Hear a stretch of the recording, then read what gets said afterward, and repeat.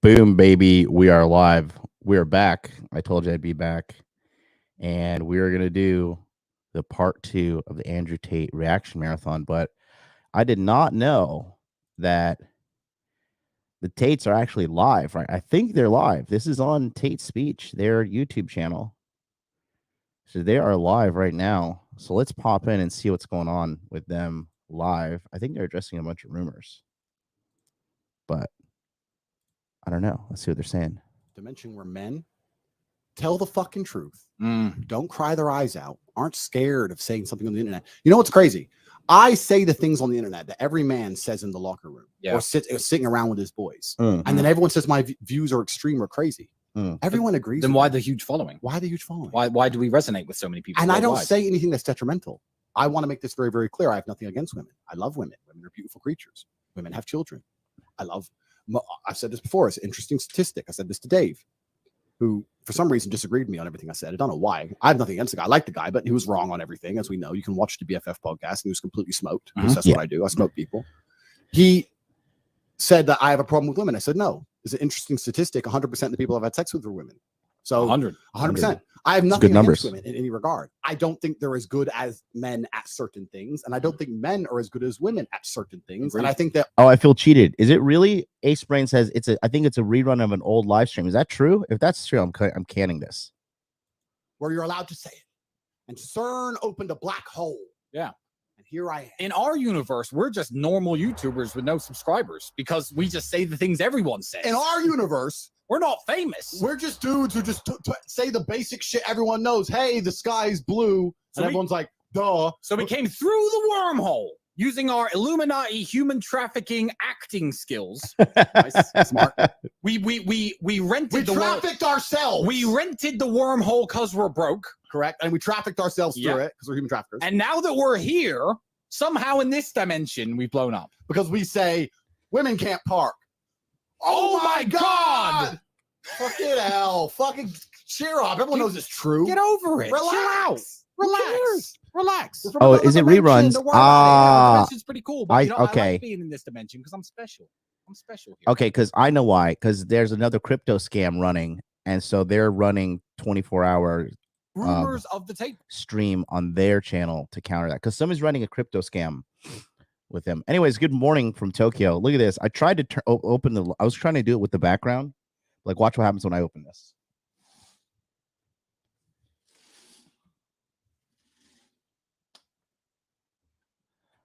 Look at this. I'm like one of those FBI informants now. I was there the night of Watergate, and President Nixon was 100% involved. Yeah. Look at this. I mean, my view is pretty nice, right?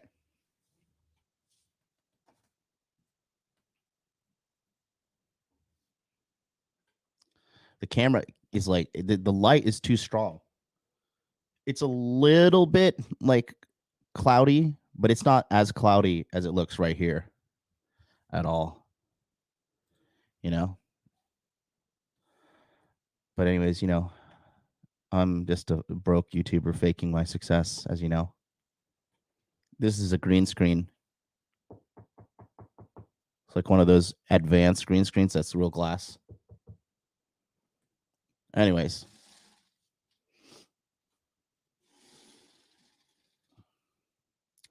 Look at that, I'm back. There we go. Now the camera adjusts to this lighting. Still looks a little dark. Does it look a little dark? Yeah, it is a little dark. I could turn up the ISO, but I really don't care. Yeah, CGI. Good morning, Woggles. All right, so it is okay. So here's the deal. We're gonna pick up where we left off on the Fellas podcast. But I gotta tell you guys, you are running out of time. All right. I went to sleep and a shitload of people signed up for the Masculine Empowerment Network when I was sleeping. You have 5 hours and 30 minutes left until the Masculine Empowerment Network is closed and your life is the same old miserable shit that it is. Okay? If you want to level up, you're not going to do it on your own. If you're one of these dipshits who think, Oh, I'm gonna just figure it out on my own. Yeah, let me. How's that working out for you? Send a picture of. Come on. Come on the stream, so I could look at you and we could laugh at you in unison. Because you're not gonna figure it out on your own. That's the most arrogant, pompous, stupid shit I've ever heard in my entire life. Nobody figures it out on their own. I had a mentor. Everybody that's ever been successful had a mentor. Imagine if Mike Tyson wanted to go to the gym and he's like, you know what? I'm gonna figure this out on my own. I'm going to figure out boxing. I'm going to read a boxing book and I'm going to figure it out on my own and become a world champion. Imagine if Tiger Woods was like, no, Dad, fuck you. I'm going to figure it out on my own. What if Bill Gates is like, hey, Dad, I know you have like a shitload of money. And you're super successful, but I'm just going to figure it out on my own. I got this. What makes you any difference? Huh? What makes you any different? Okay. I put the link in the chat. Go to masculineempowermentnetwork.com and get on right now. When you sign up, I'll shout you out in the chat. Okay. I'll just shout you out your first name for all you guys that think you're so important to you're going to get canceled, even though you're not. All right. But time's running out. Get on in. Again, what you get when you sign up is very, very, very simple. You get my body language mastery course, which alone has gone for $597 in the past. Okay. That's just the course alone. You get access to 40 plus webinars with experts in money, muscles, game, and frame to help you become a top tier man. All right. You get access to 200 hours of past webinars. So even if you miss the webinars, they're recorded and you can watch them at a later date for the rest of your life. Okay. In addition to that, you get access to a secured Telegram chat. The chat is live and popping right now. You get access to a members only forum and direct interaction with me, MLD. Okay. We go live tomorrow morning, 9 a.m. We have the opening ceremony. I will be leading that when we will be identifying new members and letting everybody know the pace at which things will be handled. Tomorrow night, Sterling Cooper will be doing green flags to look for when choosing a main chick. Okay. For all you guys that want a girlfriend and you think any old girl will do, you're a goddamn fool. Okay. Any old girl will not do. You think you have a good idea of what picking a good chick is? I'm pretty sure you don't. Okay. Because if that were the case, the divorce rate wouldn't be over 50% in America. A lot of dudes wifing up hoes that are hoes. You don't wife up a hoe. All right. Stephen Bell's going to talk about the Millionaire Matrix Escape Plan. Hypnosis for Men, talk about why you always fail. This is an inner game issue for all you guys that have inner game problems. This is huge. Mr. Licardi will talk about 15 weak behaviors that make you unsuccessful with women. Chances are, if you're walking with me, your success with women is not as high, and that's okay. We're here to get you up to my level. Red Pill Thor, we're talking about TRT, HRT, and peptides, what every man should know. MLD, that's me. We'll talk about managing your personal finances. The Masculine Journey, we'll be talking about rites of passage. Rites of passage is the official speech presentation name. Troy Francis and James Stocks talk about day and night game Q&A. Inner Masculine, we talk about how to believe in yourself. That's also another inner game issue. Me, MLD, I'm back. How to be physically attractive on that Tuesday. Apex Mindset. We'll talk about idealized isolation, the secret to owning her mind. Harry Zikos, we talk about real estate investing 101. Inner Masculine, talk about upgrading your identity. Alpha Villains, talk about reclaiming your power. Ignite Marketing, talk about being social with women and networking. Alpha Kingdom will do an open panel question game Q&A. Red Pill Thor will be back with dominant masculine presence. Mark's Inspiration will be talking about the value of fitness. And then on the 15th at night, we have the closing ceremony. So you get all that and 20 more webinars in January. Okay. The value's through the roof. Don't think like a brokey, thinking like, I need to save my money because Jerome Powell told me to. And if you don't know who Jerome Powell is, then you absolutely need to sign up.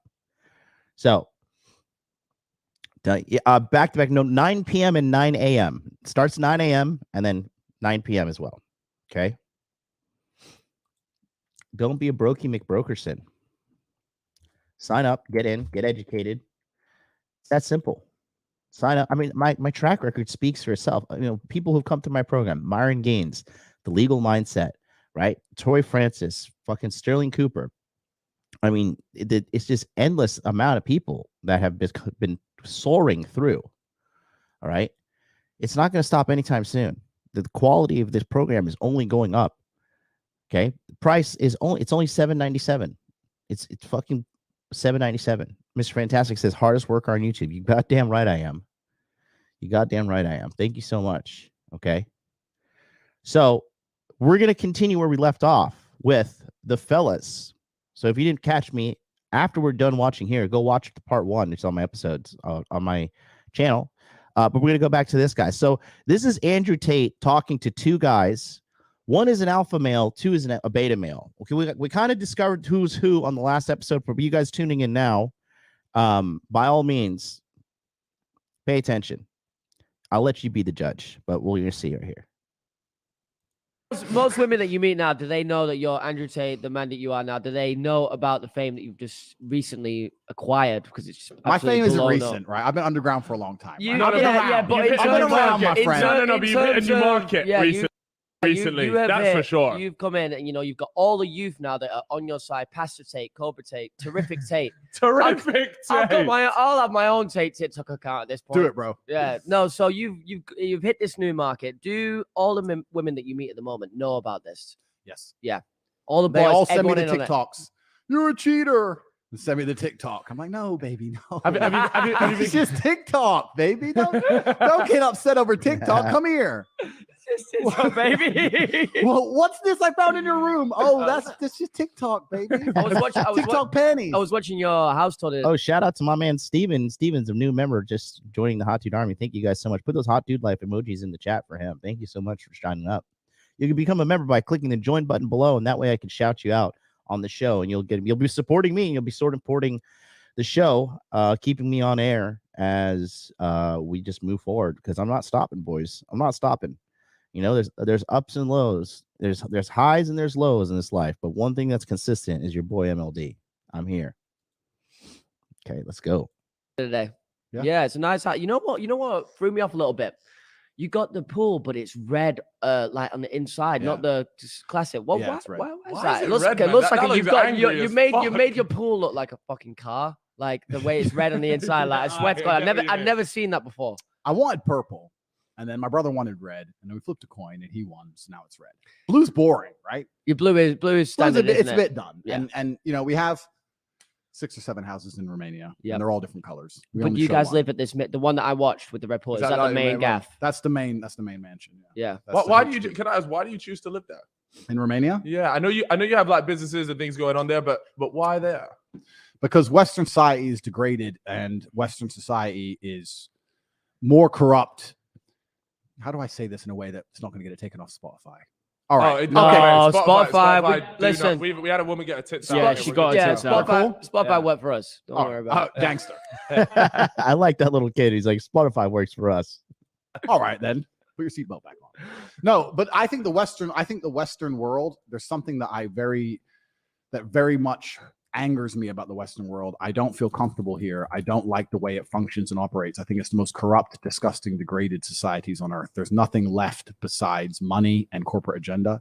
And I like living in countries where, one, there's some kind of moral fiber beyond the dollar, and two, I like living in countries where corruption is accessible for everybody. So in Romania, where I happen to live, it's the most Christian country on earth. There's churches everywhere. People see a higher power beyond simply just money and government. They believe in God.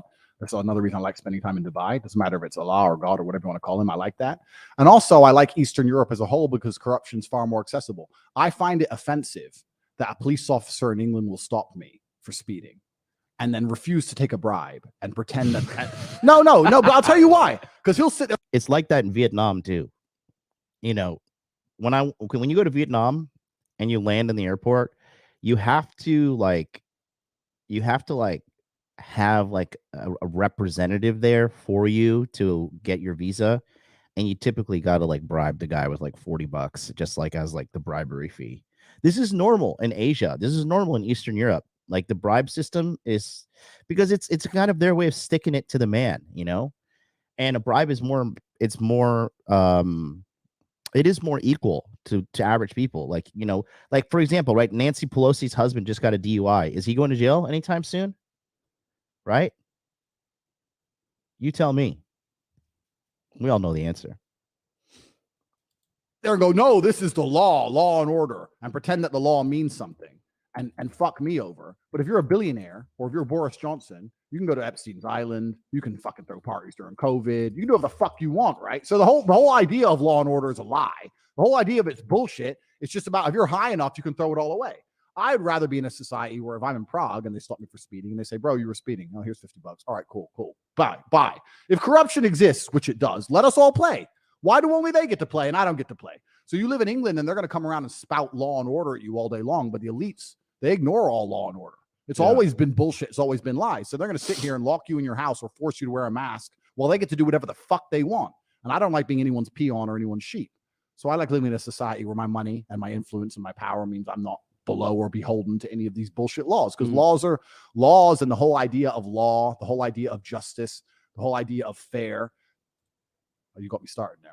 All of it, all of it. Fired up. No, let's Keep go. going, We're gonna man. go. All of it is a fucking lie. I don't think most people living in society now actually understand that every single thing, every single institution which is designed to protect you is corrupt. All of them. They're all corrupt and they're all evil. When's the last time the police prevented anyone getting hurt? They might come afterwards and might take a crime report, maybe. This is perfectly timed too, because like even this time, I don't think the Uvalde school shooting happened at that time. Didn't you guys watch that video when the Uvalde school shooters? You had all these fucking fat ass Texas fat fuck cops acting like they're big and badass, like 20 of them, 40 of them, 60 of them, and like they're afraid to like go stop a man from killing children. You have fucking fully automatic weapons, but you know you're a fat fucking nation full of fucking fat cowards, and you only make an approach when you know you have the statistical advantage. Most cops are cowards in real life. Most cops are dudes that have been bullied their whole life, and this is their way to take out their unresolved trauma. So they take a shitload of steroids, they go beat up a bunch of people and fuck them up, and they're really just the government's little new neo-Nazi fucking organization. They get out there and, you know, you got to collect the shekels for the master. And that's what modern cops are. Like, I know there's guys in my community that are good police officers, right? There's a black brother up in New York who watches me, and then there's a guy down in Alabama who watches me, and he's borderline the good cop, because sometimes he roughs some people up too, and he tells me about it. I'm like, dude, you should probably not do that, you know. But you know, the reality is, yeah, exactly. Orion Knights is in the chat, and he says it here. Yeah, the cops literally stood in the hall, did fuck all, but can't let the parents take matters in their own hand. And that one woman like busted past the cops, right, and ran into the fucking thing to save her children. You know what I mean? Jeff Jones' house says, hey, how's it going, guys? Slava Ukraine. Are you in Ukraine right now? Bro, God bless you if you are. But Tate's 1,000% right here about the corruption in the Western world. At least in the other parts of the world, it's accessible to everybody. I mean, he's really just Thunder G, bro. Thunder G. Like, he's just killing it. The guy is just you can't do anything but tip your hat to this man, you know? You just can't do anything but tip your hat to this man. Whether you like him or hate him, I mean, what he's doing, it's just irrefutable, mate. It's absolutely irrefutable. Smash the like button, guys. Smash the like button. I'm going to adjust the ISO on my camera, so I'm just going to let this play. Give me like 2 seconds. I'm going to let it play. I'm going to disappear for like a second. I just have to get behind my camera. But here, let's listen up.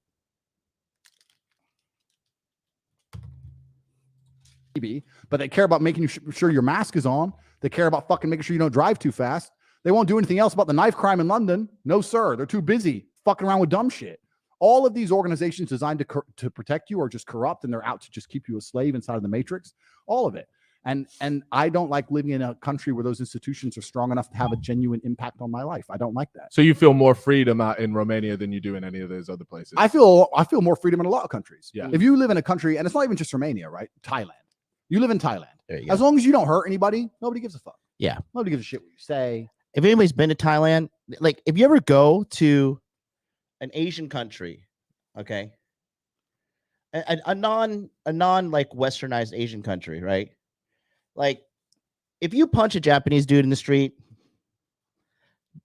no offense to the Japanese men, but a staggering majority of Japanese men are just massive vaginas in regards to being pussies. They won't attack. They won't fight back. However, if you're in Thailand or if you're in Vietnam, or if you're in the Philippines and you attack a local, believe me, it's going to be like that episode of Seinfeld when Jerry's uncle was stealing the batteries from the bookstore. It's just like swarm, swarm, swarm. And these motherfuckers come out of nowhere. And you're easy to identify because you are the foreigner and they are not. They're on the home ground. And those people are going to fuck you up badly. And they're going to put you in prison. And it's a lose-lose situation. So it is always, you know, that's a good thing about Asia too. Because like if you're a foreigner in Asia and there's another foreigner, right? And you have a problem with that guy and you just duke it out, you sort it out in the streets, the Asians are just gonna probably like get around you and like start eating some food, eat some mangoes, watch you like you know, speaking Thai or speaking Vietnamese or whatever. And it just be like you know, fucking watching you guys beat the shit out of each other. And they're like, well, it's like for them, it's like an episode of National Geographic. It's like, oh, look at these American fucking idiots whooping each other's ass. Like that guy's American, that guy's Australian. I wonder who's gonna win, right? But you know, it's a little bit more fun out here in Asia because everybody's not up. Like the biggest problem with America is everybody's so offended all the time, and that's because culture's become feminized. And the reason the culture's become feminized is because all these companies realize that women are the ones that spend all the money, so they feminize their marketing and they feminize everything, and they end up feminizing the nation. Which they don't realize that they've done though is when you feminize a nation, you make it weak, and when you make a nation weak, a nation will fall. This hubris that America thinks that you're going to be, America is the greatest ever. Yeah? Really? Remember when I was talking on the stream this morning about America bending the knee? America put out a fucking statement in the White House saying we do not recognize Taiwan as an independent nation. Perfect timing as Nancy Pelosi is heading over to Taiwan in a few fucking hours. Guess what? America has been called on its bluff, and America has bent the knee. America now has retreated from the Afghanistan, handing over the nation of Afghanistan to the Taliban. After that, Russia invaded Ukraine. America did nothing as its ally. Guess what? Taiwan is next. Taiwan is next. Mark my fucking words, you stupid patriot-having Americans. There is no dignity in having patriot and being a patriot for America. The fucking country hates you, especially if you're a straight white man. The fucking people who built America from the ground up, they fucking hate you. Nobody gives a shit what you really do. Nobody cares. Yeah. In England, they'll watch your social media, they'll watch where you go, they'll make sure your taxes pay. All this bullshit. They're on top of everything, right? And they're doing it all. And what do they offer you in return? They can't offer you your safety. You're not even safe anymore. Mm-hmm. Like if you're going to live in a police state, I spent a lot of time in Dubai. Dubai is a police state, but I love Dubai. Mm-hmm. Like if you're going to live in a police state, I spent a lot of time in Dubai. Dubai is a police state, but I love Dubai. If the government are going to watch everything I do and offer me safety to wear $1 million watch to walk down the street in the middle of the night, I'll take that. London can't give me that. That's why I love living in Japan. You know, I like every time I go to Miami, I have a gun on me. I have a gun on me and I have an armed security guard with me at all times. Okay. And we both have our concealed weapons permit. We're both in the state of Florida. So I can fucking shoot you and fucking kill your ass if you assault me with a felony level crime. And my watch is $100,000. My necklace is cheap. My necklace is only $2,000, and then the charm is only $1,200, right? But it is real gold. And then all the accessories I'm wearing, if you want to factor in my hat, my hat's like $700, shit like that. So if you try to, that's aggravated assault in regards to just the physical side of it, and then I believe it's like not petty theft. What is it? Grand theft as well, and then armed robbery to top it off if they have a weapon. So in the great state of Florida, if you assault me, I am full within my rights to fucking blow your brains out and go drink a cappuccino right after it. Okay. So that's like the one good thing about America, but I'm not trying to like walk around and fucking smoke some dipshit who's trying to rob me. I mean, don't tempt me with a good time, but that's what Call of Duty's for. All I'm saying is that it's pathetic that as a nation, we have to fucking tolerate this shit. Right. And that's why crime is lower in these homogenous societies, right? Because diversity, it doesn't work. They like these cultures, these like cultural movements of diversity and shit. These are promoted by governments and corporations who they just want everybody over here fighting with each other, but they're able to extract as much money out of every fucking race, every gender, every fucking religion as much as possible. They do not give a shit. They do not care about you. They want everything in total disarray so the people at the top can benefit the most. That's why what's happening in Netherlands is not about the farmers. It is about the farmers. But you know what they want to do with the farmers' fucking land and the farmer protests? They want to take that land and create dormitories for immigrants to come in there and pile in a bunch of immigrants to fucking disturb the core culture of the Netherlands and the people of Netherlands, right? That's to rock the Dutch to the core. Because you see what happens? Look at what happened in the Dutch Netherlands when the people came together and they're all like, you're Dutch, I'm Dutch, we're Dutch, we speak the same language, we look the same. Okay, boom, let's do this. Same thing in Hong Kong with the protests and all that shit. Hey, you might ask yourself, the timing of Corona is pretty convenient. Stop the Hong Kong protests because those motherfucking people in Hong Kong were not backing down.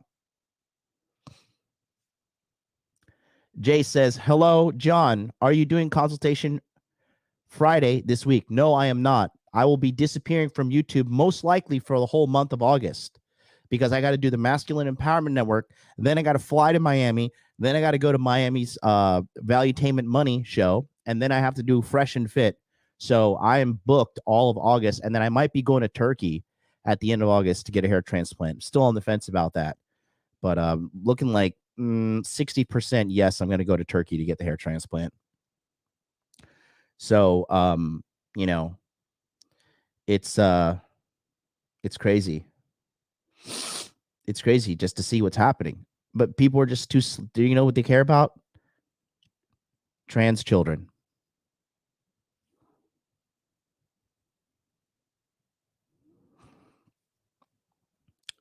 Seven states in the United States of America teach personal finance in their schools.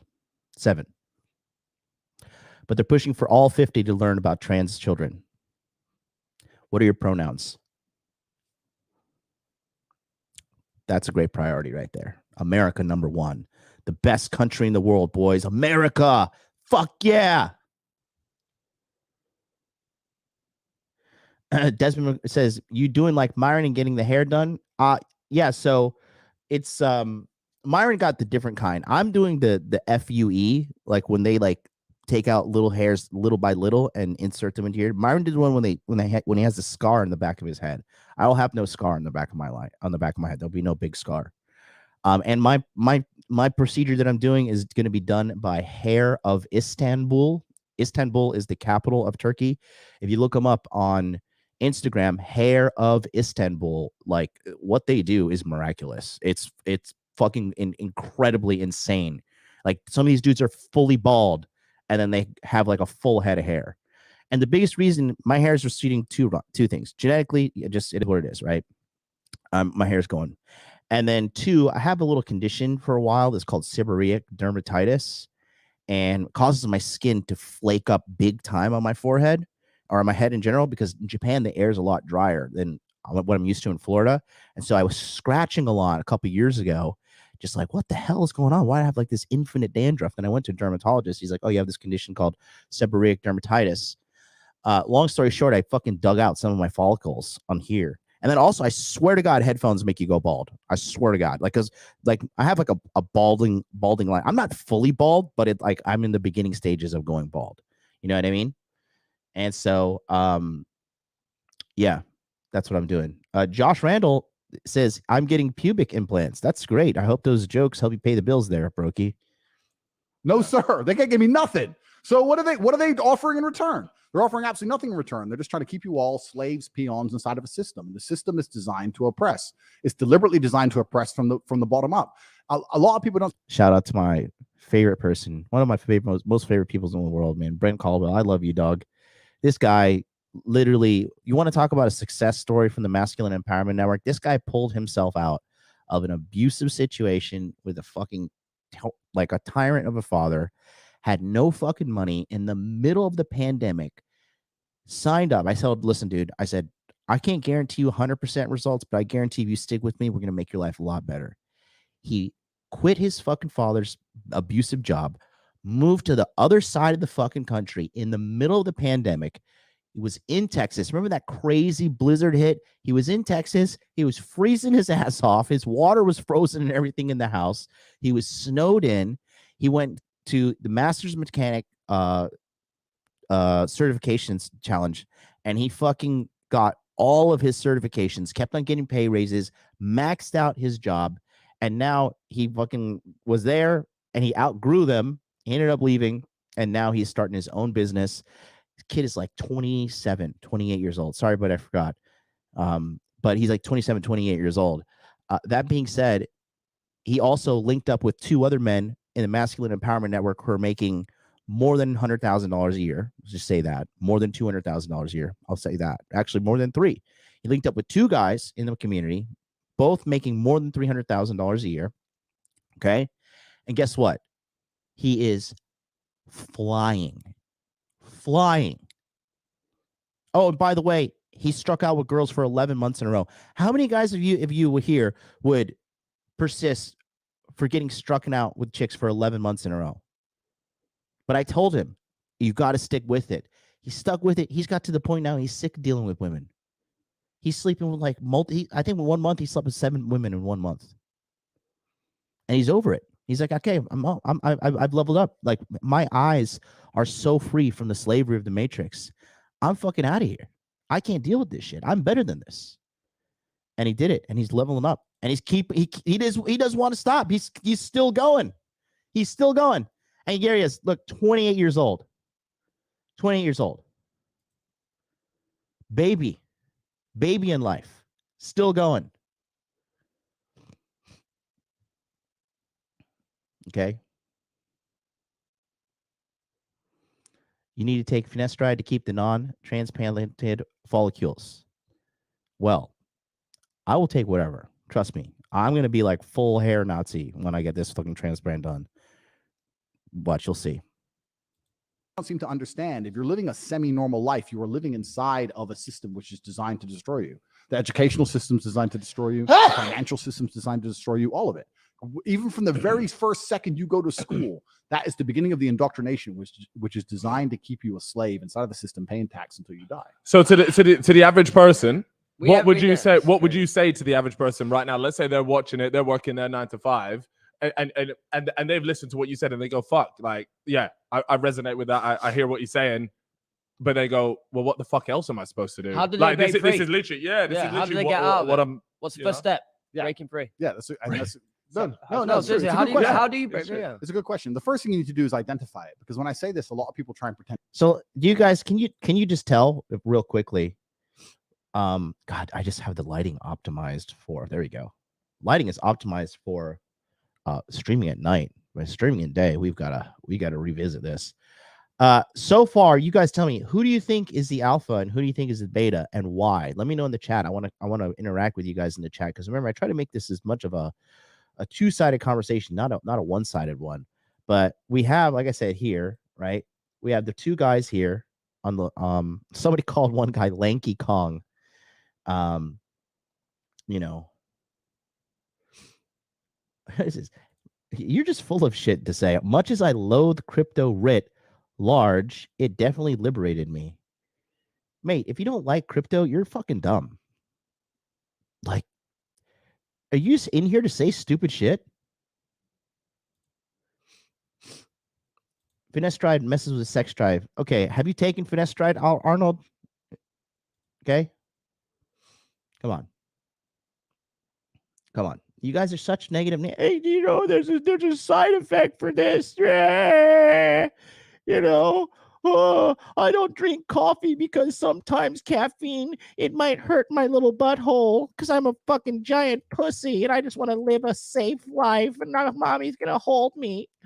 Wah! You guys are fucking pussies. You guys who sit here like, well, you know, this is gonna kill you. Hey, you're not gonna make it out of this fucking life alive, dipshit. It's not about how long you live. It's about how much life is in your years. You guys are fucking pussies to say shit like that. Oh, did you know? Did you know that if you eat too much protein, your kidneys, they will shut down? So I take vegan protein and I inject it up my ass because anal retention is the best way to get protein according to vegandoctor.net. Mom, they're making fun of me again. The guy on the internet's making fun of me. The screen, Mom, turn it off. Turn it off. Shut the fuck up. Shut up. When was the last time somebody told you to shut the fuck up and stop being a pussy? If your pussiness is insufferable to me on this digital connection, what the fuck do you think women feel around you?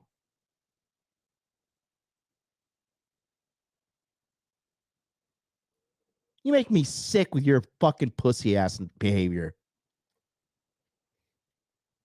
Unbelievable. Oh my God. Do you know I don't go in the sun because I don't want to get skin cancer. I want to be as pale as Elon Musk.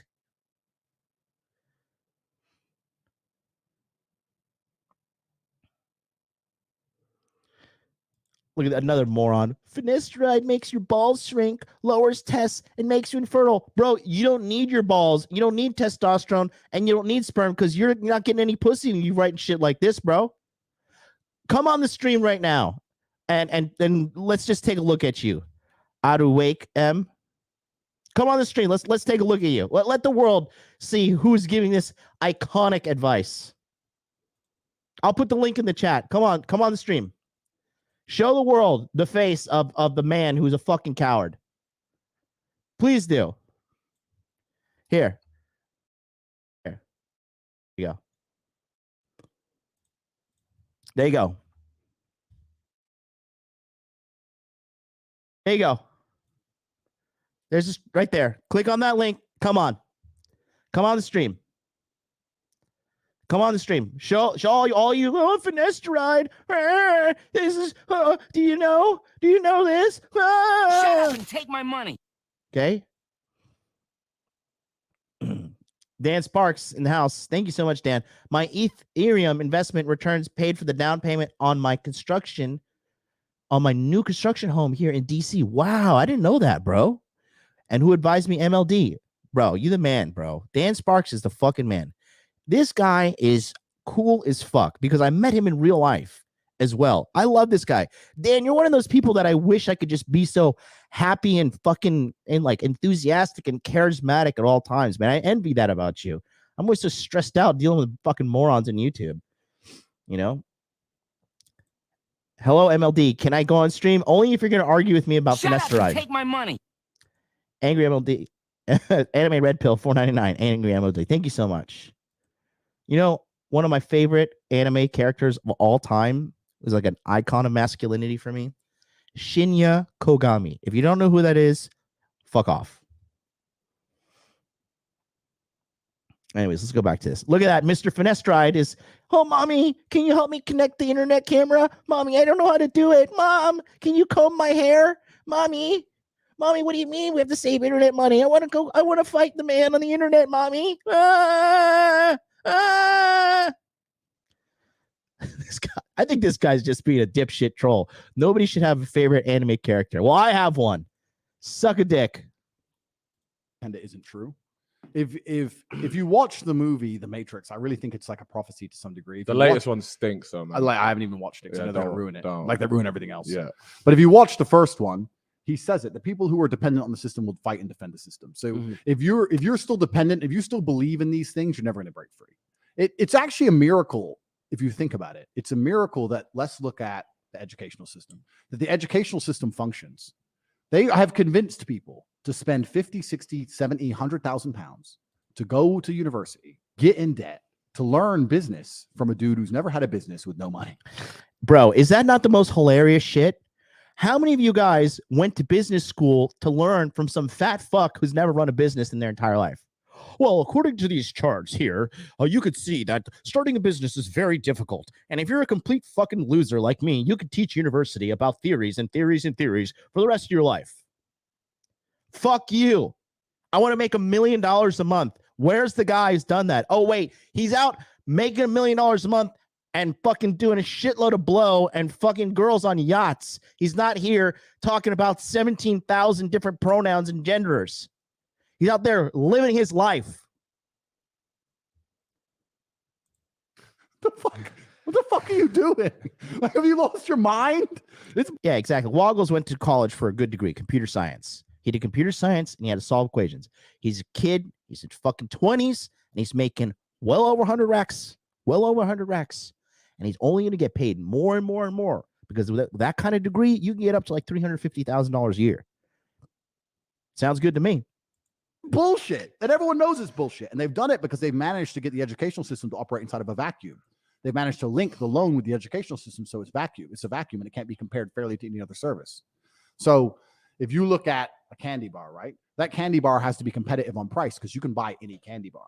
But when it comes to education, you can only access the money if you go to university. You can't compare that money if you were to invest it in cryptocurrency or start your own business or invest it in some kind of particular training for some particular trade or whatever, right? Yeah. You can only go university with that money, which devalues the money and devalues the education.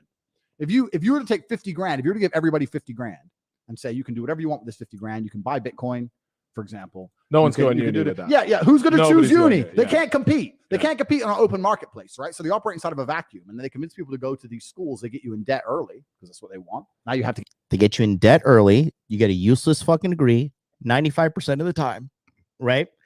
And then they fill your mind with poison with their like, this is required education. You know, like, dude, the top editor and intern for the Fresh and Fit program and Jay Waller is a kid that came to me and he was my intern at first, right? And he's a white kid, he's a good-looking kid. He's of Lithuanian descent, right? And he was surrounded by toxic mom, toxic sister, and they're saying like he was going for computer science, and I was just like, look, dude, like you're a genius. You're like, you don't understand the quality of your education you have right now in your mind. So I said, come work for me as my intern, right? I paid him fuck all on purpose. I paid him $500 a month, and I made him work, and I made him work, and I made him work, and I showed him the ins and outs on how to run business, right? Dude, at one point, he was like, I just need to get out of here. I need to get to Miami. I was like, bro, there's one thing you got to do. Get your ass to Miami. He's like, well, my parents have my passport in the fucking family safe. I was like, well, what are they teaching you in your education? He's like, he took a screenshot and he showed me. He's like, and I kid you not, they were teaching him like why it's bad to be white. Because he goes to some fucking college in Chicago, right? So I said, well, do you want to sit there and be brainwashed onto why you're a bad white person and mentally have to use your resources to fight off that programming? Or do you want to fucking get out and get free and do what you got to do? He was 20 at the time. Okay. He got advice. You know, Myron is very like by the book and very Boy Scout to an extent with a certain amount of things. And Myron was like, save up $10,000 and then move to Miami. And then from there, you can do things the right way, right? Very kind of risk averse kind of way to do things. And I understand Myron came from a good point in his, you know, in his judgment. And I told him, I said, listen, I don't agree with that whatsoever. I say, you need to get the fuck out now. And I said, by you getting the fuck out now, it's going to light a fire under your ass. Because the kid already had fire in him, right? This is a kid in the Masculine Empowerment Network who became my network, right? And then he became my intern. So long story short, in the middle of the night, at like 4 o'clock in the morning, he breaks into the family safe. He steals his passport. He steals his ID. He gets in his fucking car. So you have accepted the truth. He has a couple grand in his pocket. And he starts driving from Illinois to Miami. Halfway down on the way to fucking Miami, the car breaks down. Okay. Now he's stranded. Car breaks down. Parents are like, where the fuck are you? You sold the passport. You better come back. You better come back. He's like, sorry, mom, fuck this. I'm not. I'm not doing this. Because the mom and the sister were like, you know, just follow the indoctrination. Just be a good little beta. Go to university. Get a degree. Be a slave. Be a slave. Be a slave. Because women love the Matrix. Because it provides security for them. Even if it comes at their own cost of happiness in life, they love it. Because women will choose security every single time. Okay. That being said, car breaks down. He figures it out. He gets to Miami. Fresh Fit blows up. Boom. Another client. Next thing you know, who else is interested in him? Sterling Cooper. Boom. Another client. Guess what's up? Sterling randomly meets a guy called Jay Waller. I met Jay Waller before he was even Jay Waller. He was at the house. We were all at fucking Moxie's. It was in June of last year. And I was just sitting around and I was like jet lagged like a motherfucker. I just came from Tokyo and I was like, oh, like at the fucking table, just like zooted out of my mind from the time travel, right? Because the time zone just kills me, dude. It is so, I don't know. I know like the majority of you have never flown to Asia, but that flight eats you up, man. Even flying business class. I fly business class every time, right? Yeah, Harry Zikos was there. Mike, what's his name? Michael Zarate was there, but Michael Zarate's disappeared. I'm so sad. I miss Michael Zarate. I like that guy. Right.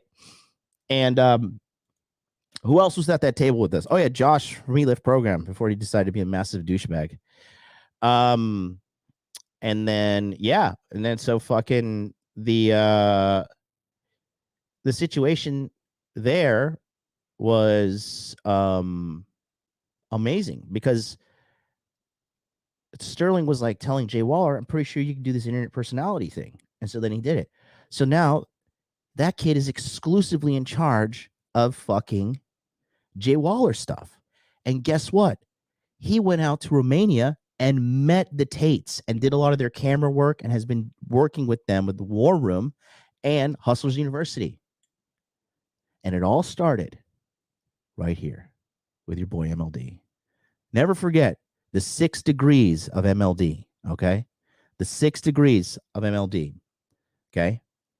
No matter who you see in the internet, in the manosphere, they're within 6 connections of your boy helping them out.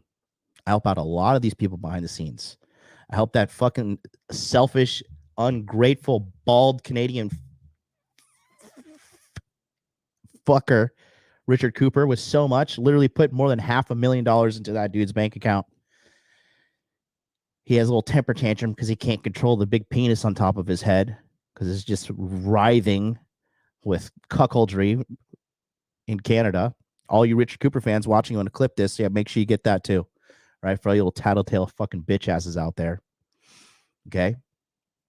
The 6 degrees of MLD is real. Everybody on the manosphere, 6 degrees, you'll find MLD has helped them in some way or some form. The Masculine Empowerment Network is not a fucking child's game. This is not an internet fucking scam. This is not like the next hot product. You show up, you do the work, I'll make you great. It's that simple. You don't do the work, guess what? You're not cut out for greatness. And guess what? The world needs ditch diggers too, bro. So get out there and get your fucking serving of mediocrity. There's plenty for everyone. There's plenty for everyone.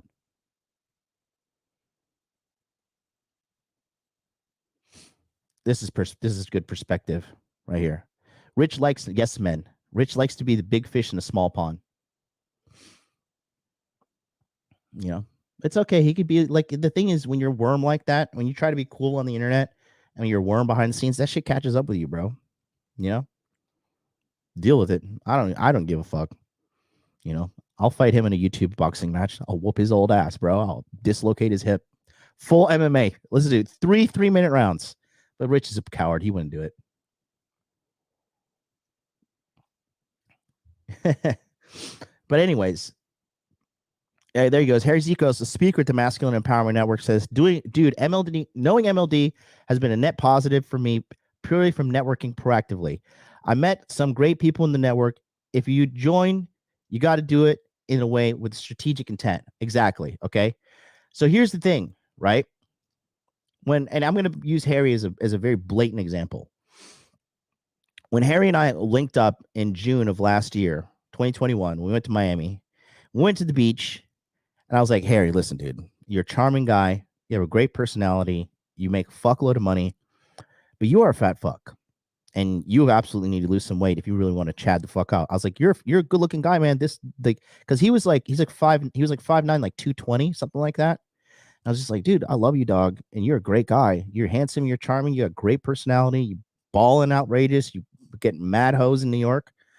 I was like, bro, I'm telling you, you can get way much quality in your life across the board, but you got to start shredding this weight off. What did he do? He's like, "Well, fuck you, MLD. Don't you dare tell me these kind of things." Nah, he lost it all. Look at that. 179 pounds today. I was 220 to 230. Okay. Kiazam, MLD guided me to crypto, Charlie and Miguel for crypto mindset. Bro, I am one of the, I am literally, there are two founding fathers of the Cultivate Crypto course and Charlie's entire brand. You're looking at it right here. Me and Charlie. Okay. The 6 degrees of MLD are real. And there's people out there who hate me and they hate on me. And I get it. Not everybody can be a winner. You know, you got sometimes what I say is pretty offensive. A lot of people, you know what? They don't. This right here, this is too much for them. They can't handle this. This makes them feel uncomfortable. When you offer them this, how many of you guys have offered your friends this? And they're like, oh, no, man, you're misogynistic. You're racist. You're a bigot. You're transphobic. You're homophobic. More for me. Less for you. Because the people who reject this, damnation is coming their way. You cannot ignore reality and live a fruitful life. Period. Period. MasculineEmpowermentNetwork.com. Sign up.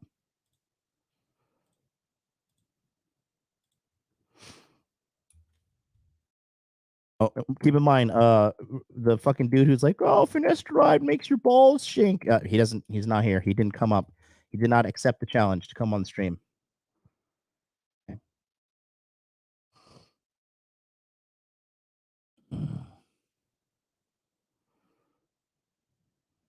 To get a job, you have to get 9 to 5. You have to keep paying it off. So the first thing you need to do is you understand that the whole system's rigged and you've been fucked from the beginning. That's the first thing. And the second thing, that's a tough one to swallow. No, it is. It is. No, but That's a tough one to swallow, fellas, because I'm a beta May wiener. That's the guy. They did not give it away.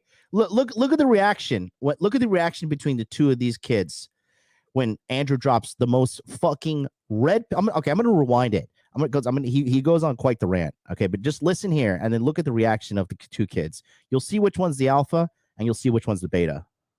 Or invest it in some kind of particular training for some particular trade or whatever, right? Yeah. You can only go university with that money, which devalues the money and devalues the education. If you were to take 50 grand, if you were to give everybody 50 grand and say you can do whatever you want with this 50 grand, you can buy Bitcoin, for example. No one's going uni with that. Yeah. Who's going to choose uni? They Yeah. can't compete. They Yeah. can't compete on an open marketplace, right? So they operate inside of a vacuum, and then they convince people to go to these schools. They get you in debt early because that's what they want. Now you have to get a job. You have to get 9 to 5. You have to keep paying it off. So the first thing you need to do is you understand that the whole system's rigged and you've been fucked from the beginning. That's the first thing. And the second thing, that's a tough one to swallow. No, it is. It is. No, but but it is. But it's absolutely. I get it. I get what you're saying. It's true. It's a tough one to swallow, fellas. Look at this. A fucking fool. This guy just looks like a buffoon. Look at the difference in their demeanors. You see, let me give you kids a lesson. All right. You want to get the respect of your mentor when he is teaching you something. First and foremost, what do you do when your mentor is talking?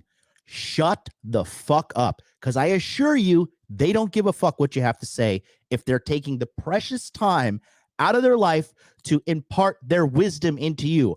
Are you going to be Johnny McStutterfuck? But wait a minute. But what about this? But what about this? How can I cling to my desperate, broken views of reality while still processing what you're telling me? You don't. You drop it. It's over. That's why you have a mentor, for him to teach you a new way. So shut the fuck up. You sit there and you listen. And you see how this kid is doing it too? Look at how he's doing it. He's like this. He's leaning in. His hand is under his chin because he's having that's body language indicating you have heavy thoughts, right? When someone's like this or like this, that means they're having heavy thoughts. So he's having the heavy thoughts and he's nodding his head. That's how you get the attention of a mentor. You sit there, you shut the fuck up, you listen, you learn, and you only ask questions on how to execute what he's telling you. That's it. And when in doubt, shut the fuck up.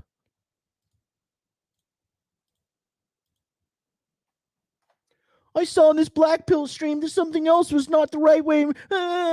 Mom. No, it is. It is. No, but it is. But it's absolutely. I get it. I get what you're saying. It's true, right? And even things as simple, like I'll go far deep down the rabbit hole, right? Because I got a few requests to do. Oh, shout out my bad. Look, I forgot to shout some people out. Two people just shout out to Yassine, who just signed up for the Masculine Empowerment Network. Good move. And then shout out to KD, who also just signed up for the Masculine Empowerment Network. Let me just give you guys a little quick head up, okay? I'm not fucking joking around when I'm saying I am going to personally dissect your life when you come in there. I'm going to listen. I'll tell you this, okay? If you do not want me to peel back all the layers of bullshit in your life on a live Zoom call, one-on-one, for me to be like, okay, you're fat, you're having a shitty job, you're on the trajectory to be an absolute total fucking loser for the rest of your life. Your mom is toxic. Your uncle is toxic. You got to break up with that girl. You got to divorce that wife. Listen, there's a guy in there that he came in Q1. And I said, listen, bro, I'm just going to give it to you straight. You're married to a toxic bitch. This bitch is going to make your life miserable for the rest of your life. He was like, he talked to his family. He talked to my group of advisors. He looked at the legal situation and he's like, you know what? I got to divorce this bitch. Dude, he's making so much more money now. I think he's made over $50,000 since he's fucking divorced her till right now. He has turned the Telegram chat into a low-key Pornhub website. Okay, because he's just fucking so many girls. He's having an amazing time. There he is. Can I put your full name on the screen? Are you okay there, buddy? He's watching live right now. Okay. He's killing it. He's killing it. How much money have you made since you divorced that vagabond? Okay. I'm just going to get the approval from him. He's in the chat. You guys can figure it out, but I don't know if he wants me to put his name on the screen. Oh, shit. This man is Timmy. I haven't seen you in a while. Another graduate of the Masculine Empowerment Network. Australian dude. Killing it. Okay.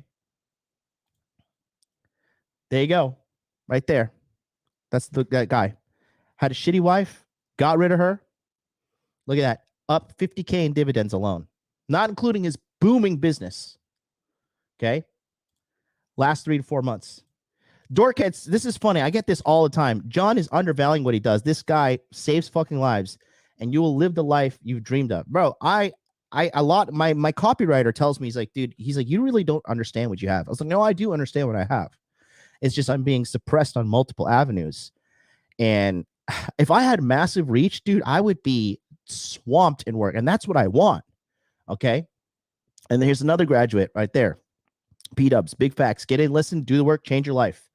You know, and this is not like, oh, I was making $10 an hour and now I'm making $15 an hour and I'm the top cook at Denny's. No, it's like I was a fucking sexless loser. Now I make $20,000 a month in 2 years. Some of you dipshits at home be like, oh, 2 years, that's too long. Well, continue down your path of loserdom and let me know where that fucking gets you. Where else can you find a multi-million-dollar earner, cryptocurrency expert, relationship expert, self-esteem expert, inner game expert, fitness expert, all of that at the tip of your fucking fingertips for $800 measly fucking dollars. And the value of that $800 is whittling away every single day you hold it in your bank account. You think you're saving money by holding on to that money. Inflation is eating that away. But when you trade that money in for priceless knowledge that teaches you how to make money, how to get pussy, how to fucking get out of the matrix, how to escape to other countries, do whatever you want. Is that not more valuable? Is it not common sense? In addition to that, okay, look at this. And this guy's unstoppable. This guy's front runner for Hot Dude of the Year. Okay. Setting up business in Oklahoma and expanding in fucking in Arizona. You're not Andrew Tate. I take extreme pride in not being Andrew Tate. So fuck you, suck a dick, and die in that order, because I don't give a shit about you. Enjoy being permanently banned from the stream. I do not want to be Andrew Tate. I never want to be Andrew Tate. I think what I'm doing with the Masculine Empowerment Network is, quite frankly, far more valuable than Andrew's doing. And it's not a dig on Andrew at all. Okay?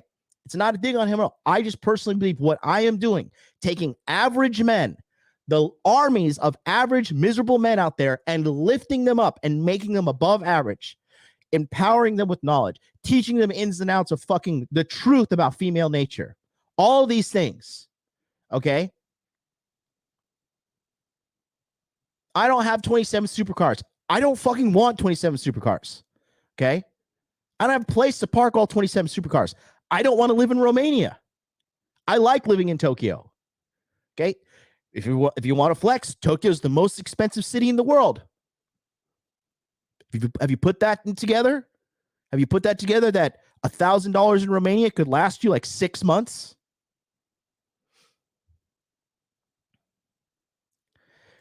Udit, I need to save for men. Will it be able next month? No. I've been talking about it since fucking June. Where have you been? So no, I'm not Andrew Tate. I do not want to be Andrew Tate. I'm very happy being myself. Okay. And it's not about me. It's about the men in the network. This is not the join my network and worship me fucking event. It does not like that. It's join the network and make yourself the better man. Okay. That's what it is.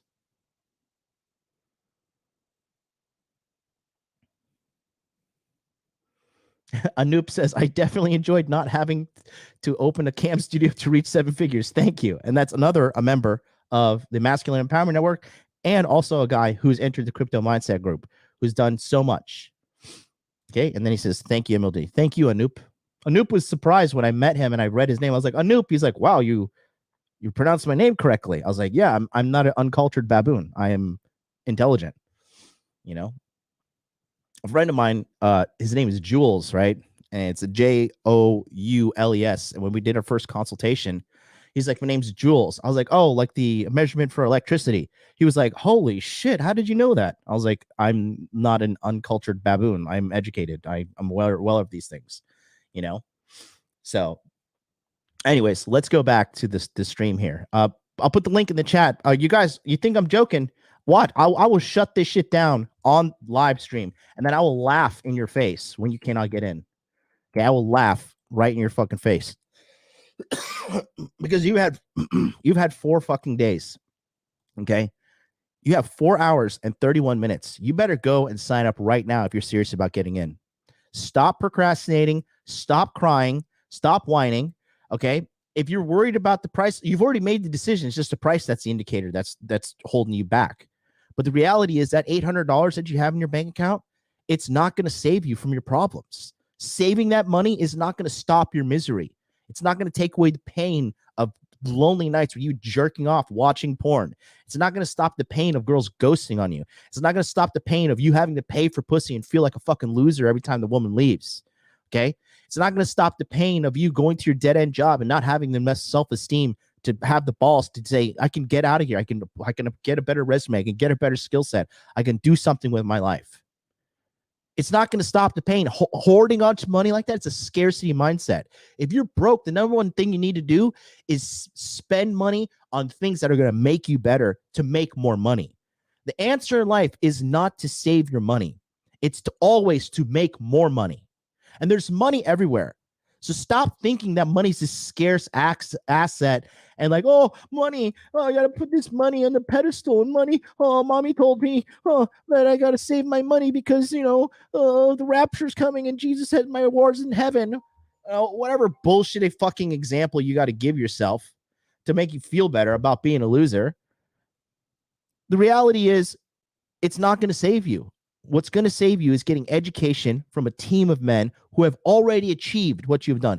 How many people do you know in your personal network, for you guys that have not joined the Masculine Empowerment Network, how many millionaires can you pick up your phone right now and text? Right now, guys who have not joined the Masculine Empowerment Network, how many of you can pick up your phone and be like, I'm going to text a millionaire right now. I'm going to text a guy that's made several $1 million. I'm going to text a guy who's made $5 million+ for his clients. Where can you do that? Please let me know.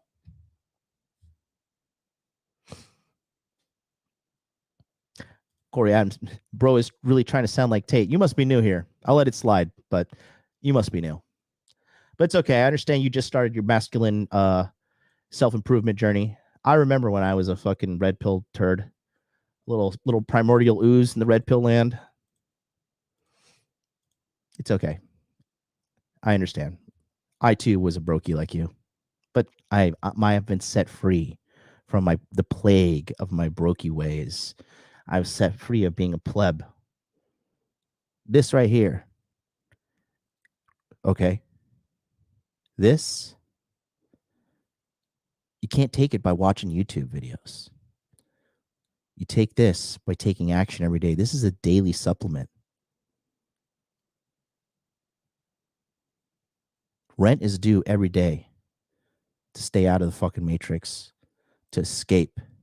Rent is due every single fucking day. Are you going to pay it? Are you going to sit on the internet and make fucking YouTube comments and try to be a cool guy? Podcast with some big millionaire property guys. Yeah. And I'm not a property guy. I don't like property. And they said, why are you not big on property? It's the easiest way to build wealth and blah, blah, this shit. And I said, listen, you still believe you're still inside the matrix when you own a house because you believe in ownership. I don't believe you in house ownership because I don't believe you own anything. I was going to ask you about that. I'm currently applying for a mortgage. Correct. Okay. What are your thoughts on mortgages? Would you say I'm part of the system? Am I trapped in? You're completely trapped. And with a mortgage, it's even worse. But let's assume you could buy the house cash, right? You buy the house cash. Do you guys know what mortgage means? Have you ever looked up what the mortgage actually means? The word mortgage comes from a Latin root word, death pledge. There are ways to game the mortgage system, the financial system, and all of that. We'll be talking about that in the Masculine Empowerment Network. By the way, for all you guys that want to get rich on your own, figure it out, Harry Zikos talk about real estate investing 101. Okay, Harry Ziko's family has a massive portfolio. Okay, not just $1 million. It's pathetic. If somebody tells you, I have a real estate portfolio and it's worth $1 million, fuck you. Go sit at the kiddies table. Okay, get the fuck out of here. I'm going to teach you how to game the system to get fucking rich.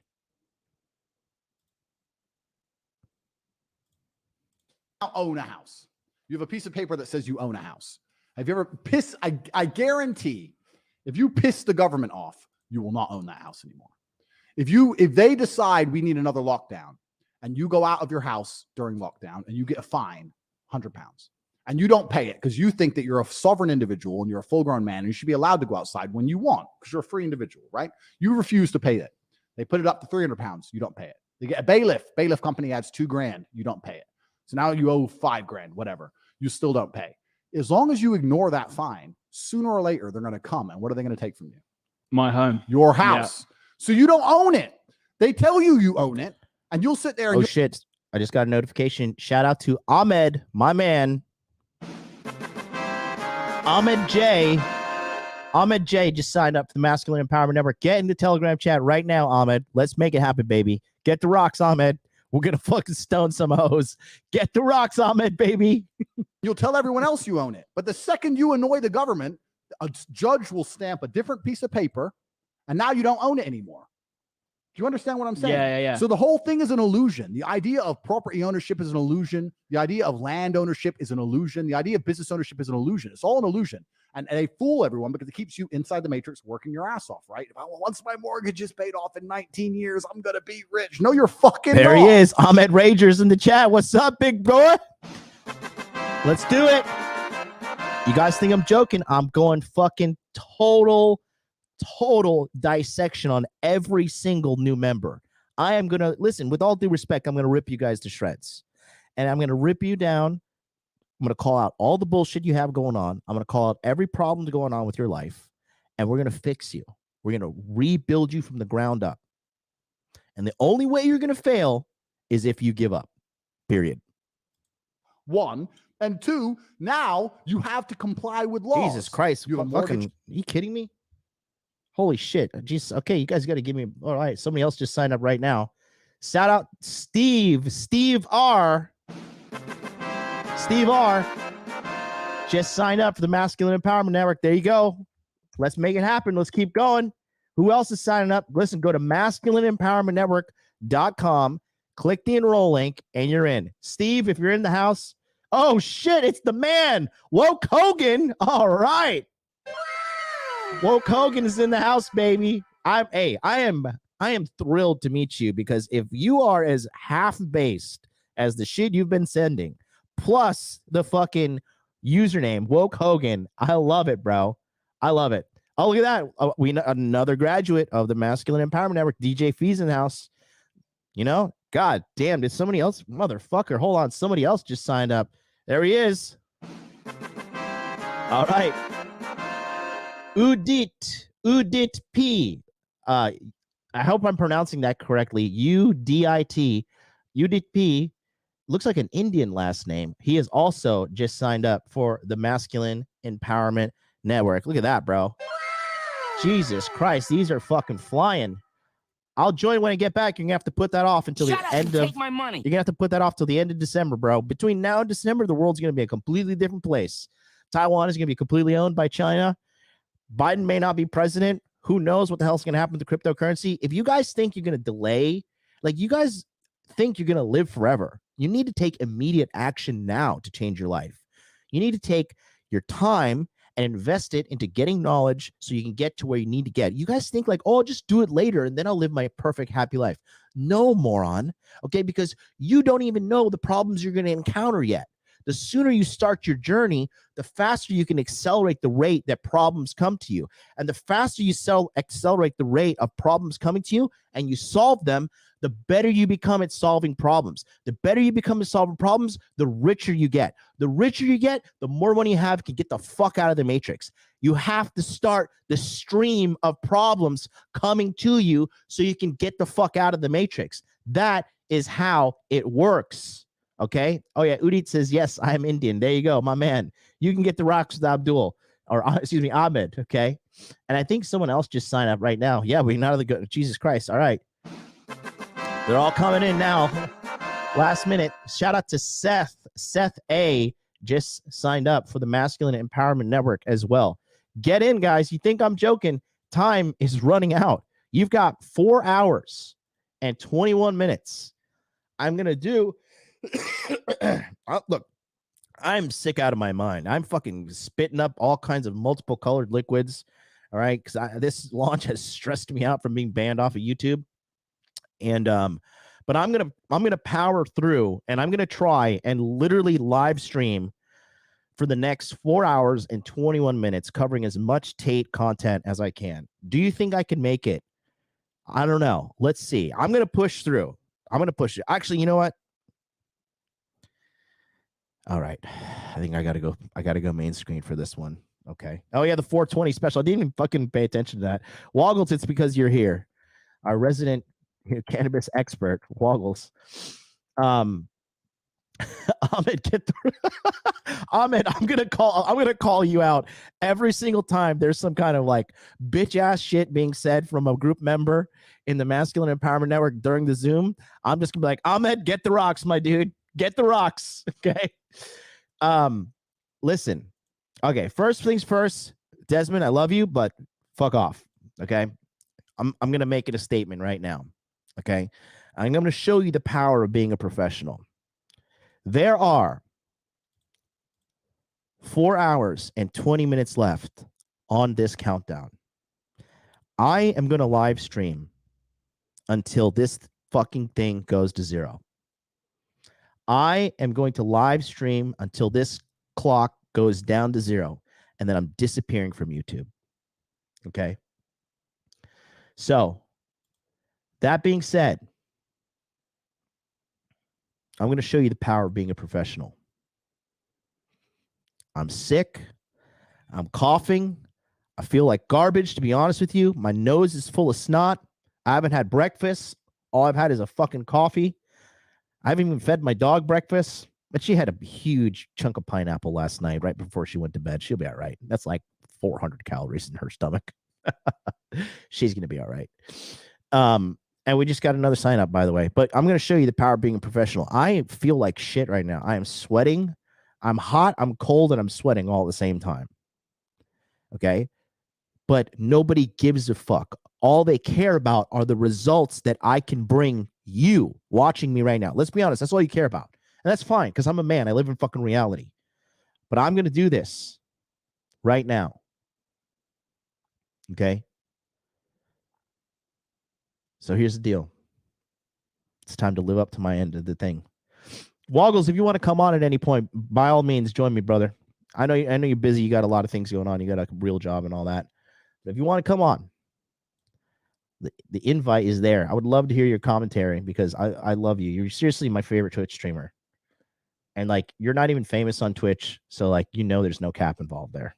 And that's not a dig at you either. I just sent you the link on the account on Twitter I don't have.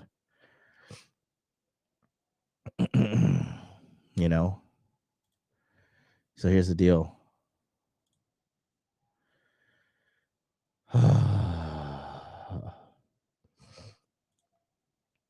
Anyways, you hear that? That's like the sound of like me feeling like shit. Shout out to Matt R. Wow. Matt R just signed up. We've just had in the last 40 minutes 1, 2, 3, 4, 5, 6 signups for the Masculine Empowerment Network. And guess what? If you sign up now, you don't have to sign up in December. You get to come back completely for free. And we're going to teach you all the new stuff moving into 2023. Because smart people, rich people, successful people plan more than fucking 2 days ahead of their lives. The richer you see, here's the 2 indicators of how you can indicate if somebody's rich or not. 1, what measurement of money do they consider success? I'm currently at the $100,000 mark. Okay. If I launch a product or I launch something and it makes under $100,000 net profit, I typically consider it a loss. Okay. It's not an arrogant thing. It's not me trying to be cooler than whatever. It's just, that's just the reality of business. If you don't want to deal with those realities, it is what it is. Right. Secondly, the measurements of time that they use, that right there is a huge, huge indicator as well. Okay. Huge indicator. Are they talking in months? Probably make under $100,000 a year. Talking in years? Definitely make more than $100,000 a year. Talking in 5 years? Millions. Decades? Multiple millions. There's your free lesson. Okay. Let's go back to the Big Daddy Tate. To pay, you have a job, you need to make sure that bills are paid, you don't want to lose the house, you have a family, you have to sit there, and when they say put a mask on, even though you know it's bullshit, you have to do it. It's part of the system they use to enslave. And when they say put a mask on, even though you know it's bullshit, you have to do it. It's part of the system they use to enslave. Bubba Barbecue just signed up. I love it. Welcome, baby. Welcome. So when you look at the world the way I look at it, Even things all the way down to property ownership are a scam. Okay, that's hilarious. I have to stop to read this. John's like an old refrigerator. He's big, he's cool, and he doesn't break down. Oh, that is fucking hilarious. I'm leaving that up. All of these things are a scam because you don't actually truly own anything. And then what you try and do is you try and build a life like I have, where you're actually beyond the influence of governments, and it's fucking hard. The law's a scam. They just decide as they go. They fucking make it up. It's all bullshit. A judge will stamp any piece of paper they tell him to fucking stamp. It doesn't mean anything. I feel like I'm gonna go away from this podcast today. Fucking different, man. Bro, Sweat's got no, you. it's true. Look at this. Look at the difference. I fucking hate this guy. I'm sorry, but look at the difference. He's saying, I swear to God, I'm walking away from this podcast different. And this buffoon's like, oh man, you're just so entertaining. I'm a fucking idiot. Bro, But it's true. Bro's casting a spell over second shit I'm right sat now. here, I'm just like, He's my eyes are just transcending. opening. But it's That's true. what- Because they use Bro's casting a spell on him right now. You can see the demeanor in the two of these guys. It's a huge difference. That lanky Kong guy is a fucking buffoon.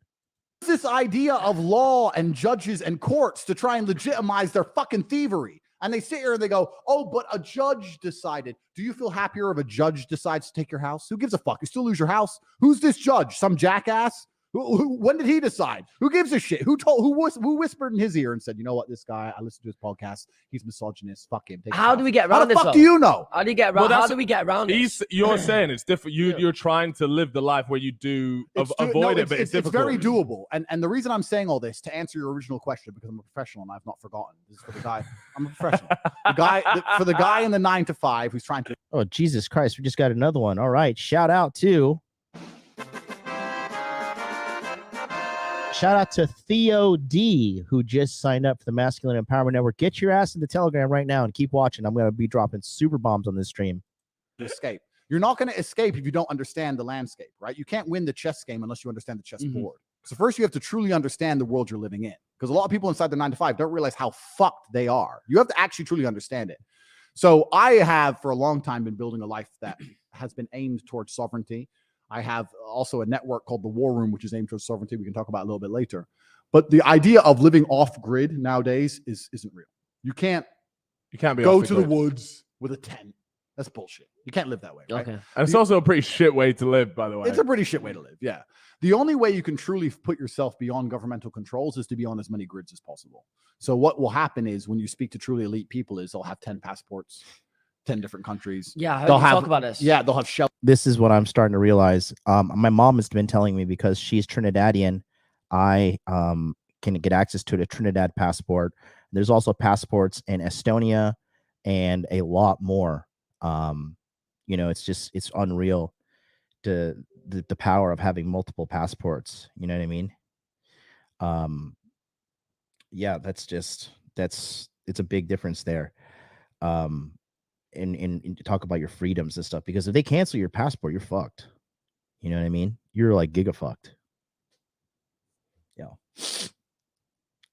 Who's this person that keeps on making these like mods? Where are you? How did you miss this one, guys? Like, this is like mods, where are you? Like, what is going on here? I hope the mods are signing up for the Masculine Empowerment Network, because Jesus fucking Christ, guys. Like, that's just a blatant miss. Oh, Lord. You guys crack me up. All right, I'll take out the trash myself.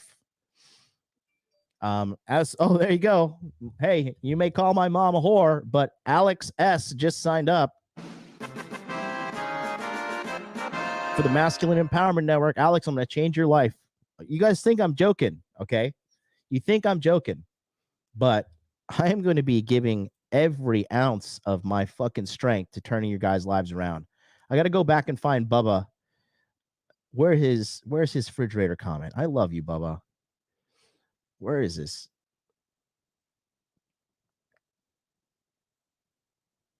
Oh, I missed a super chat. My bad. Brent Caldwell, $5 super chat. Get in men. John helped me pack 20 years of progress into 2. His specialty is guys from single mothers' households.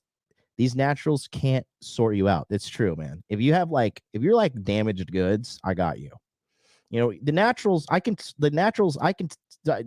those guys like 3 to 6 months tops, right? But guys who have like a lot of trauma, they've been abused, they got bullied and shit, they feel like a loser. You're like typically known as what side you call nerd, right? Dude, I got you.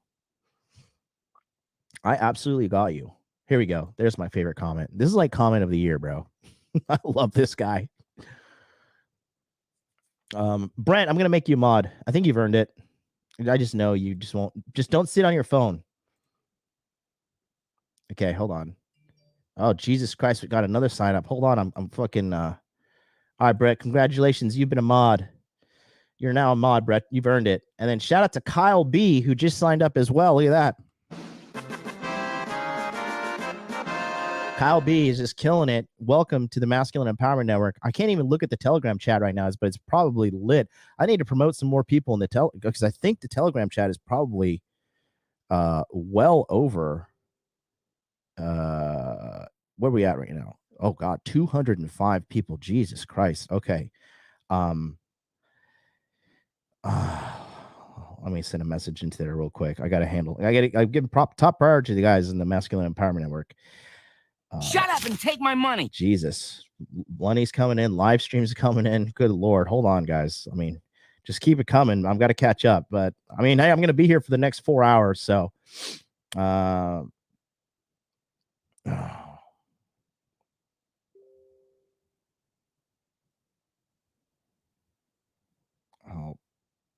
okay.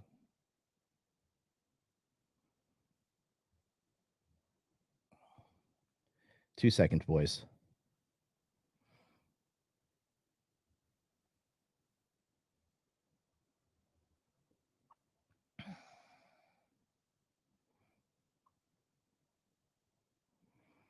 I hope Offie Kingdom comes on. Offie Kingdom always has his ear to the internet. Like I say his name and he's like his spider sense goes off. All right. So did we just get another sign up? Okay, we got Kyle Brock caught up on that sign up there. All right. So we got that going on. And then Woke Hogan, the man is going to be the best money I've ever spent. I'm pumped to get started. Dude, I swear to God, Woke Hogan. I swear to fucking God. I'm going to make sure everything is done perfectly. Okay. All right, here we go. Look at Orion Knight says, I've already exchanged contacted with another guy in Florida. I'm telling you, people think this is just some fucking Nerd Academy shit. Dude, it's not. This is like real life shit. Okay. Shell companies. So they'll own nothing themselves. I don't own anything. There's a company in the Caribbean islands that owns a boat that I can use because I'm a shareholder in X company. It's very kind of them to lend you that. Yeah. You know, so it'd be really nice if I could use that. Do you reckon they lend it out to any other people as well? We'll put in a request. I mean, have you seen the TikTok? I declared myself as Chip Tate now. No, 100%. Yeah. Listen, when I bring up the adoption papers, I expect you to sign them. Adopt. Bro, I'm ready to get them out right now. Let's go. Why do I feel if I actually brought someone with adoption papers and said, Andrew, sign this? I swear it's building an army. It's building an army. But my point is that the elites of the world, once you stop thinking of the world in money, which rich people do quite quickly, like I'm not even that rich. Thank you. Like, I don't know, 100 million. Is that rich? I saw something saying that you what was it? We spoke about this last night. Have you heard about this on TikTok? Deca Millionaire.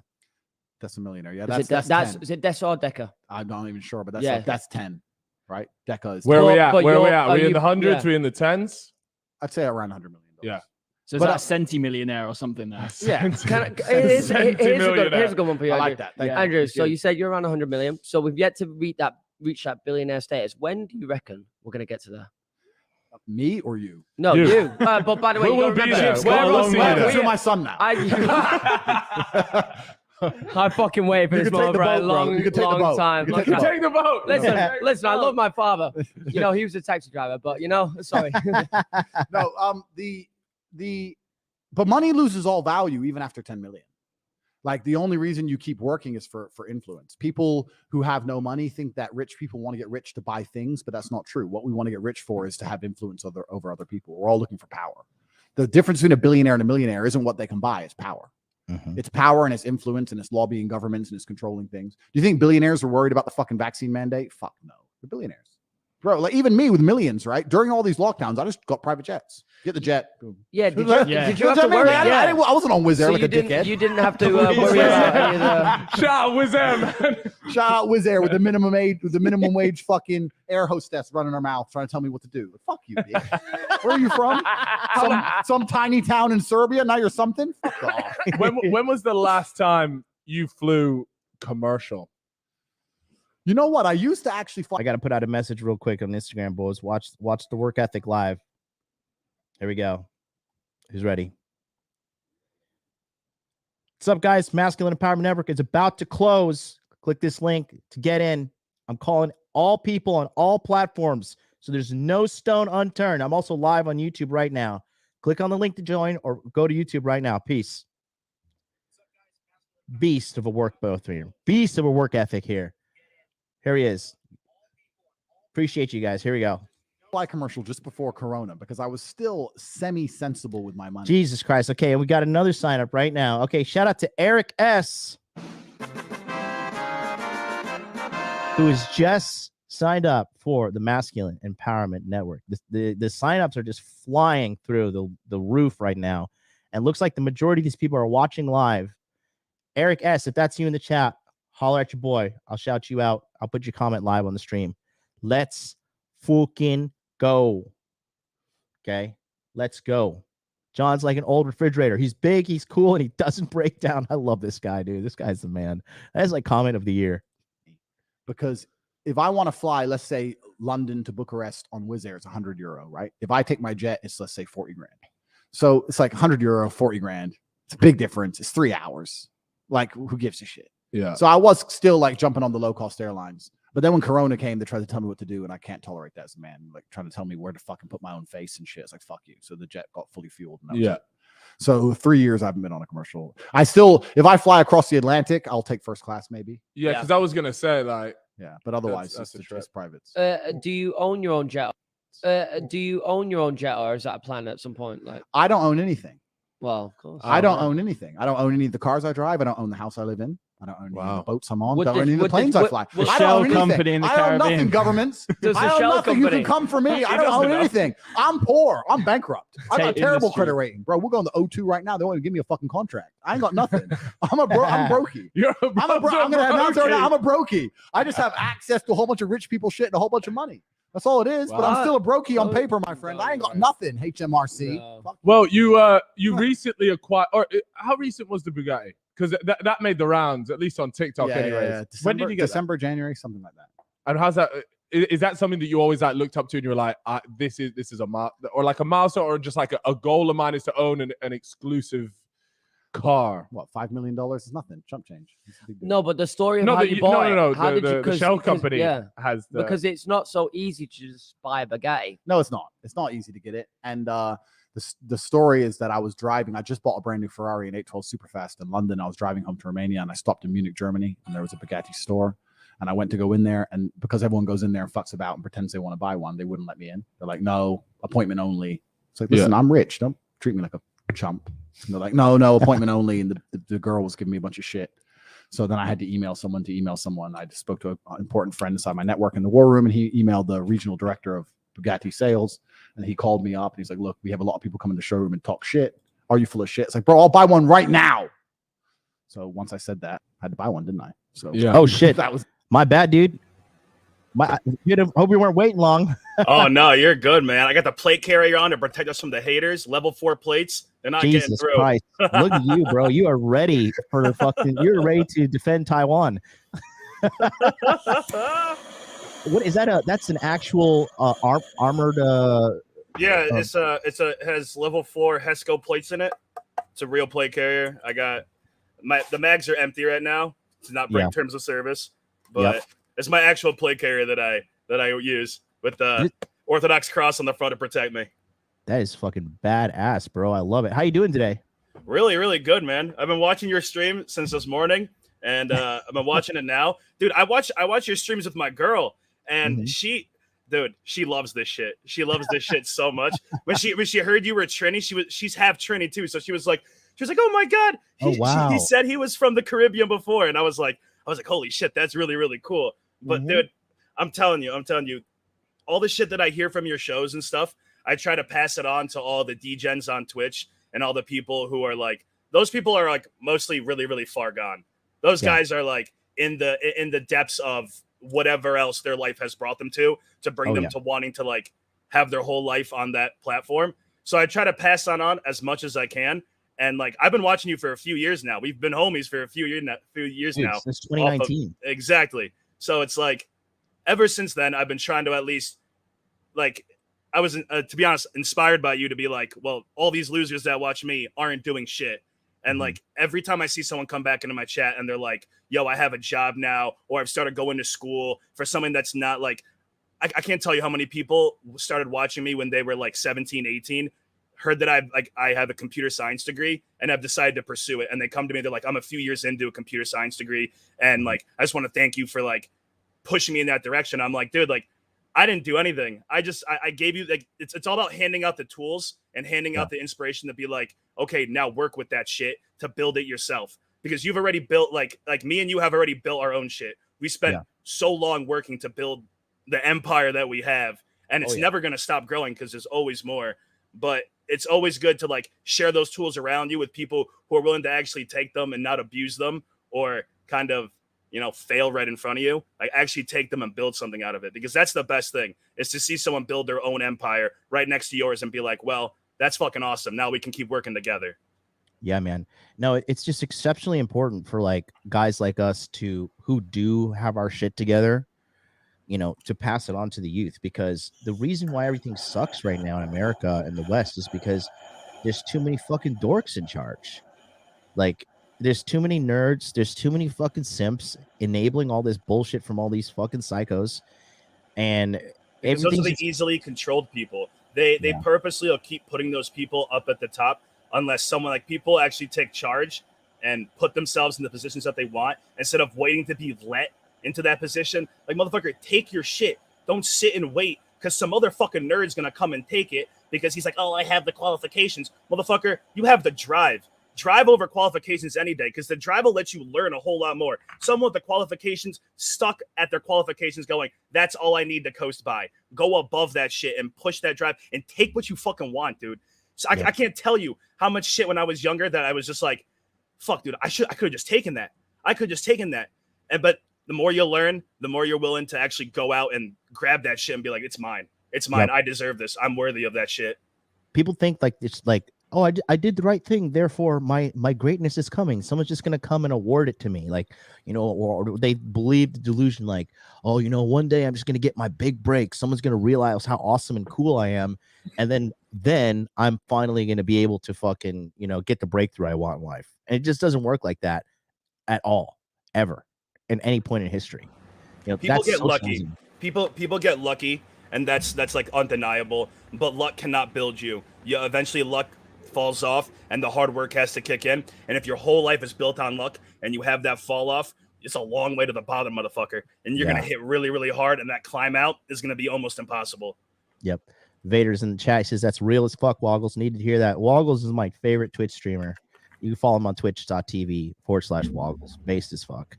Let's go with the breakdowns. What do you think of these two kids so far? Do you agree with me that I think the one lanky kid's the beta and the dude, on the he has the quintessential.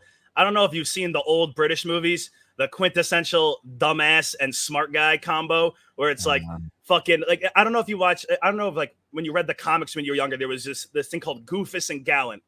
And Goofus was the retarded kid that did everything fucking wrong and kept fucking up. And Gallant was the one that kept doing everything right and getting what he wanted and like listening, you know? Listening's a huge point. You're right, as like Mr. Goofus over here keeps talking every time Andrew says something. Gallant, on the other hand, sitting there listening, inputting it, trying to sponge up as much as he can because he's like, I'm never going to be able to talk to this guy again. Yeah. Yep. Straight up. Let's go back to this and let me know if you want me to pause and make any you're good, man. Here we go. We actually I guess the woman's sales tactic of not letting me in the store worked pretty good. So that's an actual thing, by the way. You know, they do that in like these expensive places. They treat you as if you can't afford it, and then so naturally fuck up. Human instinct is to be like fuck you and go and buy it. I get that at Primark. that happens a lot. When you go to Hermes, bro, Hermes is some of the most pompous fucking staff ever. I don't even buy shit from Hermes, but I went in there to buy Miss MLD a purse a couple years ago. And these Japanese people were such pompous pricks in like the very French kind of pompous way. Oh, those just, you know, but it worked. I was like, man, fuck all you people. I'll buy like 10 of these purses right now.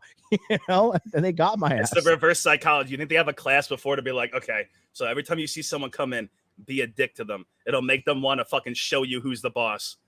Exactly. It works. They give that to me at They, Primark. well, at Primark, Yeah. it's different, man. Yeah. Their sales tactics. Want some are chinos? savage. Then not having them. Not having 10 them, quid, boss. exactly. How the man in the 9-to-5 escapes. I still not answered the question. Yeah, drop it on us, please. As a professional, I refuse to leave people hanging. People are sitting there going, I need to quit working at Pizza Hut. Andrew, tell me how. So we've talked about education and truly understanding. I could talk forever about property and all this stuff. Yeah. You have to understand that the system in and of itself is slavery, and you can just be a different level of slave. That's all you can be. Yep. Then you have to find a way to escape the system. The easiest way to escape the system is via network. You have to know people. The whole world is only people. I think a lot of individuals forget that every single institution on earth, every single organization. Kyle just signed up. He says, I clicked the link on Telegram, but nothing happened. Your phone may not be. Sometimes when you go to like click the link and go to Safari, then redirect to Telegram. If you don't have Telegram updates, it's kind of fucked up. I just sent you a message in the chat. DM me on Instagram right now. Hot Dude Life. I'm going to get you in. And then I want you to type in the chat. MLD got me in. I'm good, guys. DM me on Instagram right now. Every single business, etc. It's just people in a room. What's his podcast now? People in a room. Yeah. What's Tesla? Elon's business. People go to a factory, build something. What's a government? Bunch of people turn up to a building, decide to enslave everybody. It's people in a room. If you don't know any people, you're fucked. So I often say this to people who come to me and say, look, I want to become free, et cetera, et cetera. I said, who's the most important person in your family? Oh, well, and they scroll and then they go, well, this guy, yeah, he's a guy I went to school with. He went to uni and now he's a regional manager of this business and he has a Mercedes. That's your guy. That's bro, man. That's the guy. That's bro. Do you know that Mercedes is the #1 car owned by the middle class? Dude, it's the same. Dude, all of these, it's everyone wanting to flex. It's the same thing. Like all the poorest people have the nicest clothes around here, at least, where it's like, damn, dude, you really just spent your entire minimum wage check to not look like you're poor. You spent that all on like a BMW or a Mercedes or something. Like you're gonna the first repair bill is gonna make you sell it. Yeah. I mean, you know what cracks me up? This is going to sound pretty pompous, but just bear with me. But I love it when I go to the airports and I see people with like Louis Vuitton baggage and Louis Vuitton luggage and they're flying economy. I'm like,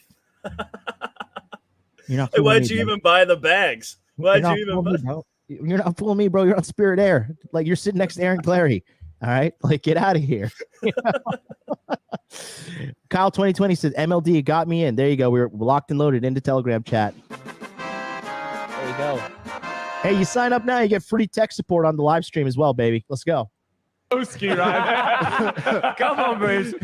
He's the guy you're going to call if shit hits the fan. He's the guy who's going to get you a passport or a second name or a gun or a firearm or break you out of prison. Bro, in the it's Congo. regional manager. That's your PC guy, World. regional manager of a fucking recruitment firm. That's who you know. You don't know anyone. So most people's network is fucking laughable. They don't know anybody. And that's true with the Masculine Empowerment Network. Like I got Woggles in his undisclosed location. I'm not going to say on stream. I could disappear into the woods with Woggles and be covered in guns and trees, have food, have water, be completely off the grid. Worst comes to worst. I'll live on one of your multiple floors. You know, Tate is spot on with that. Where like most of the people you talk to, their top guy is a district manager of like some department store or like the most important guy I know is I don't know he owns like a franchise or whatever. I'm like, well, dude, like what about people that can actually do things for you? Like what about people that can actually step up and have talents to be able to like help you out in situations that are going to be tough? Because I don't remember the last time a district manager ever helped me with anything. But like I know people who are like former military that can help me with like every need that I could possibly have, and just be like, well, they're just working their asses off. Most of them started their own businesses because they realize that working for someone else isn't going to get them anywhere. And that's the whole key, is being able to, like, while I may work for someone else, like, I still work my own shit. Like, you always have to work your own shit, because that someone else can disappear really fucking quick. And then what are you left with? You're left with everything you built up yourself, and you spend all this time building up someone else or some other company or some other fucking person. You're going to be left with nothing, and you're going to regret it. I mean, the thing is this, right? It's always good to go to an expert, right? It's no coincidence that I had just stumbled upon Twitch in 2019. Okay. It was completely by luck. I just got on there. I saw some dude, and I saw this Gone Doc, and I was like, okay, I'm going to go on the show. And then I was just being myself. And then Woggles paid for me. Like, you pay to vote somebody off, and then you pay to vote somebody back on. And Woggles liked what I had to say. And then after that, we connected offline, and Woggles gave me the complete Twitch hierarchy, the complete Twitch breakdown, who I needed to impress, who I needed to stay away from, who I needed to fucking avoid completely on the platform, no matter what. And I was able, within, dude, was it like 2 weeks? Within 2 weeks, I was on the Rod Patel show of making my debut on Twitch. And that goes to show that even when you have everything, people are still going to be out to get you. Because the second he went on the biggest fucking show, they came for him with some anecdotal bullshit where they're like, oh, I'm personally offended by your someone messaged me about your I haven't looked at the Instagram post myself, but someone messaged me about your Instagram post, and they ganged up on him, and it was like, okay, so you just lost. You got mad at his Instagram by hearing it from someone else, and you're gonna kick him off, and you're gonna look like the piece of shit. You're gonna look like the pussy. Yep. And then that guy who got me kicked off, what happened? He got busted for some allegedly. What was it, Alabro? Yeah, I mean, I'm on Twitch right now. Yeah. Okay, no. Okay, who gives a fuck? Yeah, it's Alabro. He had a bunch of Twitlongers written on him about sexual harassment and sexual abuse. Like, he is a predator. He was an exposed fucking predator. A literal groomer. Like, dude, come on. I'm sorry, but if you're gonna prey on girls on a platform and then expect them to not all write shit about you and then look like it's always the people who champion, I'm a male feminist, I'm on your side, I'm part of this group and that group. You can't prosecute me for this. Nah, motherfucker. The hammer of justice is unisex, and I'm coming down hard, motherfucker. That shit does not get away. That shit does not get away. And we just got another one. Shout out to VJ, my man VJ. Just signed up right now for the Masculine Empowerment Network. Shout out to you, my man. Welcome. Another person possibly watching. We got Ahmed with the rocks. We got Udit, and now we got VJ. We got the whole fucking Eastern Hemisphere over here. We're taking over, baby. We're covering all hemispheres. We're covered everywhere. It's a global network. The only thing better than one Greek person on this stream is two Greek people. Welcome to welcome Harry Zikos. Dude, the Greeks getting together. Lean and mean. Harry, you're going to be speaking at the Masculine Empowerment Network. Yeah. Also, you came in as a member as well. And I mean, you want to explain people like literally just full transparency. Yeah, Telegram chat is popping off. I'm getting like 1 million alerts a second right now. You guys are going ham in there.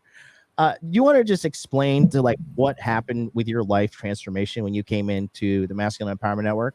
Oh yeah, I just knew I had to like level up a lot of things, you know, like it started from, you know, being overweight in the middle of 2020. You know, I was like, you know what, let me just like hang out with this MLD guy. You were obese. You were not overweight. I was obese, definitely. like from a BMI standpoint, categorically, I was obese. Probably like at my fattest, I weighed in when I recorded my weight at 232 pounds, somewhere in the middle of 2020. Yep. Right now, as of this morning, granted, your lightest when you relieve yourself in the morning. I clocked in at 179. Track my macronutrients religiously. I actually did a consult with Myron before Myron launched Fresh and Fit with Walt.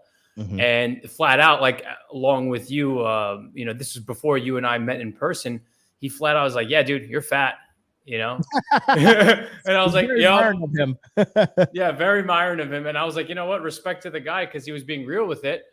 And it was like the best. Like I had like a cheap ass like consultation. It was like $100, $120, some shit like that. And I was like, you know what? I got to get my ass handed to me a little bit. I fell off. I used to be in much better shape before. I had like fat kid syndrome most of my life. I mean, aside from that, like I joined the community just for strict networking. I had like a lot of interest in actually building myself up as a personality digitally because I knew I always had the chutzpah to kind of just get out there and just chew the shit on the internet. I mean, not to like make this all about me, but like, you know, I'm not doing too bad for a former fat kid. You know, like this shirt used to be really heavy on me and like used to be really tight, and now I'm like kind of skinny. But you know, we got a lot of work to do. I got to get a fucking tan. God damn, I look pale, but you know, it's good. You look great though, dude. Let's be like you're being a little bit extreme, but you do look fantastic compared to like with the average, you know, your average competition as man is like some fat blue-haired male feminist, like literally. Yeah, it's a fucking walk in the park, man. Honestly. So let's go back to the Tate stream here. There we go.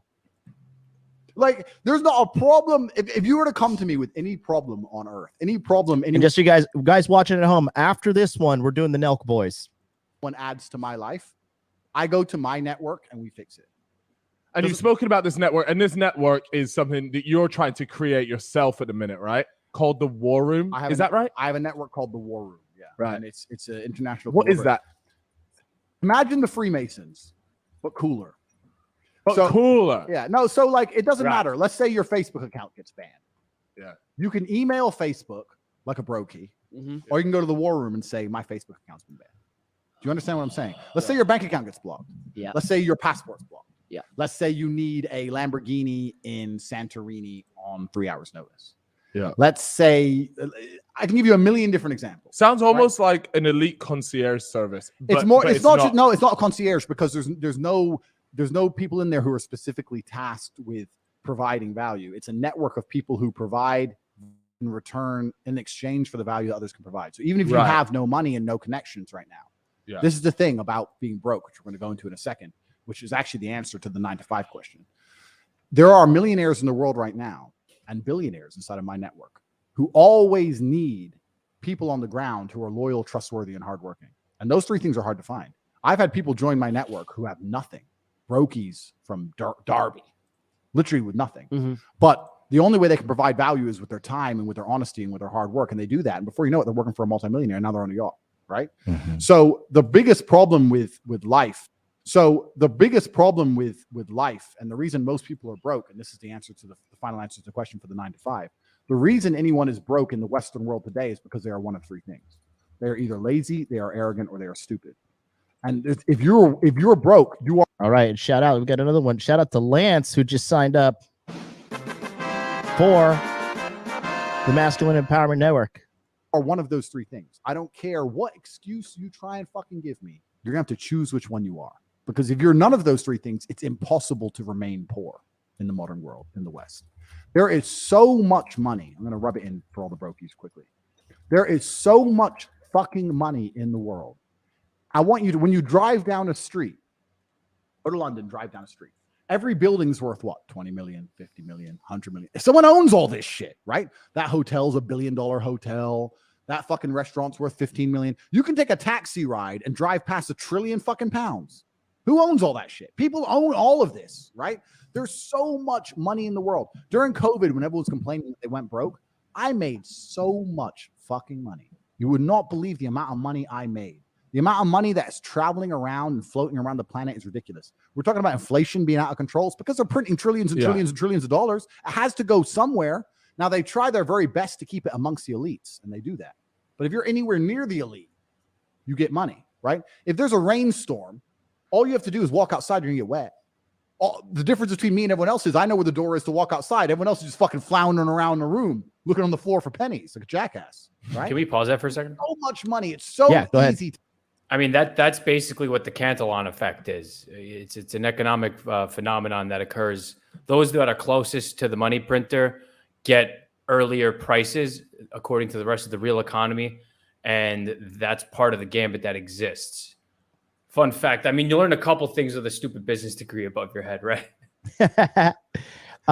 So that was like pretty difficult for the average person to kind of comprehend. Could you explain that in just a little bit more simpler terms? You're just saying the closer you are to people who have the money, more likely you're going to get the money yourself?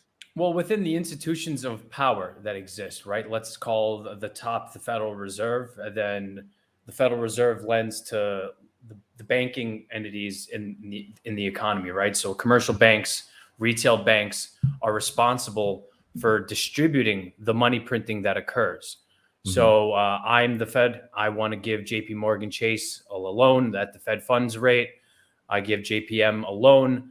Magical money appears on their balance sheet via their computers. And then they go ahead and then give Mr. Real Estate investor a commercial loan or a residential loan or whatever the case is, or another series of financial products from credit cards, auto loans, personal loans, student fucking debt, you know, which are federally backed. So it's basically also those that are working in those systems. Nancy Pelosi is one of the best stock traders of all time. I don't know how that happens. Her American husband. Yeah. I guess one of the benefits of possibly being a spouse to somebody is that. But basically, the closer you are to the systems and institutions of power that, you know, or the elite that control the spigots to the money printer, the more you know what's going to happen before it happens.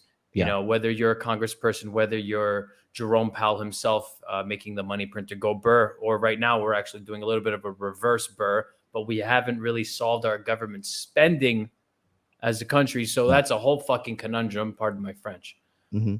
But yeah, I mean, that's true. And then the quickest way for the average person to get close to the money printer is to get educated on cryptocurrency. Like, because you may not have perfect credit, may not have this, but you can get airdrops in cryptocurrency. You can have fucking, you know, inside information that's in all these Telegram chats. It's completely legal, by the way. It's not insider trading. Like, you can get, if you really have your pulse, or you really have the pulse of a project, dude, you can make infinite money with cryptocurrency. It's insane. And the thing is, it's totally illegal to do what I'm about to say, so you should definitely not do it. But if you were to onboard your cryptocurrency from a third party, not through Coinbase, not through fucking Binance, not through FTX, if you were to onboard this money via a broker that you take, you know, $100,000, $200,000, $300,000 cash to the guy, or even small amounts, $1,000, $10,000, you make an investment to him, you get that cryptocurrency onto a cold storage device. And then you take that, you put it on a MetaMask. Let's say you make an investment of $10,000. It 10x to 100,000, right? And then you convert that to USDC coin or USDT, which is dollar tether. The government has no way of tracking that money. So it's up to you as a good citizen who believes in the United States of America's taxation to take that money, report it to the IRS, and pay your taxes, because it would be very hard for them to find you, and you do not want to risk time in jail, because jail sucks. That's all. To make money in the world today, it truly is. And the reason, if you're poor and you're remaining poor, is because you're either lazy, arrogant, or stupid. So we'll talk about those three things. The first thing is lazy, which I've already discussed. I believe 99.9% of the people I've interacted with in my life are lazy. And when I say lazy, I mean it in the genuine term of the word. They're lazy. They think that they come up with bullshit like work-life balance and, well, there's no point working if you don't enjoy yourself and all this other fucking shit. And they remain lazy. And the problem is that the world we live in is player versus player. If you go play Call of Duty, right? It's PvP. You want to live, you got to kill that guy.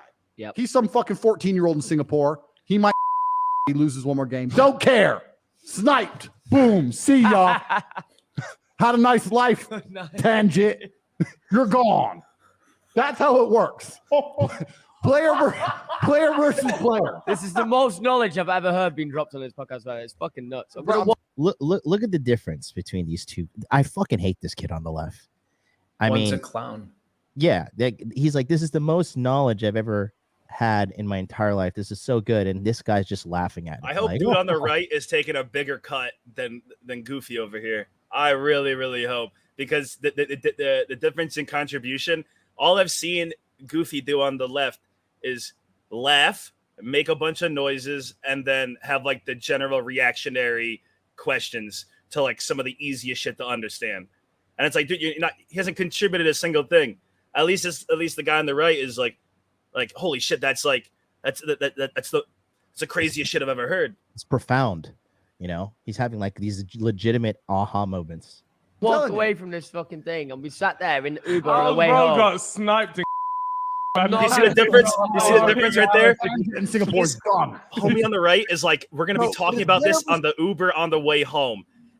Other guys, the guy on the right, that entire reaction. Guy on the right, he's like, we're gonna be talking about this whole thing on the Uber on the way home. Guy on the left, still laughing about the Call of Duty joke. Like, homie, hold on to the right things that he's saying to you. You took the joke and made it all. He was giving you an analogy for something. Did you not grasp the analogy that your boy got right there? It's so easy. Yeah, it's unbelievable. How often does a random person, granted these two guys probably make money. I don't know how much they're earning off of this podcast, and maybe they have parents with money. Who knows? How often do you have the opportunity to sit in a room with somebody who's making orders of magnitude more money and has developed a network around it and is interested in doing what he's doing and lifting people up? And I don't shill for him. I don't see a fucking dollar from any of what I'm saying. But like, genuinely, how often do you have these opportunities as a young man? You don't. You absolutely don't. One kid realizes the other guy doesn't. And, you know, yeah, the guy's. That's the difference on who's going to get a message back from Andrew Tate after this podcast and who's not. Yeah. Guy on the right's going to get the message back because Andrew recognizing he's the guy on the left, not going to get anything back because all he heard was laughing at noises. Yep. Versus player, right? Yeah. Now, I would like to believe in a world where you don't have to wake up and think about the money. Where you don't have to wake up and think about the bag. You don't have to wake up and think, how do I get paid? Where instead you could wake up and think, I want to enjoy my time. I want to spend time with my family, et cetera, et cetera. But the problem is it's player versus player. There are people like me. There are sharks in the ocean. If you want to stay a fish, you're going to fucking lose. Yeah. There are people like me who wake up and think, fuck it. I want more. Don't give a shit. I already have everything I could ever think of. I already have enough money to buy everything I could ever dream of. I can't even think of anything on the planet I want. Don't care. I want more so I can take it from others.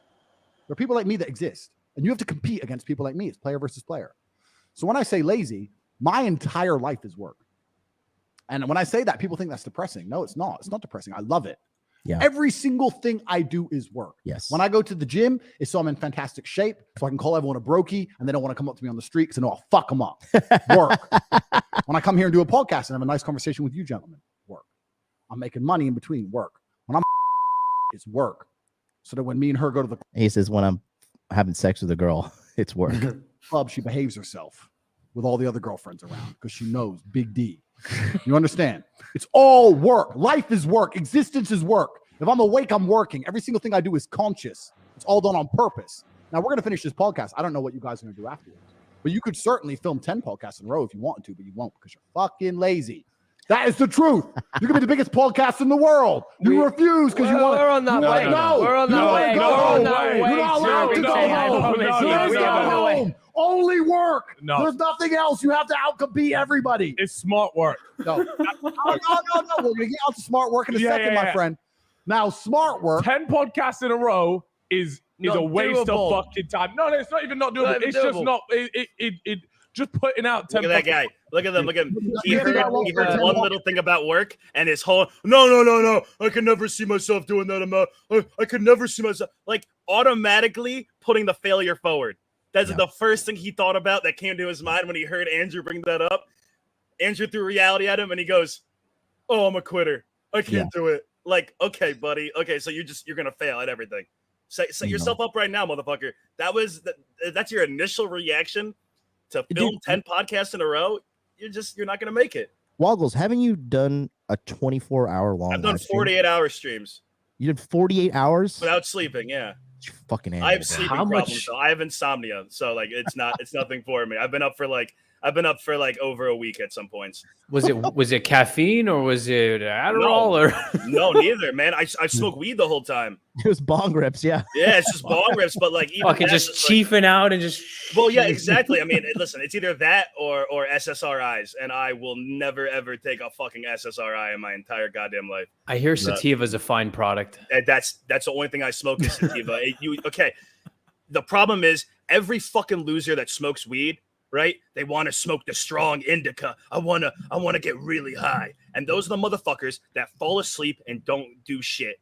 It's very rare. There's very few people that have that inspirational from the indica, but the sativa is what you want. You want someone that's gonna turn your brain on. You want someone that's gonna push you forward and not make you want to, like, dude, sativa makes me want to stay up. And it's better than taking my ADHD meds, man. It's super active too. Sativa is the weed that you smoke and you want to like start cleaning your house. Exactly. Yeah, You want to start cleaning your house. You want to fill out a whole business proposal. You want to answer all your fucking emails. Listen.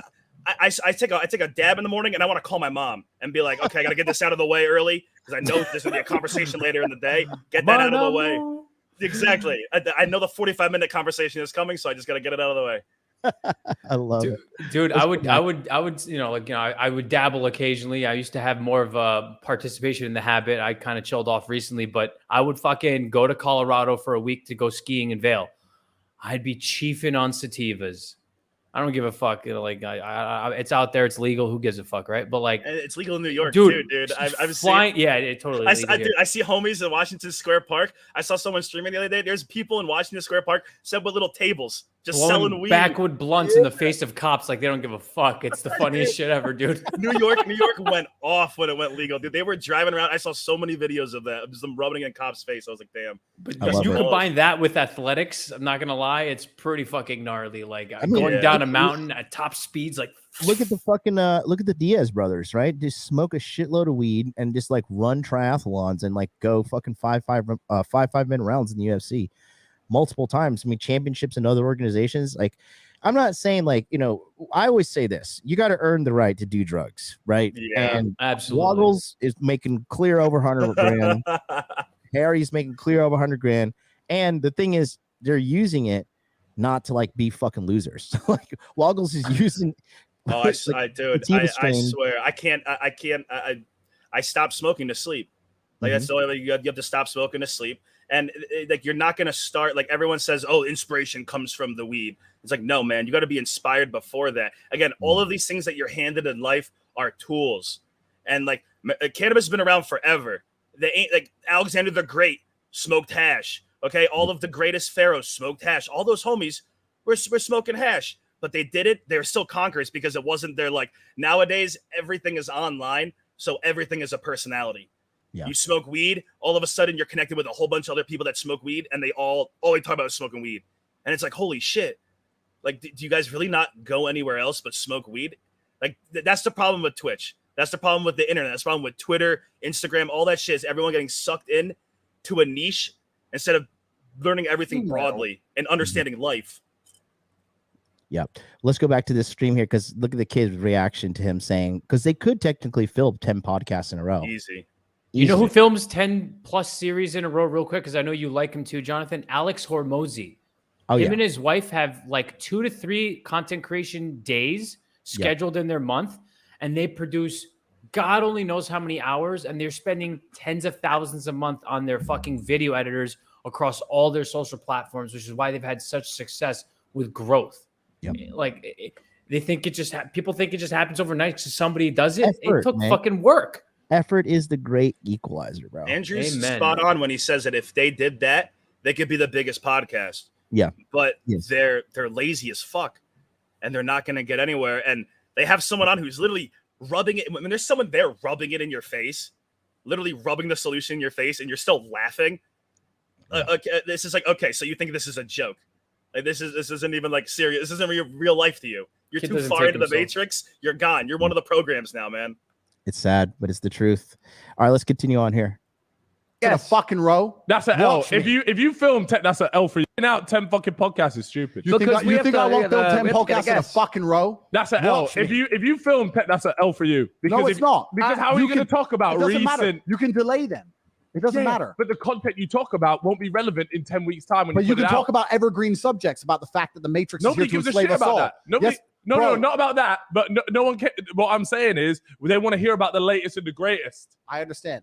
We have to talk about that. My point. The point I'm trying to make is smart work or intelligent work is something that most people use to hide and disguise their laziness. And I'll tell you why. So you need to have an ego, and the ego can either be your best friend or your enemy.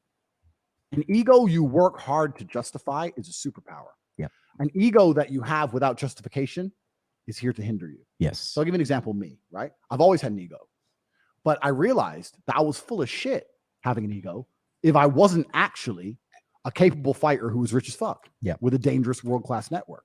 I realized that having an ego without those things was just bollocks. So I had 87 professional fights and I made $100 million. And I built the War Room and got one of the most powerful networks on the planet. And now I get to have my ego justified. And I get to sit here on podcasts and talk with confidence because I've justified my ego. I knew what I wanted to be and I justified it, right? If you have an ego and go, well, I don't have those things, but I don't need those things, then you're fucked, right? So most people are arrogant. I will sit here and tell the world on this podcast that I have a school called Hustlers University that teaches people how to make money online with 18 modern wealth creation methods. $49 a month. And there are people who still won't join. Oh, he's full of shit. I have a jet. 27 supercars. No, 15 not you. no, I know people who Shell have company. Shell company in the Caribbean. 15 mansions, etc. And they're going to sit there, listen to all of the things we've said and go, maybe he's lying. Because they are arrogant idiots. They're idiots, right? If Mike Tyson teaches you how to, comes and says, I'm going to show you how to throw a punch. Do you sit there and go, well, you know what, Mike? It's not bad. But I mean, he's spot on here. I mean, everything that I've learned worthwhile came from a guy that was smarter than me, richer than me, more game than me, more jacked than me. Like if you like the people who think that they're just going to figure it out on their own are absolute fucking morons. Bottom line. I don't give a shit what anybody has to say. It's the dumbest shit I've ever heard in my entire life. Believe Avery, is this actual live? Yeah, I'm live. Okay. That's where the ego comes in, where we're like, you got to always realize you want people to be better than you. I want to keep meeting people better than me. Like the reason I hang around in this community in general is because I know there's a lot of people here that are way, way better than me and doing way better in life. And I want to, like, I take that inspiration hard. Like John's doing way better than me in life. And that's something that, like, you got to aspire to hit that top. And it's not even wanting to be that person. It's wanting to be on a parallel peak so you can look over at your homie and be like, damn, I got there too. What's going on, man? I'm here too. It's not about wanting ever to be someone or be envious. It's like, fuck, dude, I can put in the work to be up at that level, to like look over and see all my friends across and know that we all got there working our own way. It's a feeling like no other, man. It really is. Life is better not living it alone, isolated. Even if you're Chad, even if you're jacked, even if you have a bunch of money, what fucking good is all this money, opportunity, access, and physique and all this stuff? What good is it if you're by yourself? Yeah. Call me crazy. Like, I'm not that much of a fucking introvert. Like, I want to go out and like explore the world, embrace the beauty of existence. You know, this is temporal. I'll add on to that. I've learned that kind of a little bit the hard way because, you know, during the pandemic, my business took off, right? But I was completely fucking locked down and everybody's so afraid of everything. And I was like, God damn, I am like crushing it financially. And it's just me and my dog, right? You know? And like, so I can only buy my dog so many Wagyu steaks to make her feel good. You know? But then that's when I realized, like, and this is going to sound Disney bullshit what I'm about to say, but it's truth. Like, the real fucking value in life comes from the relationships you have with people. You know what I mean? Like Harry, when we hung out in New York and we just hung out for 2.5 days, or not even 2.5, like a day and a half, really. Yeah.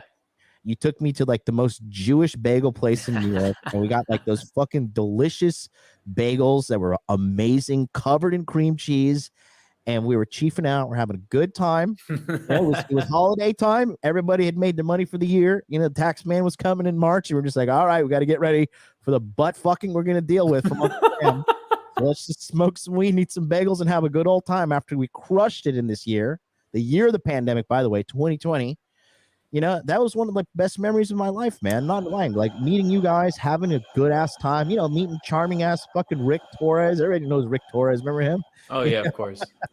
You know, he's like this 50-year-old Puerto Rican guy, 55 years old when he joined the Masculine Empowerment Network. Got in, did great for himself.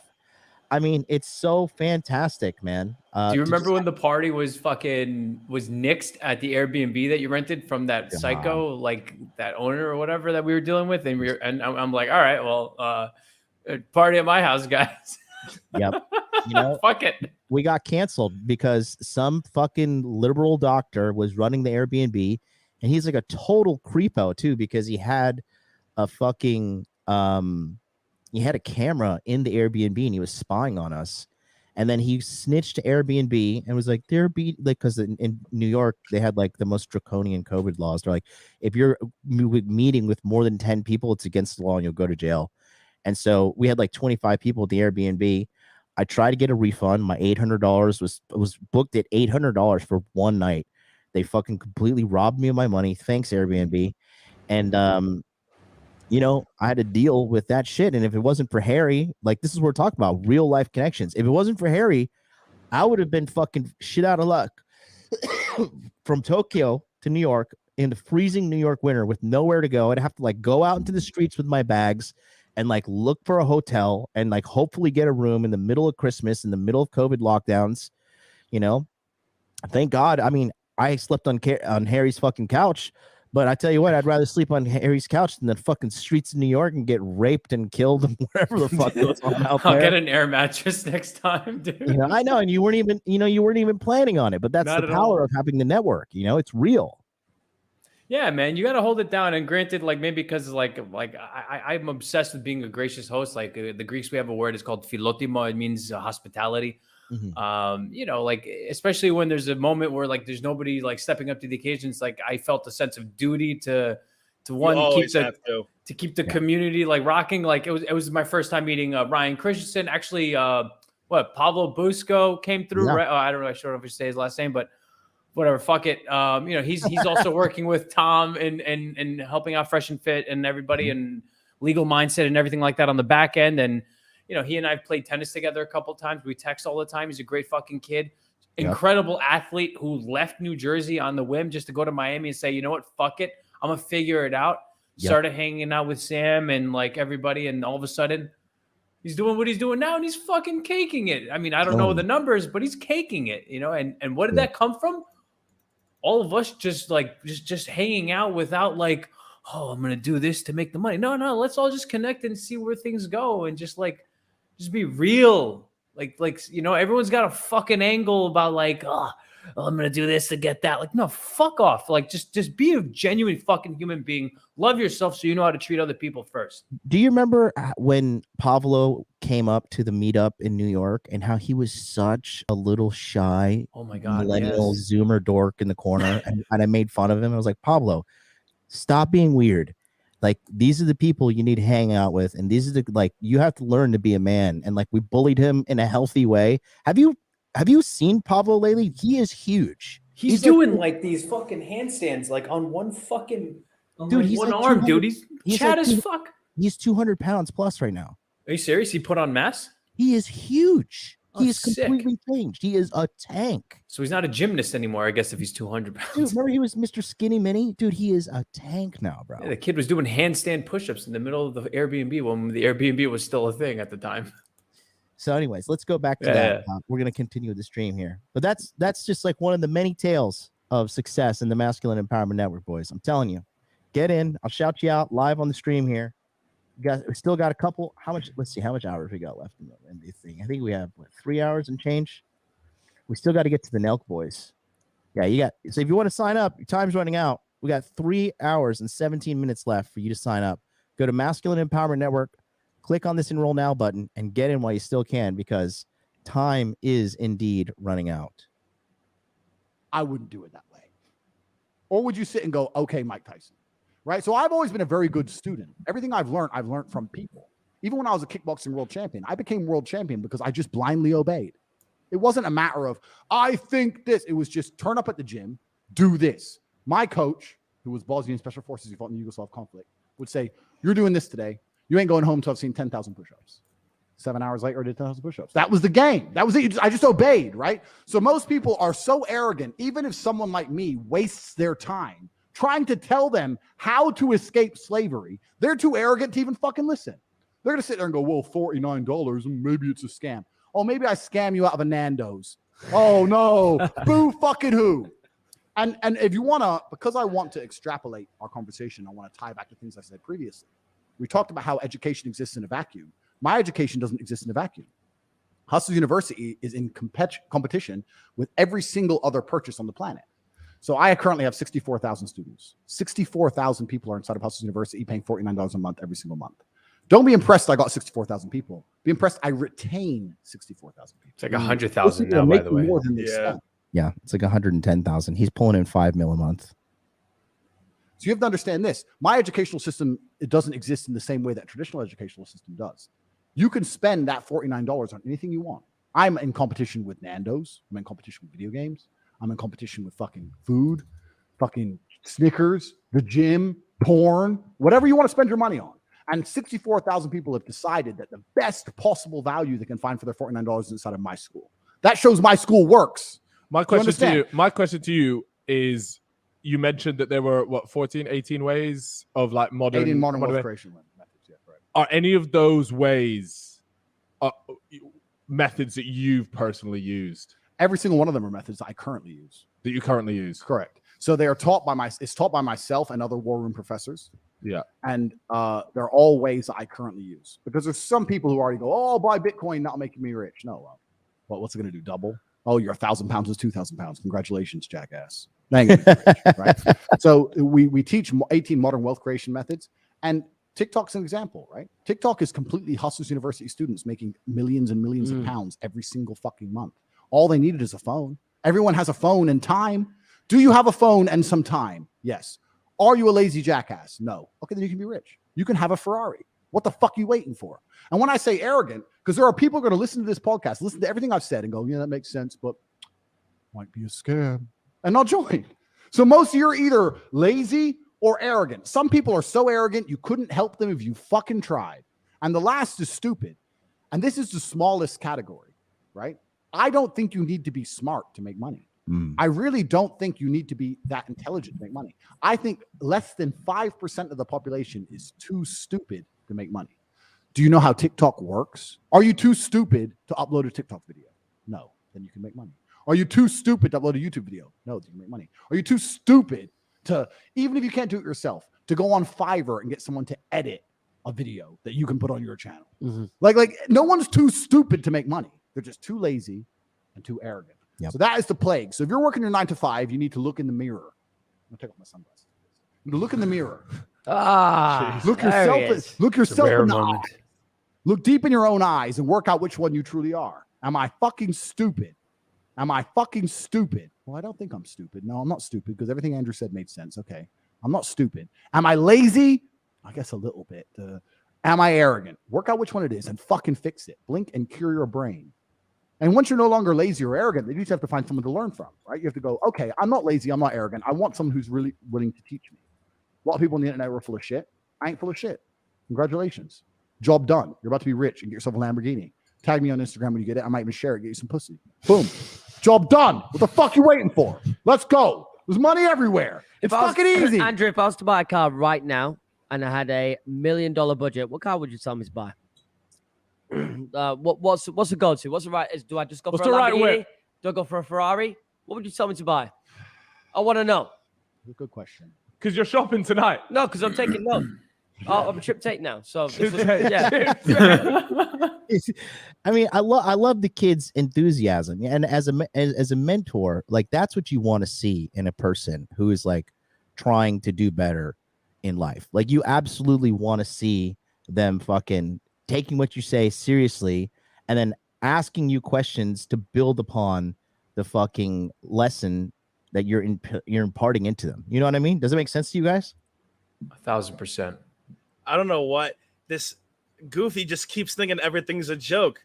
Like even though the car question's like a meme question that he's clearly just trying to get like an answer for, it's still something that like, yeah, he's like, I'm taking notes of the future. So he's setting up personal goals in his head. And as Andrew's been talking, you can see he's setting up shit in his head. He's been thinking and putting together shit because he's like listening to what he's saying, and other guy's just laughing. I don't think they're gonna leave with two different messages. They're gonna leave with two different messages, and they're gonna go in two different directions eventually. Because the guy on the right's gonna realize how much of a different brain he has than the guy laughing at everything that's just being said. I mean, you don't have to agree with everything Andrew says, but at least take in the information and analyze it in your own head.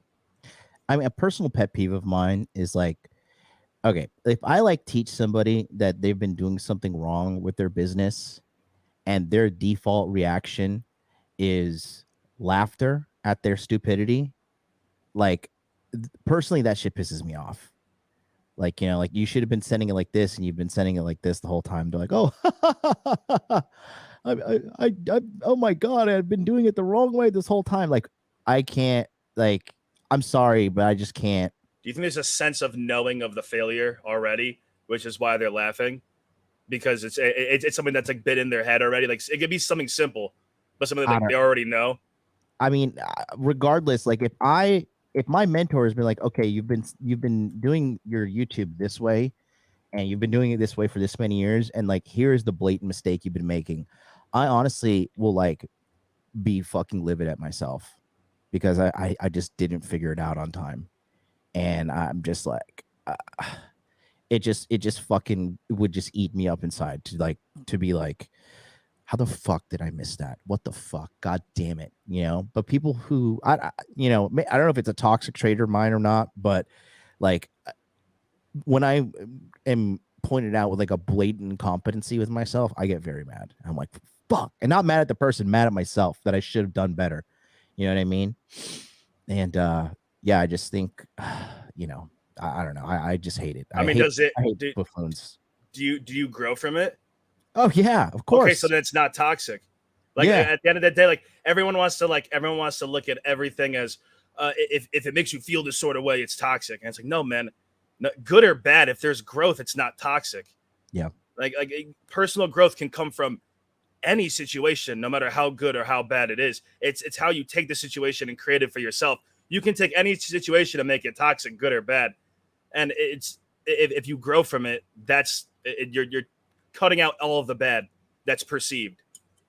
Yeah, the kid doesn't respect himself or take himself as serious to actually fucking maybe care or even consider the alternate opinions that Tate brings to the table. You know, but then again, I haven't seen enough of that podcast. I don't know about you guys, but like are they generally like, is one the clown and one like less the clown? Is that generally the theme, or? I don't know if they have a theme like that. I mean, I think based upon their thumbnails, they kind of both look like they're a little bit clowns. But I don't watch British YouTubers. Yeah, exactly. Are they Australian or British? If they have a funny accent from any of the white people places like UK or Australia, I generally disregard unless I can prove otherwise. It's the same thing with French people. Like if I hear a French accent, I'm sorry. Like I don't want to hear it unless it's like something that I can put together, man. God, you know, it's so funny. There's so many Japanese girls that are like complete idiots over here. And like, if they meet a French guy, they're automatically like, oh, French, like the city of love. Oh my God. And like these French dudes clean up over here. There's a condition that happens with Chinese and Japanese tourists that go to France and realize that it's a piece of shit compared to what they thought it was, because everything's like romanticized and like really movie-like in their head. And then they get there and realize that like France is like, they get France stabbed is pretty by much terrorists. Turkey. Yeah, it's pretty much Turkey. Like it's Ankara, bro. It's not fucking France. You go to Paris with a dream and you come home with stab wounds. I didn't think I was going to Morocco. Oh fuck. Oh my God, it is just truly hilarious, man. I just can't. I just can't even, you know, it's fucking hilarious, dude. I mean, the girls are hilarious. Somebody sent me a quick clip we're going to review after this. It's a quick one about how Tate says women are barely sentient. That was a request from the chat. And then we're going to do the Nelk Boys. But let's go back to this one for right now and just continue to watch this fucking buffoon and the kid who actually has some potential. Pastor Tate a second ago. Yeah, which one fucking are you? Chip Tate or Pastor Tate is my TikTok account. Chip Tate is who I am. Okay. No, you guys. This guy keeps on spanning it in the chat, so I'll just put it up here. Buggy the Clown says, let's face it, if Andrew Tate and MLD were stripped naked and locked in a locker room, John would totally dominate Andrew. Thank you for that weird comment. Please stop. Fucking cringe imagery right there. I'm sorry. No offense, MLD. Me and Andrew are talking business. So if you guys Okay, want to, so no. We're gonna keep talking. How long we got on this podcast? Man, as long as we're here for as long as you fucking want. Yeah. If you got time, let's go. I'm pouring up another drink. 100%. It's 10. By the way, guys, can I just let you know it's fucking 10 a.m. It's 11:07 now. I got a call of Carl at 9:10 a.m. He calls me. He goes, yeah. Both He was hanging like, out our I'm hungover from a gender reveal party from a good friend of mine. Nice. I'm hungover. It's 9:20. Boy or girl? Get a call. He goes, Boy or girl? Girl. Unlucky, bro. Hey, look, it's tough, man, because when she starts doing OnlyFans, it's going out. But I get this call. Carl goes to me. He goes, yeah, Andrew Tate's going to be at the office 1 hour early. I looked to myself. I said, this man, 6 a.m. minus 1 minute sleep. That's what he does. I'm not surprised. I was there like, are you fucking? I was pissed. You know, I'm gonna. you know what? I'm gonna say something I probably shouldn't say on this fucking podcast. It's okay. Say what you can. Free speech. Say what you want. All right. So last night, no free speech in England. Yeah, literally zero. Literally none. Yeah. There's free stabbings in England. I retweeted a thing the other day of some person getting arrested, and the cop literally said to him, "You gave someone anxiety with your social media posts," and that's why they were arresting him. And I'm like, but there's no way that's real. There's no way that's fucking real. Dude, it's insane, but it is. You can cut it if you want to cut it afterwards. Yeah. You're an advocate. So last night, right? So I'm in London because you guys say like I didn't sleep. I was drinking last night as well, so I have a hangover too. As you can tell, I'm not completely on form. Yeah. What did you got? You went to club? No, well that does not seem true. No, so I was last night and I got a message on Instagram from some guy I used to know for a long time, et cetera, et cetera. He goes, hey, let's have a cigar. I said, okay, cool, let's have a cigar. We met, we had a cigar, and he said, hey man, I just want to show you some videos. And he showed me some videos of him with some very famous people. I won't say their names, some famous people. And he said, bro, you need to be careful. I was like, what? He goes, I was hanging around with these people. I won't tell the story of how he knows them, blah, blah, blah. He was saying they had to sell their soul to a degree to get that level of influence. These are like some of those famous people. Yeah. He's saying that the people who are in charge of controlling the narrative don't like people who have a huge, huge influence who they don't control to some degree. And the internet's changed that, but still people who have a massive influence over populations in society, they want to control one way or another. And you need to be very careful. And I was like, I kind of knew all this. All right. Yeah. Don't worry about it. He goes, no, but you've blown up big. Don't worry about it. I was like, all right, cool. And then about 4 hours after this conversation, maybe about 2 a.m. last night, I got a message on my WhatsApp. And hey, my name is XX. I'm a friend of this guy. This is where I got your number. We want to invite you to a private party. There's a private island we want to invite you to. Not a private island, bro. We can't be doing these islands no more, man. It can't be an Epstein Island, bro. We can't. If we find out you're up to... I'm telling you now on the podcast to show everyone I'm not fucking doing it. But if I get smoked, you know why. Yeah, all right, cool. Okay, we got you. So if I get smoked, take these fuckers with me. No, fuck that. It's for their views. Fuck that. It's for their views. Well, yeah. You're gonna let your own son go out. We like died this. together. Oh no! You know Take what? the clown. Man, I'm happy. All right, Cool. Leave me the fuck out of this, please. Yeah. And they were just Pussy. Coward. Fucking coward, dude. Fucking like that's a symptom of like a dude you do not want around you, bro. You know, King Dre put out something the other day too, and it's really, really fucking true. He was saying like if you constantly have a dude in your social circle or friend circle that is like going after girls that you've already fucked, like that's not really your friend. And that was like a real fucking eye-opening thing for me as well. And that loyalty is not real. Well, yeah, because they're 500 people. They're always planning. That's the thing. Like, there's always those friends that are around you that are just waiting for like they're always planning. And it's not even just anyone you surround yourself with, anyone that has direct any kind of contact with you. They're always planning some shit. They're always saying some shit or moving information. There's always merchants. They're everywhere. Dude, I posted this chick in the fucking in the group chat. I was like, yeah, you know, and you guys piping girls from Instagram. I piped this girl, yada yada, right? Bro, one of these fucking skis balls in the group chat started following her on Instagram, and I was just like, are you this socially inept? Like that you are gonna do that? But the guy's just a scumbag. Like he's like one of those guys you're like waiting to try so you can like beat his ass. I mean, not that I advise violence or anything. In a video game. In a video game, you know, smoke him in 1v1. Boom, 400 girls, 100 guys. It's private, it's invite only. It's in July. Blah, blah. I was like, this is weird. And then I'm thinking, well, maybe I do have quite a lot of influence, etc. Maybe people would like some leverage over me. Maybe they would like, a video of me in a hotel room with, even if it's just chicks, even if it's just something normal, but they get the video and they fucking flip it. And there are things that come with fame that start making you be careful, especially with me as well, because I'm seen as a bad guy. I'm a bad man, right? So I have to be very, very careful who I interact with. Like I have no new friends. I talk to the same people I spoke to when I was broke. I have no new friends. I don't know new people. I've been invited by some some of the most, I could tell you names you wouldn't believe it. The most famous people on the planet have DM'd me saying, hey, come to my party. I'm like, no. Wow. I'm staying away from all of it, right? Because I want to try and stay outside the matrix. I think there's a level to the matrix. Once you get caught in, you're fucked again. So I'm saying this on Spotify. So I would never kill myself, firstly. So I would never kill myself, firstly. There it is. And secondly, it's kind of scary. It's kind of scary, man. So like there's a lot going on in the world that you have to be, that I'm very conscious of. America is one of those countries where I walk through the world feeling pretty invincible. Yeah. And America is one of those countries where I don't feel invincible, so I don't like it.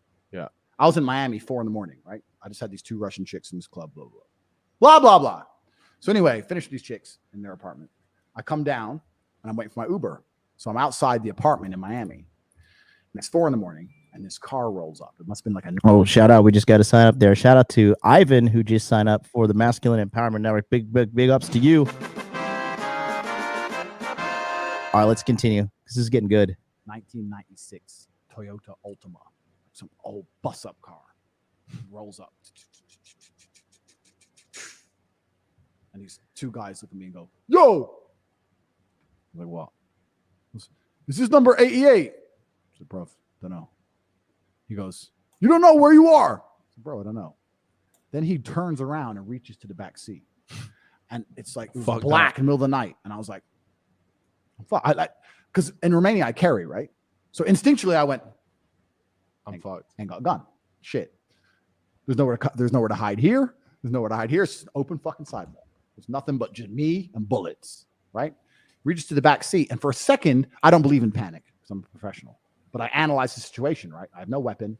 He's inside of a car. Fists ain't going to do much. I have nowhere to hide. I'm fucked, right? So he reaches to the back, turns back around. It was a pizza.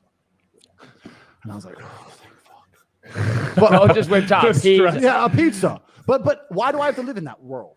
Do you know what I mean? Like in America, you're like, you can just get smoked. I had a Rolex on. I'm wearing a suit.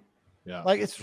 No, I mean, when we went to LA, when we was in LA once, we were driving through like the bad part of LA in like a nice SUV, Chevrolet, but it was like, it wasn't even nice, but it was in this part of LA. It was nice. Yeah. People coming over this car spitting on it. Yeah. Saying, get the fuck out of this. Like, it was crazy. What? Yeah. 100%. It was fucking nuts. Bro, that is like, dude, like I could post some of the shit that's going on right now in LA and you'd vomit. Shout out to Curtis. He just signed up for the Masculine Empowerment Network as well. Get in the Telegram. Get in the Telegram chat, my man. Get in the Telegram chat right now. I mean, dude, if you follow me on my not so existent Twitter account, you have to use your brain to figure that out. Dude, there's a video of a gay black dude smoking crack in the middle of the day in San Francisco while taking a pink dildo and shoving it up his ass while he's smoking crack in the middle of the day. This is real. There's like a ton of these degeneracy accounts showing just like what a shithole San Francisco is. And dude, Californians are like the dumbest people on the planet. I swear to God. Like, I don't understand. They're worried about all the wrong things. I saw a video like that, but a guy filming kids getting off the bus right next to like a whole bunch of homeless people just shooting up. And he's like filming broad daylight in the middle of the day. And he's like literally telling the kids, I'm sorry, you kids got to see this shit and go through this shit. And literally like right next to them, there's people, all the homeless people like, why are you filming? They're yelling at him. And it's like, dude, why are you doing this? Where like, like this is clearly like where kids get off from school every single day. And like, I can't imagine being a kid and walking past that. One of them had needles stuck in his fucking calf muscle. Like, that's how bad it was, dude. Like still in there probably for like a day or two. Like, that's how fucking yacked out of their minds these fucks. I'm so grateful that I grew up somewhere away from all of that. I had parents smart enough to bring me somewhere where I wouldn't see that shit. But like, damn, I feel for those kids, man. I feel for like growing up in that kind of environment, not being able to like control anything because your parents don't want to like leave because, oh, California, dude, it's It's truly trendy. it's truly sick. It's truly sick in every sense of the word. And this is why America's circling the drain. Like, please show me anywhere else in the world where those people are not dragged into a fucking corner and beaten and or shot. Not saying that I advise these things, but I'm just here's the thing: the welfare state, especially in a lot of the blue states around here, has made it so that's never going to happen. There's no solving the problem, right? Where it's like those kinds of degenerates that only want to do harm to themselves and others aren't just like, put out the pasture type shit. Like it happens in every other country. You see it all the time. I can't tell you how many videos I saw growing up of just random people getting killed for no reason. And it was never anyone like, it was always just like random homeless people or just random people that were like, it was like, and they were doing it to themselves half the time. It was like, oh, watch me film myself overdose. And it's like, okay, another person died. Get rid of the fucking body. Yeah. Like that's just like, it's truly freaking, I mean, it's truly freaking sick, man. And it's just honestly, it's not okay to tolerate that kind of thing. And like, Jimmy, no offense, bro. I know you're saying Orange County's still okay. No, dude, because you're still taxed out the ass in California. Like the taxes are insane out there. Hope you don't have to drive a car. It's like a socialist nation out there.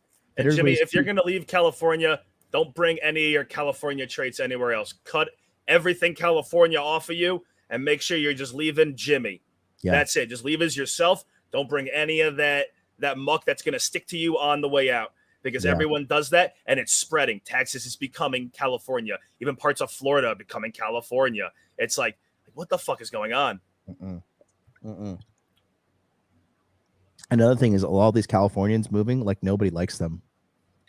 Nobody. They don't even like themselves. There's a reason why they left California. They're all leaving California to get away from the people, and they don't realize that they're those people. And then they keep running into versions of themselves, and it's like that's why they're in like a perpetual thing of self-hate, because they hate themselves and everyone around them, and they can't get away from themselves. So they're all miserable and depressed, posting shit everywhere, being like, "Oh, life is so miserable. Here, look at here's the picture of my day, so you can know it's going bad." Do you think it's that way because they probably, if they're, associated to like the whole Hollywood scene or like the show business game out there, TV, movies, whatever, you think it's because maybe they sold their souls a little bit to the devil or whoever the devil is? We know who the devil is. Yeah. You might have an island or two, I think, right? Well, the thing is, everybody in California, people who go to California have no real personality and have no real self-esteem or no real moral compass, right? And so what they do is they go out there to be part of this group of, I can't even say if I really wanted to say what's going on, but let's just say it's underage and it doesn't involve consent. Exactly. And they have all this sick shit going on and they're so empty as people. So they go out there and so I'm from Ohio and I'm a fucking loser out in Ohio, but like now I'm gonna go to California and now I'm vegan and I take these vegan anal pumps to cleanse my chakras. Not even themselves either. Everyone who goes to California, they're trying to be a different version of someone else that they saw. They're like, oh, this person did this out in California, I can go and do it better. And it's like motherfucker, they're failing. Like, what are you doing trying to be all these people that you see? That you don't know these people that you're seeing. Everything's influencers are, I think, the worst thing to happen. Like social media and influencers giving false hope to all of these people through whatever the fuck means they need to. It's getting all these people to flock towards them and become part of whatever toxic environment we were just talking about, where you get sucked into all of that. And now you're stuck, because good luck getting the fuck out, because imagine the shit they're going to have on you, because you tried to do everything you could to make it. You tried to do everything you could. You did things you never thought you'd do, and they're always stuck. Even when they leave, they're still broken. No full person comes out of California. No, and people do shit like this in California, and they're totally think it's normal. Like you have people do this, they make a social media presence, they do shit like this.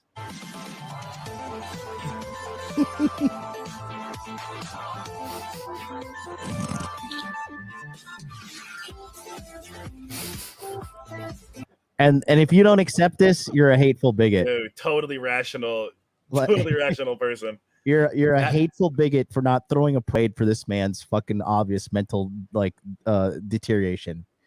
Looks healthy. Yeah. Very well nourished. Christian Bonilla, $4.99 super chat. You don't even see that in my hometown, Patterson, New Jersey. At most, you'll see homeless beggars. Jaguar developer says, I'm like the only guy in my family that doesn't vote Democrat. And he also says earlier, he was saying, feed them the red pill. Dude, dude, feed them the red pill. I don't know. It's not my worthwhile. parents. My parents both voted blue when I was in high school. As I've gotten older, I've been able to show them some shit, and now they're voting red, and they understand. Yeah. And I'm like, it works, man. Yeah, he's saying I've lived in California. RIP to me, trying to get the fuck out ASAP, bro.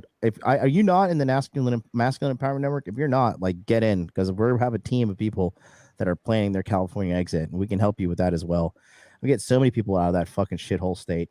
One good thing I could say to anyone who's in California, though, sorry to interrupt, is because if you're in the tech sphere, which we're going to see massive layoffs continuing in tech, in my humble opinion, if you're in the tech sphere, thank God, because most of tech in California are like this. They still think Rona is like a thing. So you could like use that against them. Free game, fuckers. You can use that stupid Rona shit against them. Be like, oh, really scared to go to the office, so I need like a full-time remote job.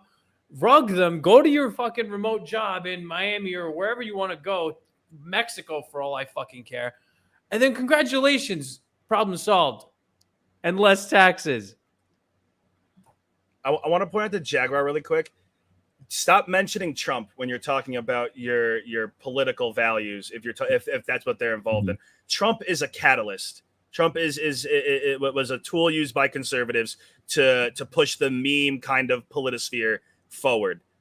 Try to use the values that conservatism brings, or like even if you're a libertarian, like just talk more about freedom, dude. Trump's not everything. Talk more about like your love for the country and for like the traditional values. I know it's something that people look down upon, but like, fuck, dude, the more you talk about it and the more good things and the more positive stuff you push about it, like, I know every Democrat in America is so focused on fucking Trump, dude. They're so it's all they think about. But if you can direct every conversation from Trump away to something else and start having productive dialogue about things that involves conservatives that aren't about any politician, you can start to kind of sway some minds and start to kind of show them that like not all conservatives are like gay bashing rednecks type shit. Like come on. Trump printed a bunch of fucking money too.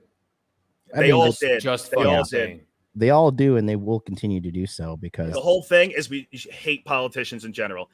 Politicians. Be critical of the government. They're not there to help you. They are your fucking workers.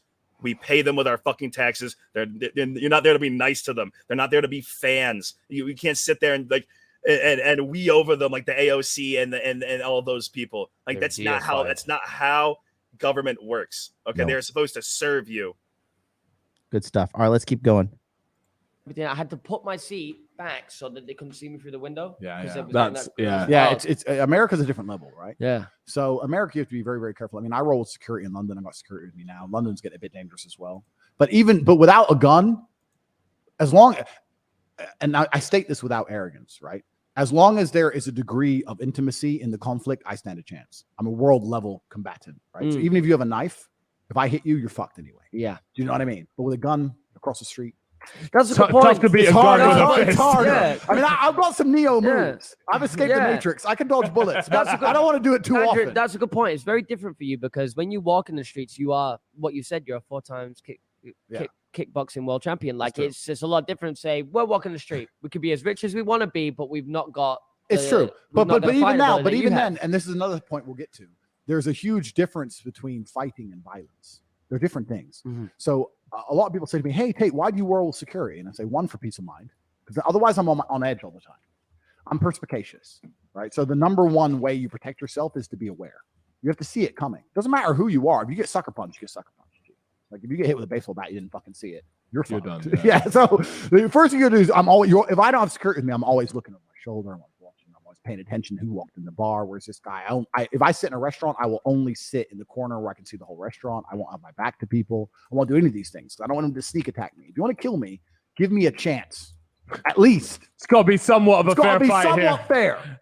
I refuse to die with some sucker punch bullshit. That right? would be so shit. Yeah. After all of this, Yeah. you just died from a baseball bat to the back of the head. Correct. You're right. So that's the first thing about it. But the truth is about fighting and violence is they're very, very different things.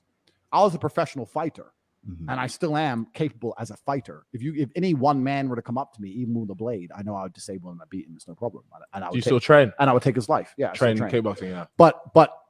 But I think the people who truly understand the nature of the world aren't interested in fighting; they're interested in violence.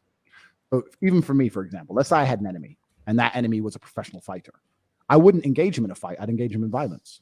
10 men, machetes. Cool. Let's just you show me you're fighting. We'll hit him with a car. Run him over with a truck.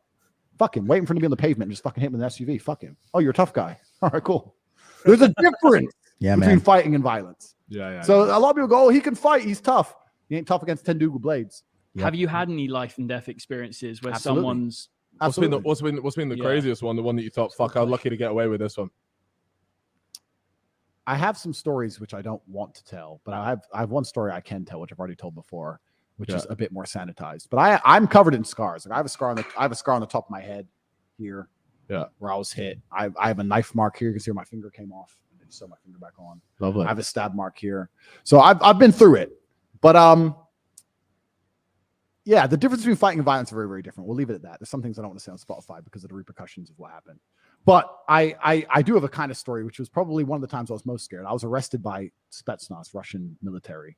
That's fucking wild. In Transnistria. That was pretty scary. In where, sorry? Transnistria. That's not a real place. Bro, bro. that sounds like a tube line. Like, I swear to God. Like, you drink Where this is that? everywhere. That's Ukraine where and that Russia. Sharif, football team that beat Real Madrid are from. What a spot, man. Yeah. Shout out to Sharif How FC, how man. the fuck does this bloke know? Yeah, that's some weird knowledge. That Bald is. and, why? Bald and Bankrupt did a video there. Okay. Have you seen that guy's channel? Have you seen I have, Bald? yeah, It's a good channel. good. Yeah, it's a good channel. Yeah, he's all over the place. Yeah, he is. He's all over sick. the place. Yeah, he seems sick. So I was in Ukraine. I've told this story before, but I'll tell you.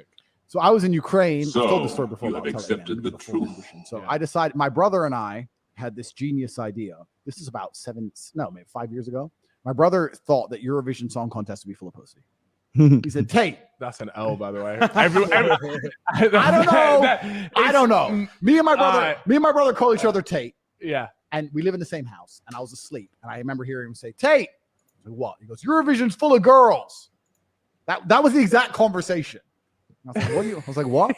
And I walked out. I think it was in Israel or something. And there's a crowd that's full of girls screaming. He's like, Eurovision's full of girls. He goes, we need to go to Eurovision, get a table, get some champagne. This is not run like it. all women though. Well, no, it's I gay. don't It's gay know. people. I don't know. Is that what Eurovision is? Just like it's Yeah, all it's women gay people. It's LGBT. So Tristan was like, let's go to. Is that what we said? Yeah, exactly. Tristan. But yeah, he's like, we're gonna get a table, we're gonna do 100 bottles of champs, we're gonna run it. I was like, whatever, DG, don't worry about it. And then like 6 months later, we found out the following Eurovision was in Kiev. And we spent a lot of time in Ukraine because we have a lot of guns in Ukraine where we used to. Probably belong to the fucking Russians now. We had a house in Ukraine and we had a bunch of firearms there, etc. So he's like, Kiev's already full of girls. Now the Eurovision on top, be off the chain. Go Kiev. All right, cool. So I was like, whatever. It's an adventure, right? So we got in the car. We live in Bucharest, Romania. We got in the car and we decided to drive there. We drove to the border of Romania, got to Moldova, and the Moldovans wouldn't let us through. They said that we were missing a piece of paper for our car and they wouldn't let us through. And Romania, even though it's EU, has a hard border for cars. You need to actually go to the border and chat shit and get through. Yeah. So they wouldn't let us through. So we left the car in a train station, which is all on the internet somewhere. I've got a really old YouTube series called Hateful Tate. Really old. It's all on there. Yeah. So we left the car in a train station, got a taxi to Chisinau, Moldova, which is another place I actually got jumped. Different story. Got the train overnight from Chisinau, Moldova to Kiev. Now, on this train, I found out later that because there's no airports involved to get in and out of Ukraine, there's a lot of bad guys that take this train. So it was about 3 a.m. when I went to the food cart. And I went to the food cart and I sat down and there's these two big guys, 110 kilo, 120 kilo, big guys, bald heads, like mafia guys, units, right? Sitting over there. And I'm sitting there and I sit in the food cart and I said to the guy, food, he doesn't speak any English. I was like, bro, just. It's a bit of fucking scran, mate. Give me some lunch. Bro, I'm in the food cart. You've been in the food cart for 60 years. Why do people come to the food cart? Do we need a language? Give me some food. Fuck me, dumbass. So anyways, give me some food. He brings me some soup, whatever. I'm sitting there. Two big guys get up and they walk over to me. And one of them sits here, so I'm now trapped. I can't move. And the other one sits opposite me. And I realize I still have my Rolex on. Look at it, right? I got my Rolex on. So I'm like, okay. I've been around the world, right? And I know the world. I know how it functions. So I'm sitting there going, okay, worst case, I give up my Rolex. I survive. Who gives a shit, right? So the guy sits opposite me and goes, where are you from? I said, I live in Romania. I didn't say I was American. Didn't say I was English. I live in Romania. You're Romanian. I said, no, I live there. I live there. And he talks to me in Romanian. I don't speak Romanian, of course. So I was like, I understand, but I don't speak. Blah, blah, blah. Why you're on this train? Da, da, da. Start talking to me. Anyway, he gets a bottle of vodka and starts pouring shots. You drink. I was like, oh, okay, fine. Have one, have two, have three. And they're drinking, you know, like Russians. Like bam, bam, just bam. Relentless. And I'm like, okay, he just wants to fuck me up on booze. And that's my last skill gone. So it got to a point where I was like, look, bruv, no more. I'm not drinking anymore. Can't drink anymore. I'm not Russian. Try to make a joke of it. I'm not Russian. He goes, oh, okay. Why you're on my train? I said, it's your train? Why is it your train? He goes, oh, this is all of mine. They just start talking some shit. I said, all right, cool. And then he took my hand to shake my hand. He goes, oh, this is all mine. Did it like this. He took my hand and he went and looked at my watch. And then looked at me. You don't want that. And I was like, that's not good. Fuck. That's not good. So I'm sitting there and I'm like, I said, are you going to take my watch? Was this guy bigger than you, by the way? Yeah. So I'm like 95. He's at 120. Right? Yeah, I'm like 95 kilo. He's fat, but he's big. Yeah. Right. Just a big guy. Big guy. But that's not even about it. The truth is about, like, we're talking about fighting and violence. They're different things, right? I'm a world level kickboxer, but I'm sitting down. There's a 110 kilo here guy next to me. I'm pinned against a wall. Yeah. This guy here. That watch is gone if it wants to be gone. What the fuck am I going to do? They might have blades on them. Yeah. The fuck are you going to do? Right? You're going to die. It's stupid to really try and fight. So I said to him, are you going to take my watch? And he kind of looked at me and goes, why do you think I'm a thief? And I said, no, I've just been around the world. I understand how the world works. And he asked me then, he said, what's your job? I said, I'm a fighter. I'm a kickboxer. He said, oh, you're a kickboxer for who? And I told him the organizations I fought for, etc. I definitely didn't scare him. He wasn't scared of me kickboxing, but I think he respected me. Right. Oh. And what's funny about the world is that when you're a fighter, you get a lot of respect from people. You get fear from some people, but I actually think respect will save you from more trouble than fear ever will. And I think he respected me. He was like, oh, this guy's brave. He's a fighter. And he respected me. And I think he changed his mind. And he said, okay. Have a nice time. And he goes, number 13. That was the carriage number me and my brother were in. So we already knew what carriage I was in. Yeah. So he said, bro. He'd eyed it up. Yeah.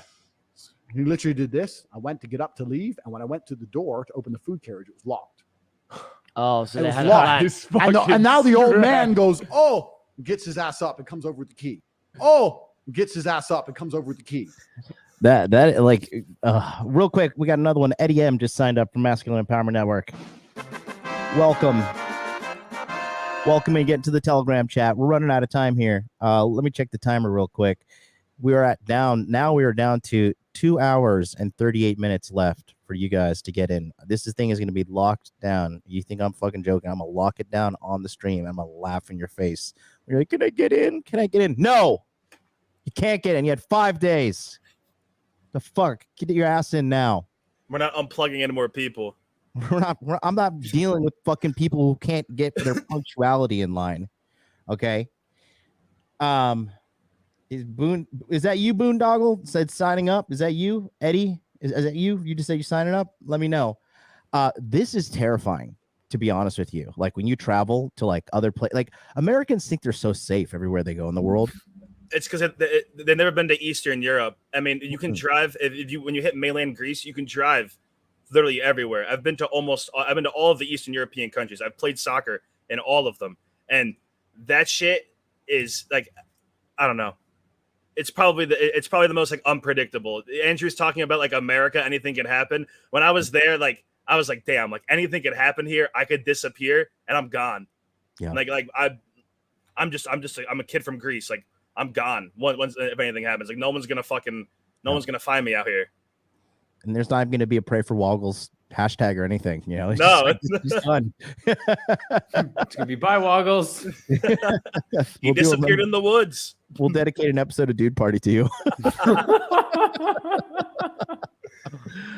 Oh yeah, Optimus Prime says, "I'm Eddie M. I'm on the Telegram. Let's go." All right, Boondoggle, then sign up. We're waiting for you there. Get on in. Like, what the fuck did you? And I said to him, "You locked the door?" Looks at me like, "Yeah." And what? He's paying me, not you. Yeah. Prick. Right. So anyway, so we got off in the train in Kiev. Went to Eurovision. Fucking sucked. It does suck. No girls. My brother's a liar. Sucked. Right. Yeah. So I didn't want to take the train home. That's the whole reason I told the train story. The train is now mafia run. Don't take the train home. So Eurovision ends. There's no flights back because everything's been booked. Everything's mafia run. You don't want to take the train home. So the only other way home is car. Right. So I start going to taxis saying, "Can you take me to Romania?" Don't give a fuck. I'll give you a 2 years' wages. I'm rich. Take me to Romania. Take me to Romania. At the time, Ukrainians needed a visa to get into EU, so they couldn't get into EU. Eventually, some guy goes, My cousin has visa for EU. He will drive you. It's like, cool. I'll give you 2,000 American, which is like 5 months' wages. He comes. He goes, he's a rally driver. He's one of the best rally drivers in Ukraine. He's #1 driver in Ukraine. All right, whatever. Cool. So anyway, he goes, we pick you up at 7 here on this street corner. And I remember, because I don't know if it's like this anymore. It probably is, thanks to Putin. But back then, it was so cheap. I remember we were waiting for the guy. What, Ukraine? Ukraine. So cheap. I went there for a Champions League final. I couldn't believe it, bro. I paid less than £1 for a pint. It's crazy cheap. Mental. I went, we were waiting on the street corner to get picked up by this rally driver, right? We went into the store. We thought we'll drink on the way home. Nothing else to do. We bought a bottle of vodka, 2 cartons of cherry juice, and 2 Snickers bars. It was like €3, including the vodka. Mate, it you was think nuts. it's cheap there? You get to Chernobyl. That's where it's fucking cheap. Yeah. But just before the war kicked off, I was in Chernobyl, and it is because I went there to make a YouTube video. And do you have radiation poisoning? You know what? I fucking hope so. That would be that's a sick I had story. to get checked for the full thing. So when you go in and out of Chernobyl, you have to go in this machine. And you put your hands and your feet and everything and your body against this whole wall, and then you push against it, and it tells you if you can come out. Because if you go in there and you've got too much radiation on you, you ain't allowed to leave. Wow. Yeah. So if it fucking doesn't beep and say you're good, then you're stuck there, my friend. You're done out. That's it. You actually have to go ahead and live in, because there's a little town in there that still exists. Wow. Small town. You're living with the babushkas. We're talking about 30 people in there. Wow. And if you don't beep on that machine, that's it. You go and live in there now. Wow. You work in Chernobyl now. That's it. You're done. I just went there for the video. So when I was getting out and I was like, this is it. My 2-day trip's done. I come up to the machine. I go, well, I better fucking beep here. I'm stuck. He's like, hopefully you beep, my friend. And I'm like, well, I fucking hope so, because I need to go back to the country for my podcast. But yeah, fortunately, I beeped, and that's why I'm here with yourself. If you didn't beep, you just message the war room. Well, you know what? That's the helicopter comes in, picks up. We'd fix it. Trust me, my friend, we'd fix it. Listen, when this podcast ends, I'll be right in your ear saying, you know what, Andrew, I've got a lot to offer to the war room. Yeah, perfect. Good. See? No problem. Yeah, all right, let's do it. Listen, and Laffy McGee over here is not going to do shit. Oh, 100%. Go ahead and say that, Woggles. Laffy McGee ain't going to do shit. This homie's going to go join this shit and be like, I got a lot to offer. Yep. Laffy's going to be like, oh, you're dumb for doing that. Oh, my God. Cracks me up, dude. This buffoons. I can't even.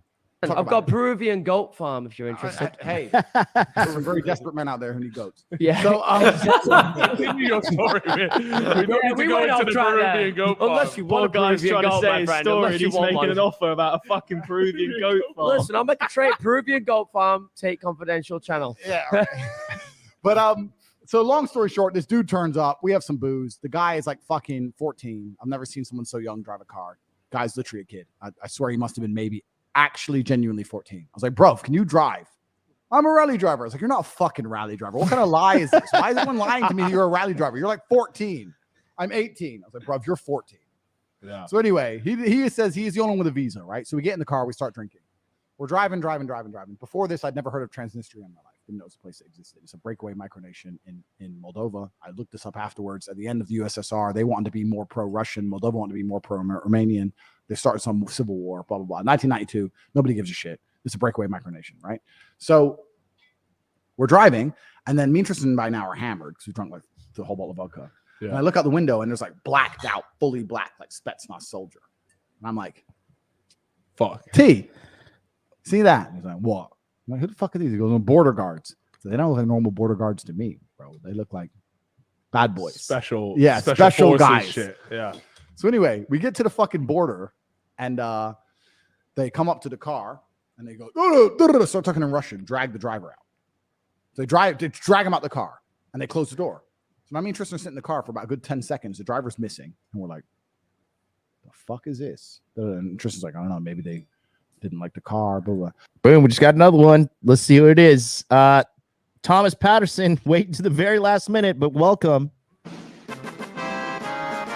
to the Masculine Empowerment Network. Hey, we'll get you out of Transnistria. Don't worry. I mean, America's becoming a different type of Transnistria, but we'll save you from that place too. Listen, from the right places, I can get you out of anywhere. Yeah, man. Welcome in, Thomas. Go ahead and get into the Telegram chat right now, because we are going live tomorrow morning. We are counting down, like literally from midnight. We're going live, and like, you know, because I'm doing midnight Cali. That's like in 6 hours basically. So get on in. Then the two doors open. They grab us, pull out the car, right? So we're like, fuck. And when we get out the car, we see fully blacked out, black fucking helmets, black fucking ski mask, fully black, ARs, black, like Spetsnaz guys, right? They drag us, take us into this little hut, little thing by the side of the road. And we're like, what the fuck is the problem? And they're like, who are you? Who are you? We're like, we're coming back to Romania from Ukraine. I'm like, why you're in Ukraine? And I said, not Eurovision.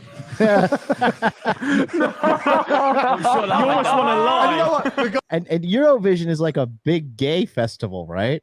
Eurovision's it's like American Idol for Europe, but it's been around forever. A lot of the biggest artists in Europe had to start in Europe. It's like a music competition. It's like the Emmys or some shit, or not the Emmys, whatever the fuck, you know what I'm talking about. Like American Idol, America's Got Talent, like all that kind of stuff. But like way before all that, Eurovision's like really OG, and they've like made a lot of people famous. But it's like it's a music. Pretty much now, it's like an alphabet mafia like thing. I don't know, man. Hotbed.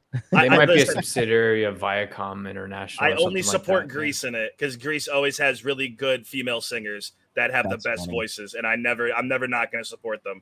And great racks. So they're saying they're at Eurovision. The guy looks at me like, he looks at me and goes, this is either the worst cover story I ever heard, or this guy is a fucking idiot.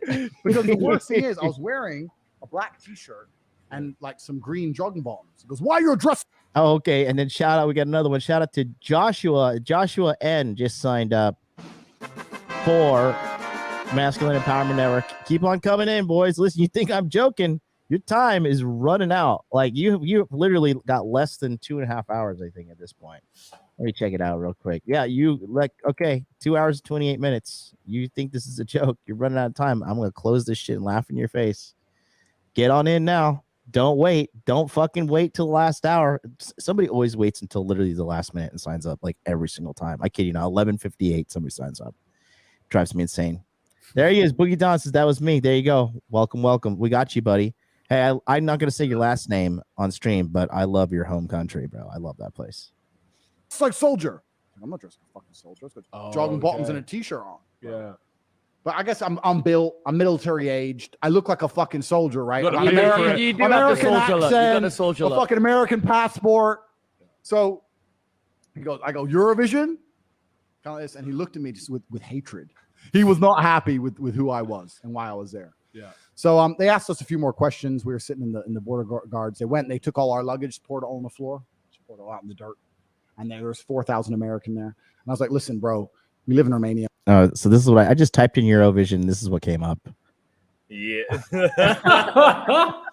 Yeah, those were the winners. Yeah. Oh, okay. I understand why they're like, what the fuck are you doing at Eurovision, you know? Pay your taxes to the EU. This was the most. Yeah, you got to understand. It used to be back in, I don't know, like I would say before 2010. Yeah. Everything was you know the decline. You know when the internet shit started hitting. 2009 was the last good year. We had another little break in 2016 where everything got really cool, and then now look where we are. Yeah, you can Google us. We live in Romania. We just went to Eurovision, went to Ukraine, etc.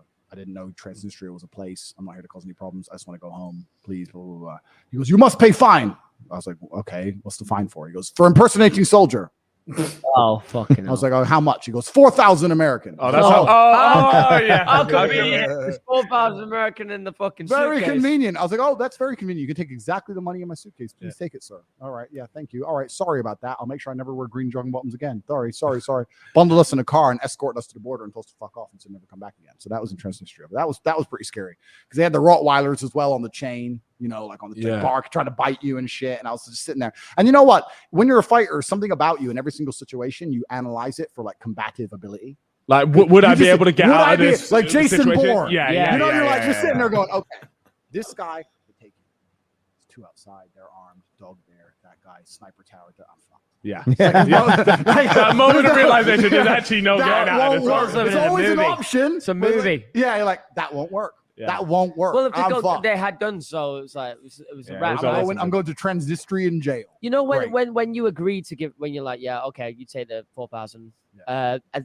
Obviously, I feel like that's a fucking real lot of money to them. And they just do they? They must be laughing. Would they saw were they the average buzzing? wage Were they is like happy? $100 a month or something. Yeah. So, yeah, but did they even show that? Was it like a norm to them and that they took it, or were they like very? No, they were probably very happy after I left. Yeah. But at the They time, didn't show They it. kept it simple, kept it straight. bro, poker face. Yeah. You know, they had their game straight. The bro. second you was gone down that road, by the way, you know, they turned around to the boys like, yeah. Of course. They're laughing their asses off. Look at this 100%, jackass, 100%. Mr. Eurovision. Fuck him. I want to talk to you about Tristan.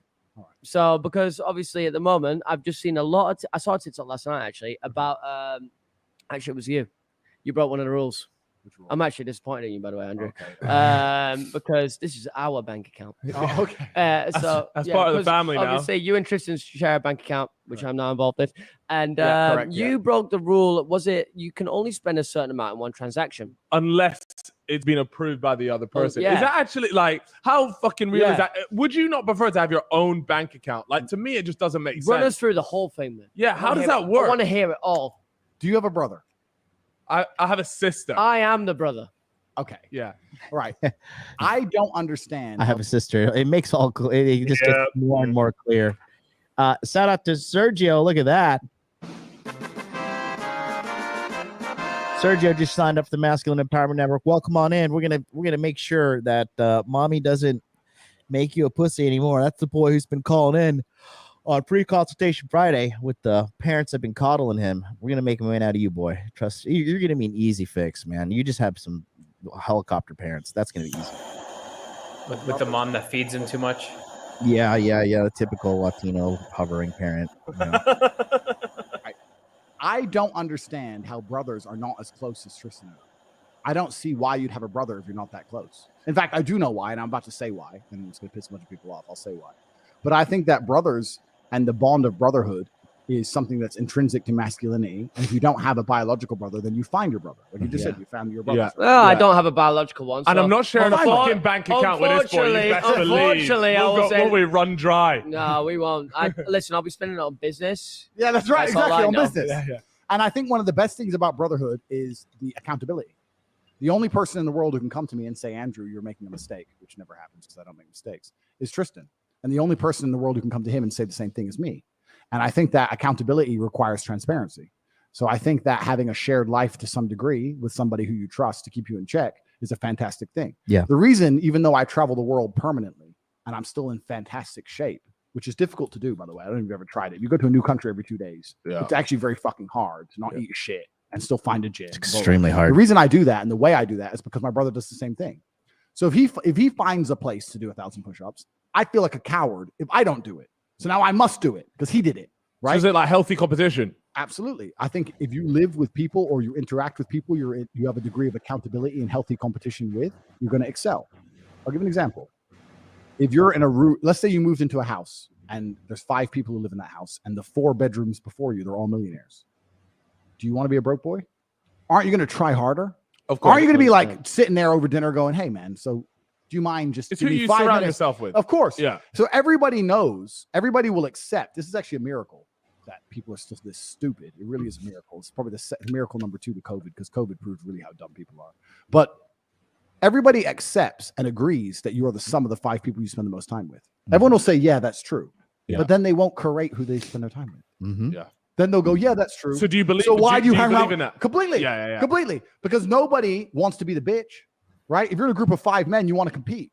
If you're in a group of 5 men, you want to compete.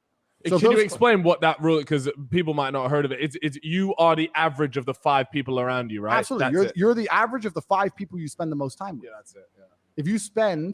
If you walk into a room full of fucking ice cream experts and all they talk about is ice cream, right? They talk about how to store ice cream, how to make ice cream, the different flavors of ice cream, how to make money from ice cream, the best way to move ice cream, the best packaging for ice cream, etc. Over 2 or 3 years, don't you think you're going to end up knowing some things about ice cream? Yeah. All right. So if you walk into a room full of people who are millionaires, do you understand what I'm saying? Yeah. It's the same thing. You're going to learn how money moves, how it's made, how to hide it, et cetera, et cetera, et cetera. Right? So it's exactly the same thing. So everyone will sit there and go, yeah, I agree you're the sum of the people you spend the most time with. And I say, okay. So why are you hanging around with fucking losers? Oh, but he's funny. So you being entertained with his shit jokes is worth you sacrificing your fucking future, the future of your bloodline? I don't talk to losers. I have a lot of people who know me and who I knew before I was very successful, who are like, hey bro, let's hang out. And I hang out with them and they just talk shit. Football, video game, bollocks. All I talk about is money. Well, what the fuck else is there to talk about? I don't understand. I don't give a shit about Rihanna. I don't care. Oh, Amber Heard. Oh, she took a shit. Nice. Don't we all? I don't care. I want to get paid. That's all I'm interested in. So everyone I sit and talk Me to, poo. and everyone's like, "Oh, how do you make so much money?" Because it's all I fucking talk about. So like, dude, this is a concept I called data flooding, right? Like, no, you guys have to understand. No matter what, okay, no matter what you're doing in your life, you are constantly being indoctrinated. Even if you're scrolling Instagram, if you're playing video games, if you're jerking off watching porn, or if you're watching content like this, or you're texting mom or you're texting your brother, you are constantly being indoctrinated. You're constantly being controlled, whether you think you are or not. That's the truth. So one way to inevitably force a change in your reality is to constantly flood your mind with the shit you want to get better at. Okay? That's why I tell guys, when you get into the Telegram chat, unsubscribe from all this other bullshit. Like, you got guys like, oh, I want to watch black pill content and MGTOW content because I want to get a general look on about things in life. No, fuck off. That doesn't work. Okay? Find Pick exactly a fucking lane and excel at it. Like, that's like the whole. Exactly. You find exactly what you want to do, exactly who you want to be like, and you hang out with that person nonstop. I have a personal trainer, right? I love the guy. He's a young kid. He's 28. He's won championships in Australia, okay, for being like literally, and he's a Japanese kid. So like, Japanese genetics for bodybuilding are shit, okay? And he fucking won a championship in Australia in 2019, okay? The kid nonstop just bombards me with information when we're hanging out in the fucking session, and he's training me nonstop. I'm becoming more educated on proper lifting, which I'm getting so mad because I'm 36 and I'm realizing I've been lifting wrong my entire fucking life, and this guy is properly educating me on how to build to lift, how to lift to build muscle, to keep it, and to like shred fat the slow way, because I didn't know this, but the slower you shred fat, the fucking more it stays off. The faster you lose it, the faster it comes back. I didn't even know that. And just by joining this bodybuilding gym and just following him on Instagram and just constantly flooding my mind with this information, I'm getting in. I'm insanely strong right now, and I'm fucking flexible. I have great mobility. I have great range of motion. I'm in fucking great shape. And it all started by me just constantly spending my time around physically and digitally people who are better than me in the thing that I want to be better at. That's what we offer in all these communities. Is like, if you hang around a bunch of people talking about money, you got no money, one of two things is going to happen. You're going to be like, shit, I need to get some fucking money. Or B, you're going to become a fucking hater and be like, man, I don't need no fucking money. Fuck these guys. You know, I'm a fucking loser. I'm going to go. That's the arrogance and the ego, man. That's the arrogance and the ego. Mm-hmm. You gotta give these guys their ego death. That's the key. The ego death. Once you accept that, is the only way you can build up. Yep. And that's what we're talking. That's what we offer in the Masculine Empowerment Network. Get in. You're going to change. Your life will fucking change. It's not a joke. All these people signing up right now, this is not just like sign up and MLD disappears and I got it. Like, it's not a course where you just buy a course, watch a video, and you fuck off. Like, this is a course where you buy the course and then you come and talk to me and I look you in your eyes and I'm like, this is what's wrong with you. This is how you change, and this is how you're going to know that the changes have worked. It's a complete plan, A to Z. It leaves you with nothing but accountability at the end, because if you don't do what I say, hey, you just chose the path of being a loser. And I don't give you this insurmountable task either. I give you objective information and objective solutions to your problems. I've been doing this since 2019. I'm very fucking good at what I do, and I'm not going to get bad anytime soon. So that's what we offer. The link's in the chat. But what Tate is saying is 1,000% true. The thing with Tate in the War Room, and here's why I think my stuff is better than the War Room, and this is not a dig on Tate, okay? The War Room is just a text message group. You don't get into these Zoom conference calls. You get to meet Tate once in a while, but you got to like fly to Romania. You got to fly to Miami. You got to fly to these like random events, right? And you get to meet him for like 30 minutes to a couple hours. And that's cool. If that's what you want to do, hey, go join the War Room, right? But if you want somebody to spend multiple hours with you, analyzing your personality, analyzing your character flaws, analyzing your city, analyzing your career, analyzing your approach to picking up girls, analyzing your fashion, analyzing your body, and giving you a complete custom breakdown on how to unfuck yourself, that's what we have in the Masculine Empowerment Network. Do you think you'll ever retire? No.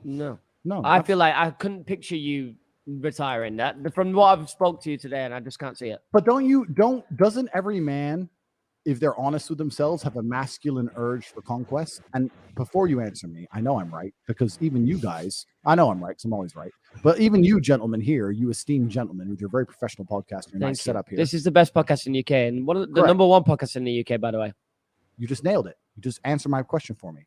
You check your follower numbers, you check your subscriber accounts, you want to get bigger, you want to conquer the internet. Absolutely. You just said we're number one, we're biggest, we want to be the best. This is the masculine urge for conquest. Now, there's different levels inside of every man, right? But the masculine urge for conquest is the reason for nearly every single war on the face of the planet. Why did ancient civilizations melt rocks, make metal, build a sword, then walk in random directions? They didn't have fucking Google Maps. Heard that some people over there, only 17 days walk away. If we walk, we can go fuck them up. All right, cool. All right. I love that shit. Is that not true though?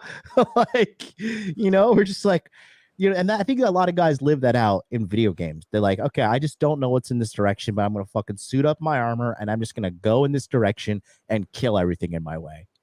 I mean, the battle marathon, right? Greek story, 2 Greeks had to throw it in there, right? Like, it was a guy who was witnessing the Persians and the Greeks toe to toe with each other. Greeks were outnumbered, and to go give the message to the Athenians, ran from marathon. Guy died, ran 26.2 miles with no fucking Nikes or no fucking Asics shoes or whatever David Goggins puts on his feet, right?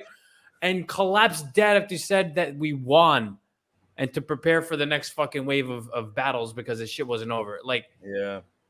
That was that guy's fucking life journey, was to say, yo, motherfuckers, we got a war to win. Mm-hmm. Look at this guy. Shout out to Prince LJ. He's fucking so dedicated. He's like, can I please pay in Ethereum and get in? Yes. Wow. I'm going to sort you out. I'm going to sort you out after the enrollment's closed, but because you've messaged me beforehand, you got to stay on the line. I'll hit you up. I'll send you the MetaMask address in a second here. Build a boat. Yeah, get a boat, go over to another country and just get there, and then you just kill everyone. Yeah, that's right. Because it's the natural. Fuck them up and take their women. Let's be honest. Conquer and their golden land and their farm animals. Yeah. Yep. Give me them goats, baby. Conquer 1,000%. Conquer is the word. Egypt was never the same. Mm-hmm. After the Greeks and Romans, it was fun. We ran the shot better. Mm-hmm. Yeah, man. And we cut out the inbreeding. Yeah. Shout out, no more deformed pharaohs, man. I thought it was the Anunnaki having sex with humans, though. What happened? Anyways. All right, LJ, I got you, bro. I just sent you the Ethereum address. Making an exception for you. I sent you the Ethereum address. Send a test transaction. I'll confirm it on the back end, and then you send the full amount. Go ahead. You know how to do it. It's the natural urge to conquer. So for me, the only thing that keeps me alive, the only thing I enjoy is conquest. I have everything I could ever want. I have all the money in the world. Money doesn't mean a fucking thing to me. What means a thing to me is just conquering. It's not about the money anymore. It's about the number on What the is screen. conquering for you though? Okay, got so a like question you that ties into say this. conquering money isn't the thing, but surely money is the route to conquering. Check TikTok, my friend. I've checked out, but what You're is conquering? fucking but I'll What answer. is the? No, I'll I know answer. you said Yeah. there's You're no right. end goal, So, but like, what is the? You're right. So, the path? yeah, you're right. So physical conquest in and of itself, in regards to walking and conquering a country, is done. Right? You can't do that anymore. Yeah. But you can conquer the world financially. Sure. You can fiscally conquer the world. This is the reason why people who have money like mine try and get more money. It's not to have more money to buy things, it's to buy people, to buy influence, to buy power. Every single government in the world is run by the money behind it. All the lobbying. Why do you think all these companies give money to the American government? Because they give a shit about politics? No, they want to control what's said, control what's done. Corporations run America. It's all about conquest. So when you look at someone like Elon Musk, Jeff Bezos, people like that, would you say they are not necessarily? He's trying to conquer space. He's bored of Earth. It's all about conquest. So he's trying to conquer Twitter. He wants to buy it so he can control narratives.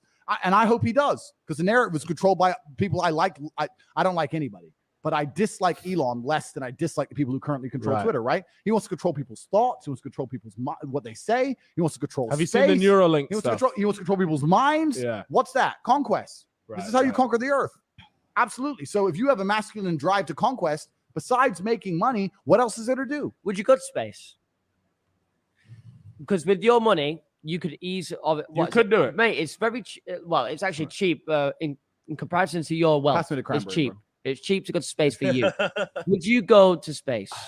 Bro, you know what? We always talk about this on the podcast. Me and Carl have done this a million I mean, times. Chip's a massive advocate of space. He's ready to go. Yeah, because I'm ready to get off this fucking planet. To be honest, my friend. and I don't make this offer to many people, but I'll take you with me. Yeah, thank you, bro. I appreciate that, because we're family. So when I match up to your net worth, we'll be out of this fucking shithole. No, I agree. And we'll take over Mars. I just mixed Red Bull, cranberry, and vodka. And I want Is you that all- not the most disgusting thing you've I ever want you all tasted? to know.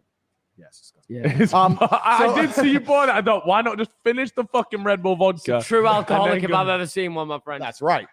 No, I'm very good at it. I exist where I belong. Yeah. When you know who I laugh at the most? You know who I laugh at the most? People who get bit by sharks. Oh, you lost your leg. Right, physically. Oh, peg leg. Fuck you. What? Why are you in the ocean? Bro got fucking bit by a shark. Why is that like the lowest? Listen, He just let me tell you caught something, a Andrew. rogue L. Humans ain't from Earth though. I've come across this No, conspiracy. I'm not drunk enough for this. No, listen. I'm listening. I came across this strong conspiracy recently, and you know me, I'm a big fan of space, big fan of alien. I've got an alien tattooed on my ankle that says "I believe." Okay. Because it's embarrassing to me that we sit here on this planet, and you talk about I want conquest. to call that kid a slur. The embarrassing thing is that we just sit there and think we're important. We're nothing. Your life, everything that you're building towards is not important, my friend. Insignificant. We're insignificant to the greater picture. Yeah. Aliens are out there. The bigger, the better. So where did we come from then? Humans on this planet, they're not from Earth. We came from a different planet. I'm convinced that we destroyed the planet that we came from. But we mastered interstellar travel and we came to this planet. I agree. And then you know what's going to happen? Let me drop another. Here's what's going to happen. We're going to do the exact same fucking thing. We're going to get to the point where Elon Musk, wow, he masters interstellar travel. We can leave. We can go to Mars, whatever. But this planet's dying. And guess what? We'll kill this planet. We'll take everything from the soil. And it's gone. All fossil fuels are gone. This planet will die. And then we'll go to another planet. And we'll die there, and then eventually go back to a really ancient, we'll go back to caveman style, and it'll happen again. I'm telling you. What's the next planet we're going to then? Listen, I don't know that. Well, Elon Musk is the man to decide that, or maybe Terrific Tate. Are there girls in space? Or do I have to bring my Listen, my friend. No, you got to bring your own. There's alien women for you. All right. Yeah. Otherwise, I need a bigger spaceship, more seats. Blah, Listen. You give me your net worth, and we'll make something happen. We can do this. No, the problem is with space, and I know what you're saying, but the point I was trying to make about sharks is that I don't really like to exist where I don't belong. When someone says to me, "Oh, I lost my leg in a shark attack," you kind of deserve that. You're in the shark's house. Yep. Like if you walk in my house, I'll take more than your leg, you little pussy. I don't know you. I don't know you. Great white shark doesn't know you. Doesn't know your name. Fuck you. You went into the shark's house to go paddle boarding, thought you were something, lost a limb. Welcome to the real world. Me and sharks have a really good deal. It's really interesting. I never fucked sharks in their house. And a shark's never turned up to my house ever. It's weird. It's crazy. It's weird. You never had a shark turn up. Never once. Shocked to my core. Never once. They've never come to my house. I don't know. It's weird. So I'm never in their space. They're never in mine. So you don't go in the ocean? No, fuck no. So not even jet skiing? You're not even in. Swimming pools are nice, crystal clear. I can see in them. Because he was in there. I stay in 5-star resorts, my friend. Private, He's security. got this. He did the same I thing ain't as going I in the do. fucking ocean. No, sir. No. Are you scared of the ocean? No. Truthfully, are you? It's not about scared. It's Yo, that Andrew Tate's scared of sharks. I'm a proud Bro, Does he I'm swim? scared of sharks too, my dude. I'm not even gonna I lie. love swimming in the ocean. I love swimming in the sea. I do dude, love swimming in the ocean, but I'm also deathly afraid of sharks. Like, I mean, I went into fucking a cage and like swam around sharks in North Shore, Hawaii, and bro, I mean that was cool because I was in a cage, but I was just like, dude, these things will fuck me up and kill me. Like, sharks are terrifying, man. I don't know. I have nightmares about great white sharks because for some sick reason I keep on watching great white shark videos all the time on YouTube. It keeps you wanting to be a shark, man. Keeps you wanting to go do it. That is peak violence. Yeah. Sharks are peak fucking violence. I agree. Like I think sharks are badass as a creature. Don't get me wrong, but fucking hell, mate, those things are terrifying. Sharks are born swimming too. You know, there's no time to waste. They're ready to fucking fuck shit up with those teeth. Mm-hmm. Yeah, man. No, without a doubt, bro. I mean, so I think he has healthy fear about that. Guy. If a shark bites me, I'm gonna have to bite him back. Bro, You just hit it on the nose. Andrew, I'll bite him. You've got what I got. I get laughed at this when I go on holiday. You've got what I've got. If I can't see what's below in the water, I don't go in the water. Correct. That's why. That's it. If the water's dark, I won't go in. Yeah, Bro said he's gonna bite the I've shark. had this for years. I've had this for years. It's it called takes about 10 shots to get me in the thalassophobia. ocean. And you know what? I'm gonna actually talk about this quickly because I'm mixed race. Not many people know my ethnicity. They go, "Oh, you look Brazilian or Spanish." Da, da. My father was one of the best African American chess players in history. So he was a grandmaster of chess. But my father's dad, my grandfather is black, and my grandmother is half black. So that makes my father 3/4 black, 1/4 white, and my mother's white. So I'm like a third black. So I'm a little bit less than half, right? But I have one side of my family that's completely black and one side of my family that's completely white. And not to make stereotypes of any type, but there are certainly activities in the world that are for white people and activities in the world that are for black people. And I asked my cousin, I said to him, bro, why do black people not like do extreme sports and shit? He's like, bro, being black is already extreme. Why is it like, I don't need to jump. Have you ever seen a black man parachuting? Do you see a black man swimming with sharks? Do you see a black? None of this shit. Why so not? It's true. It's true. I feel So, like I can't. So what you're saying, life is extreme enough. yeah, life's extreme enough out here on the streets. So like the black in me, I can't do it. When someone goes, hey, bro, when the white guy comes up to me, he goes, hey, dude. Hey, white, what do you want?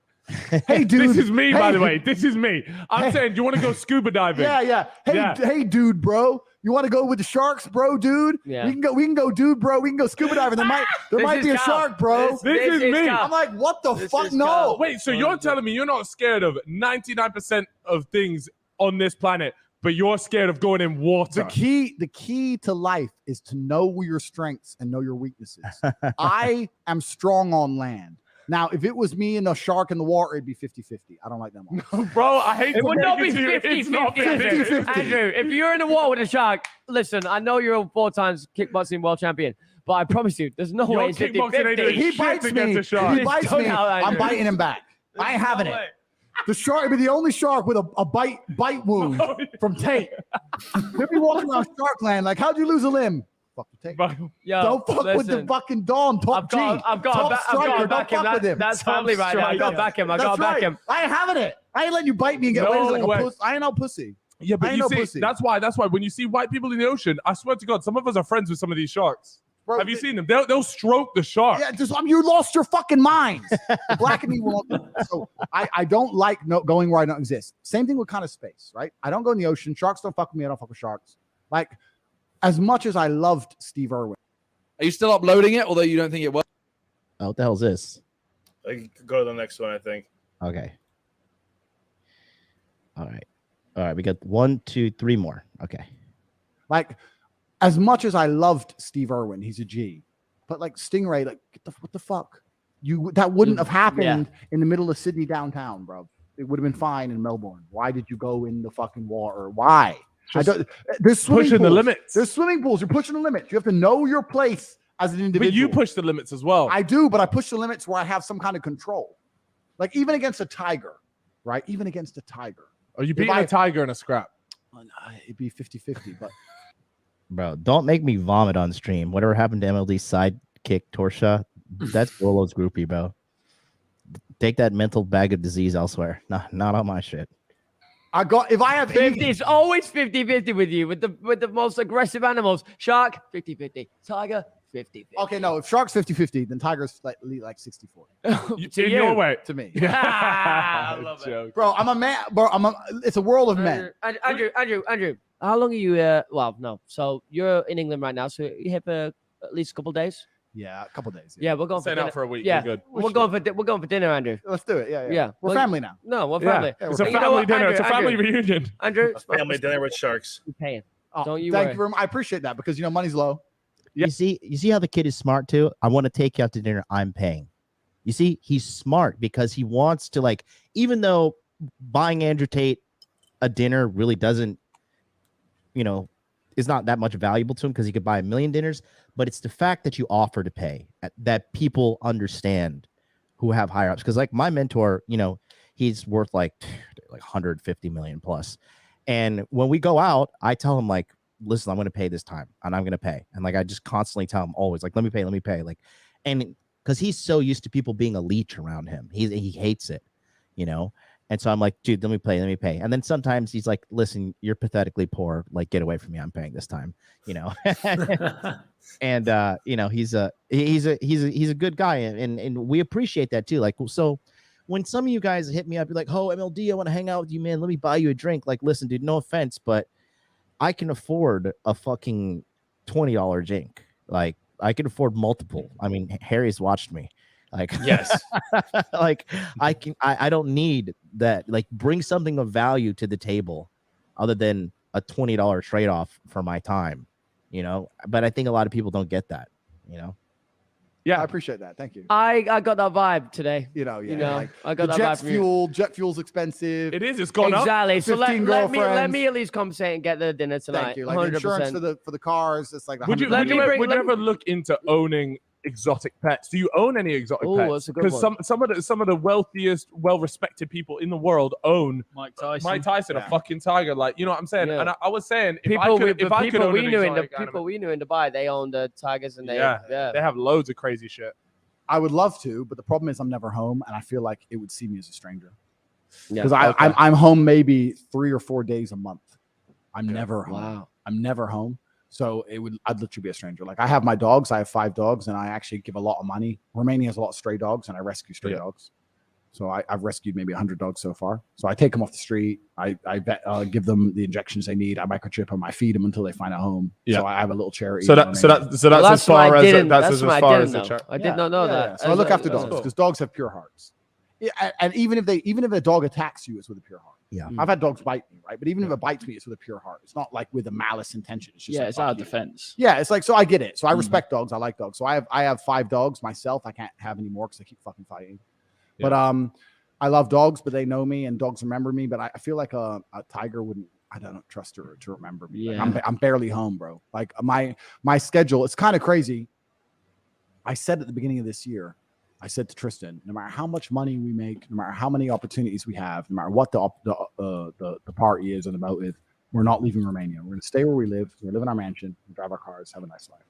And it just so far so good. Doesn't work. Doesn't work out that way. I've been home 15, 16 days since the beginning of the year. I'm never home. Is there any part of you that feels like you need to relocate in terms of like your main your main base? Like, if you're moving around that much, like, do you even really have a place that you call home at the moment? No, I basically live out of a suitcase. I live in a hotel room. Yeah. And is that how you actually want to live? Oh, like that to me, that isn't appealing.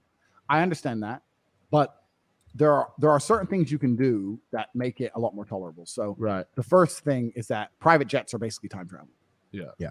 Because if you fly on a commercial jet, let's say you have to go from London to Romania, right? Let's say your flight's at midday. You get the airport at 9:30 or 10 a.m. You stand in the line. So you fly at 12. You land at 2 or 2 full or day 3. gone. Yeah, an hour check to get your bag. That it's a full day gone. Whereas if I leave from Romania and come to England, if I say my jet's at 8, I get the airport at 7:59. Yeah. I go on the jet at 8. I land at 8:30 or 9:30 UK time, and I'm in the car on the M5 at 9:31. And you can go back that I go back in same a couple day. hours if you want. I go 4 countries in a day. Yeah. So one thing is time travel. I call it time travel because it helps, especially if you sleep on the plane. If you're like me and you barely sleep at all, I'm awake every country I go to, and I sleep only when I travel. So it's like you don't fucking notice. That's the first thing that helps a lot. Second thing, if you have a good network everywhere you go, the war room helps me. I always have security wherever I go. I always have a basic shit, barber, blah, blah, all that kind of crap. Fun fact: the head of Tate's security. Guess who his first consultation was in the Manosphere? Starts with an M. The 6 degrees of MLD is real, baby. The 6 degrees of MLD is real. Don't tell me it was sartorial shooter.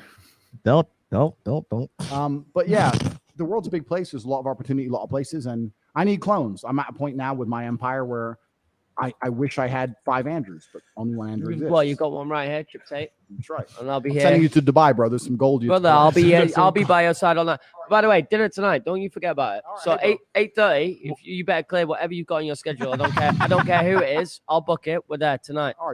I have a question. Obviously, now that you are more prominent on this online space, particularly with a younger audience now, and someone that we're close to is JJKSI as well as following that whole fighting bonanza around that. And my question to you is: one, what do you think about these sort of exhibition fights and the entertainment they bring, and then also, how do you think you would fare in some of this stuff? Right. So I made a video that called out Jake Paul. It's on my YouTube channel, and I called him out when he insulted Conor McGregor. Genius, by the way. Thank you. Well, I was saying Jake Paul's a genius. Genius, by the way. Thank you. Just want to stop the show. It says he's joking. John and Tori are pals. No, we're not, bro. I do not like that pill popping loser. She's a cancer to the Red Pill Society, and I do not stand for anything she fucking puts her brand on. That girl is nothing but a fucking grifter and a leech. You know, if you can't come into the red pill space and be like a fucking hoe, and that's what she is. So you can't come in here talk about red pill ideals, but you're a fucking hoe. Like, no. Allie, real femme sapien, talks about red pill ideals, and guess what? She's married, and she tells other girls how to not be like Torsha, how to not be a hoe. Okay, so no, I do not like Torsha. I think she has no fucking integrity. I think she has a myriad of mental diseases, and the only reason people are fucking tolerating her bullshit is because she has a pair of fake tits. That's it. Well, I was saying Jake Paul's a genius. Oh, I feel like he is, in a way, to me, when I look at Jake Paul, I feel like what he does is very similar to you. The man he says what he wants, absolutely anything he wants, and people hate him for it, but people talk about him. He's monetized attention. Essentially, yeah. He's monetized attention, and when I made the video, I really disliked Jake Paul. Now I don't dislike him. I understand him. I want to make something clear. I would still kick the living fuck out of Jake Paul. Mm-hmm. I'm not some washed up UFC fighter. I'm not smaller than him. I would beat the living shit out of him. And if he wants to fight, I'll fight him any day of the week, and I'll fucking wreck him. And he knows that. Mm-hmm. However, I do understand what he's doing. I understand that he is very, very smart, even with his marketing angle. I'm just a YouTuber. You're not just a YouTuber. You're a full-grown man with the best coaches in the world who's dedicated his life to learning how to box for years. You know how to box. You're not a complete amateur. You know how to box very well. 3, 4, 5 years of training combat sports. You can box. The guy's not a jackass. And the fact that he puts his spin on it is very, very smart. And he's also very, very smart when he attacks Dana White, saying they underpay fighters to get the fighters on his side. Yeah. He's very, very clever. I'm not going to disregard what he's doing. I'd beat the shit out of the dude, and he knows that.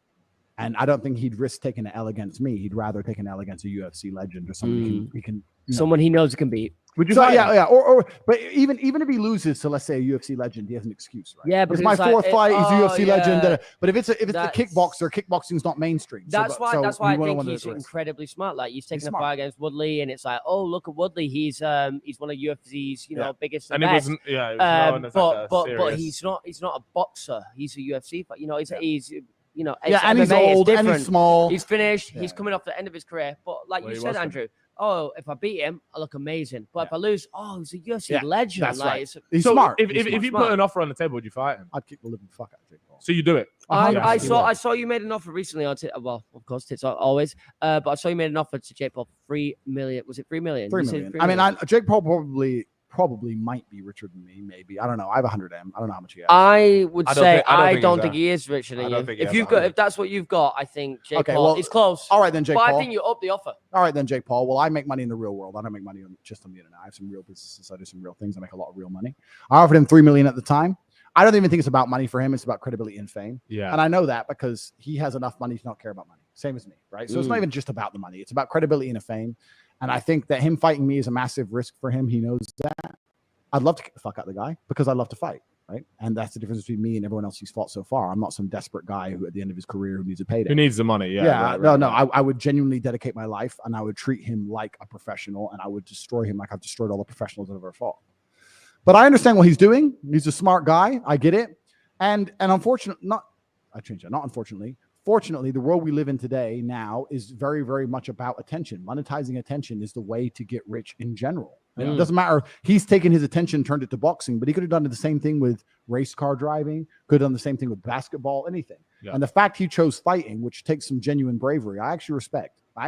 He gets in the ring because it's not an easy thing to do. It's a scary thing to do, and I respect the guy for that.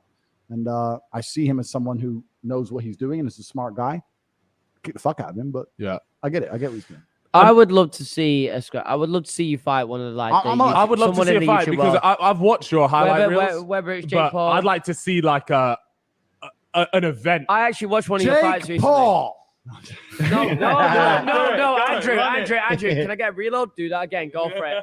And this is a TikTok waiting with millions of views right here. I think that one of the biggest ways to, like you said, gain that sort of attention. People want to see fighting, right? People want to see, and that's why I feel like boxing almost lost its touch as well, is because it lost the ability to resonate with people like us. It was so polished, so clean, and all this, and that's why someone like Jake Paul, someone like even KSI stepping in, it almost seems like the guy next door is now jumping on a main stage, and it provides that relatability, and that's exactly what's happened here. That's all true. Then why does Rollo work with her closely?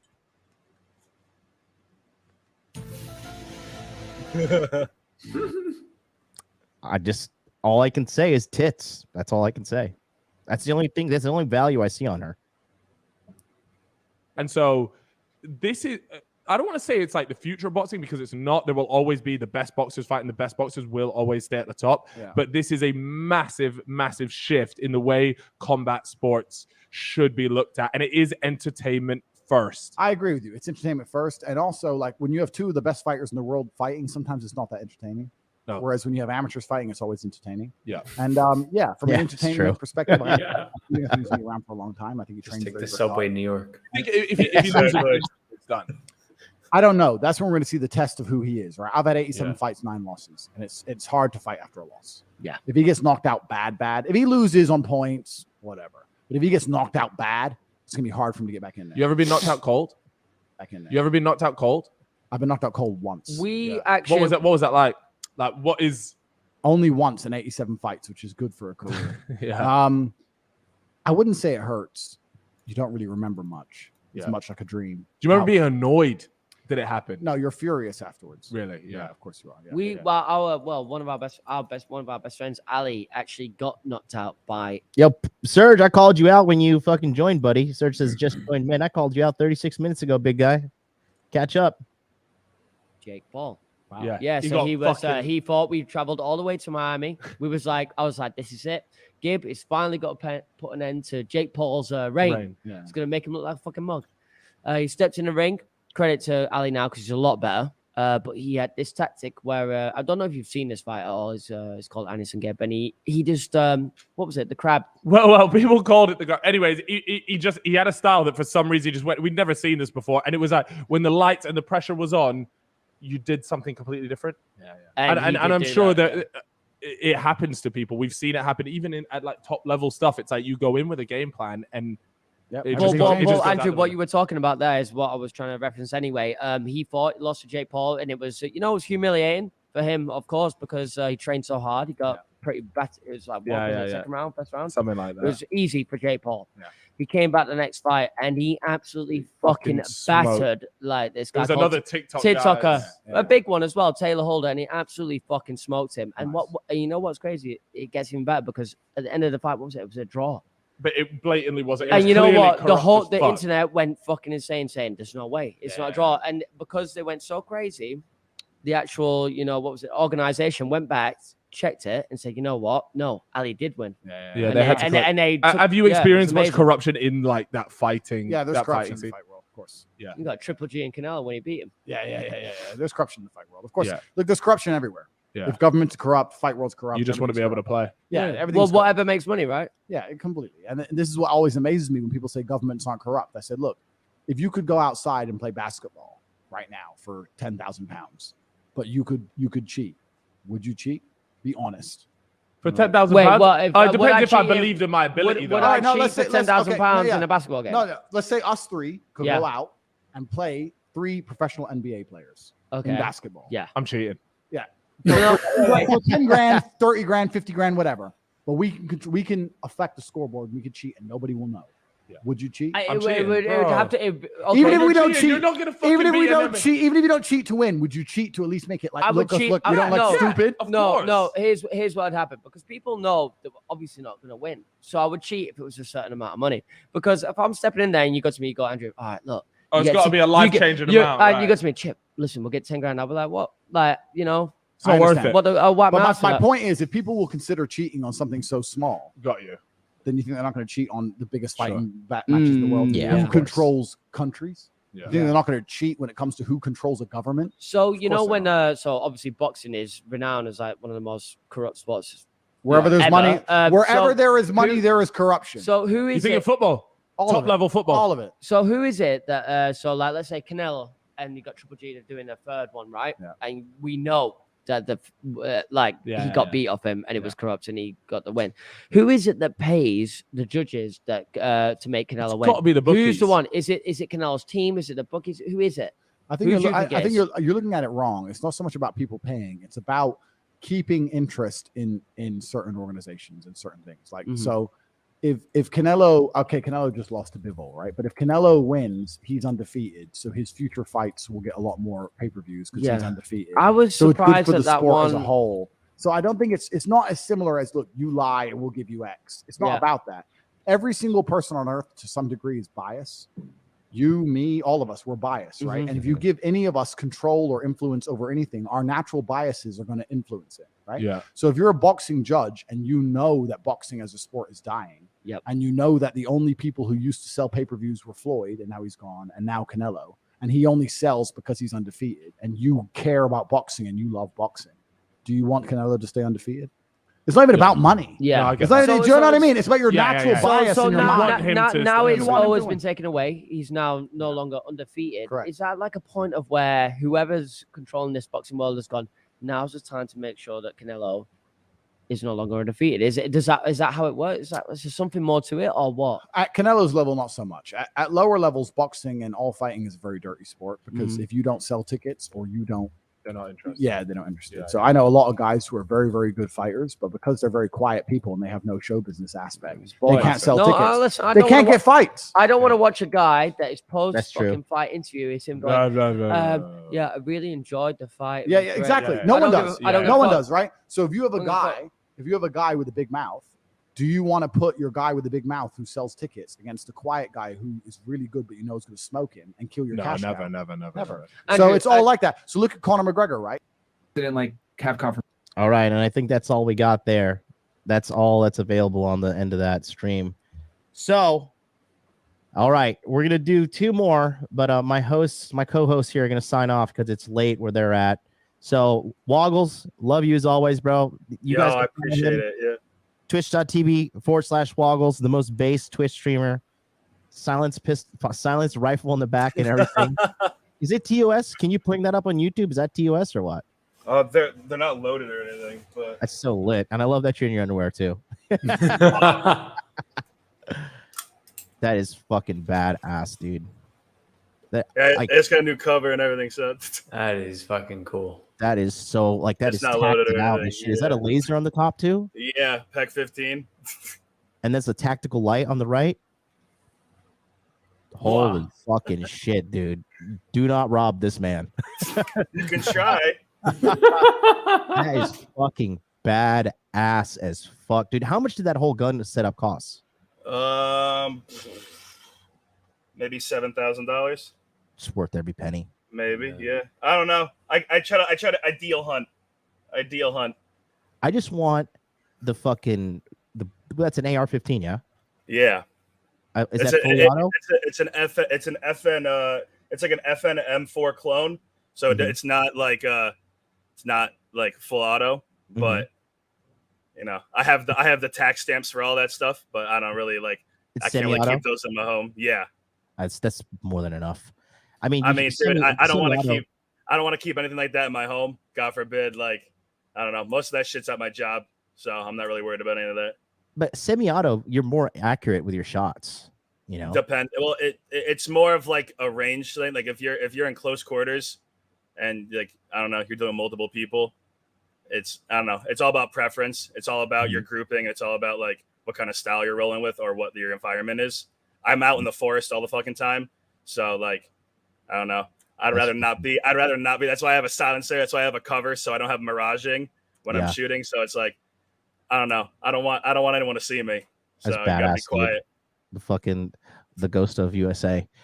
Harry, thanks for showing up. You'll be giving your presentation this week at the Masculine Empowerment Network. You guys can follow Harry Zikos NY on is it Instagram? Is that your username? Yeah, that's my IG. Actually, all platforms, even my YouTube, I think is the same setup, but tiny channel doesn't really have much on it. But one thing I'll just say before I sign off, anyone who's signing up in the men community, the Masculine Empowerment Network, you are doing yourself a disservice in the event you do not attend the webinars. The webinars are the sauce. You know, the live chat is a great sizzle, but like you need the sauce, and the sauce is also in the webinars and the real-time communications where you bring questions, especially for the webinars that are most appealing on the schedule. Do it. Like attend. Don't be camera shy. You know, just jump in and put your best foot forward and have some good intentions with what you're looking to do. Good stuff, man. All right, well, appreciate you guys. We'll catch you next time. Yeah, have a good night, guys. All right. Peace out, guys. Peace out. All right, it's just me, MLD. Here's the deal. I'm gonna go make a quick bathroom break. Just sit tight, and I don't think this is gonna work because I don't think you guys can hear anything here. I don't think the audio is playing. Is the audio playing? I don't think it is. You're just gonna have to sit here. Be right back. 2 seconds.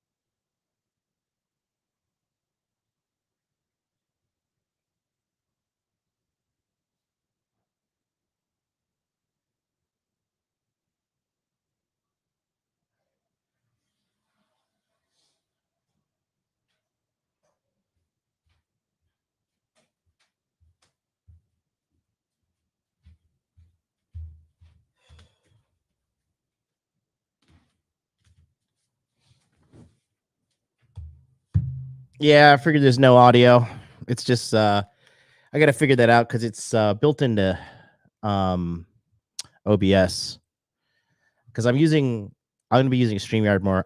This always cracks me up. Like I step away. I'm like, I just need to use a bathroom. It's gonna be 2 minutes. It always cracks me up how viewership just goes down. People are like, okay, like my fucking ADD brain cannot stay focused for 2 minutes. I need my steady source of dopamine. I need to be cracked out at all moments. How dare you not give me my fucking drugs? Hilarious. People seem to be saying like, hey, post the Jake made a top G caption on TikTok. I don't know, man. Fuck Jake Paul. I mean, not really fuck Jake Paul, but like, fuck the drama. I don't really give a shit at all. Like, I don't really give a shit at all. Dude, I want to okay, so I'm just gonna break. I want to show you one of the members of the Masculine Empowerment Network, Dollar Cost Crypto, right? And he just posted something fucking hilarious on his Instagram. If you guys have not following him on Instagram, I'm in charge of the growth for his and Charlie's Instagram. Like we already have him at 1,200 followers. It's going to keep growing. But just, I don't know if you guys see this, but this shit is hilarious, dude. Did you guys see this live? Watch this. This is so funny.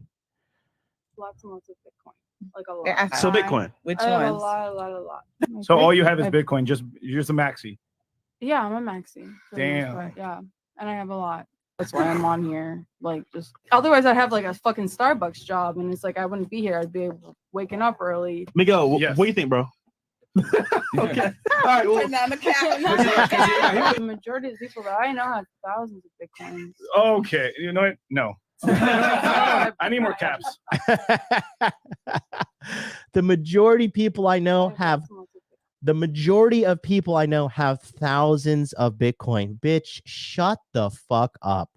Do you really think that I am fully mentally retarded to believe this statement?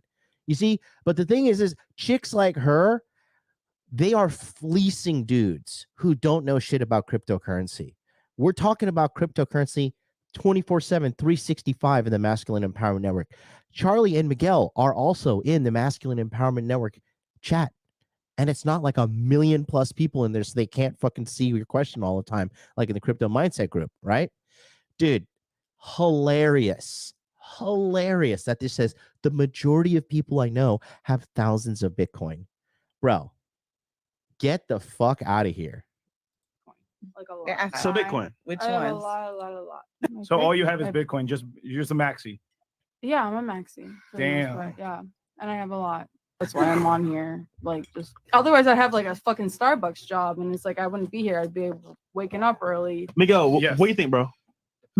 Okay. All right. Well, the majority of people that I know have thousands of Bitcoins. Okay. You know what? No. I need more caps.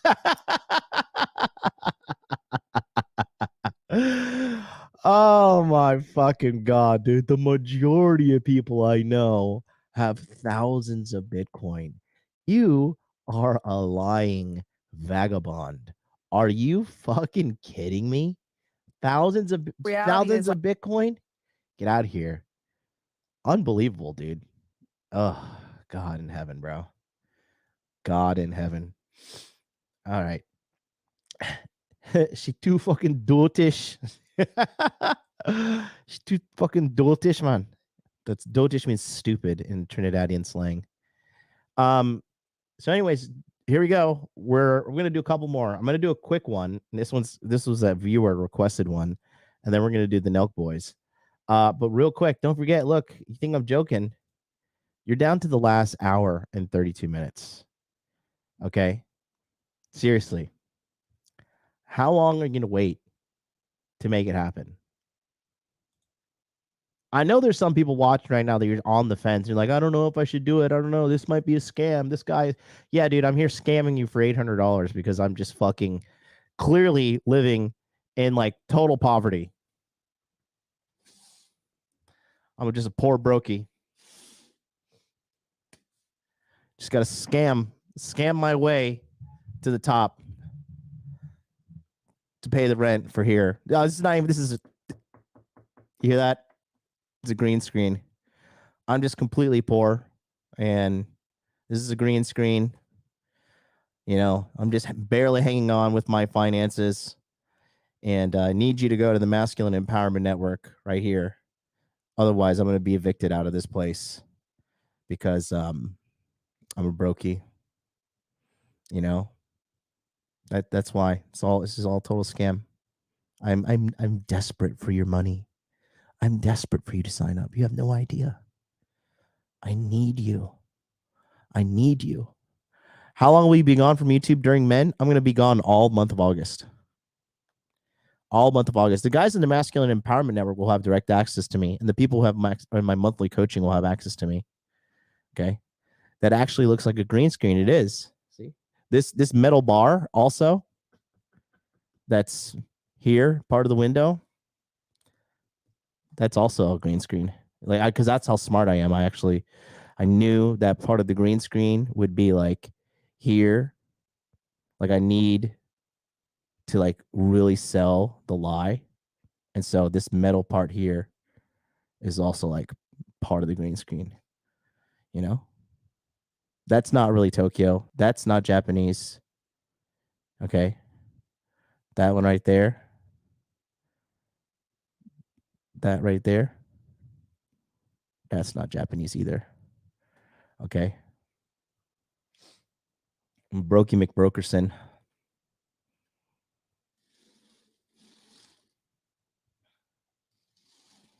That's all you get to see.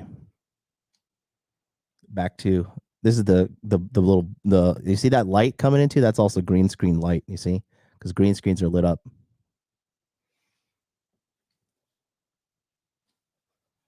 I actually live in a filthy, dirty, stinking favela in Brazil, and I have sexual transgender women.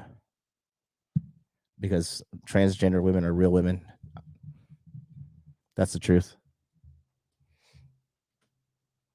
MLD, you need a better grift than maybe try beer oils and soaps. Right. Sounds even better. Oh, Lord, have mercy. We got another alumni of the Masculine Empowerment Network right here. My man Bullrush, 4570-556 with the donation. Thank you so much, brother. He says, just sent the GF home after flogging her for half an hour and find... Shut up and take my money. There it is. Find MLD continuing the degeneracy. Okay. This man is a pimp. I love it.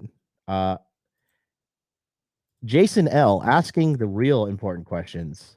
Lawson or 7-Eleven? Who is better? Now, these are convenience stores in Japan. This is a good question. Now, I'm not going to lie. Aesthetically pleasing in regards to the interior. Lawson.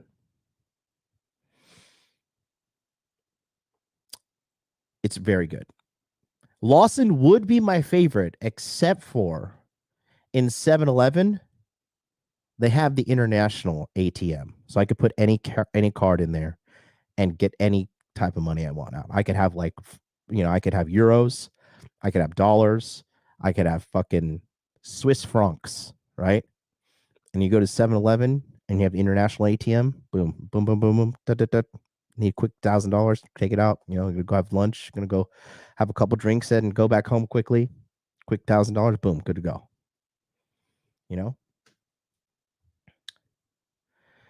Okay, Red Nebula says, are the webinars only viewed via Zoom when they are live? No. As I have stated multiple times, sir, they are available to watch live. Yes. However, they are recorded and they are stored in a database where you can watch all of them for the rest of your life. Okay. The website's right here, mendatabase.com. These are some of the most previous ones we've done this year. This is just this year. Okay. So if you would have signed up, you've already you able to access all of these and watch and attend these for free. Okay.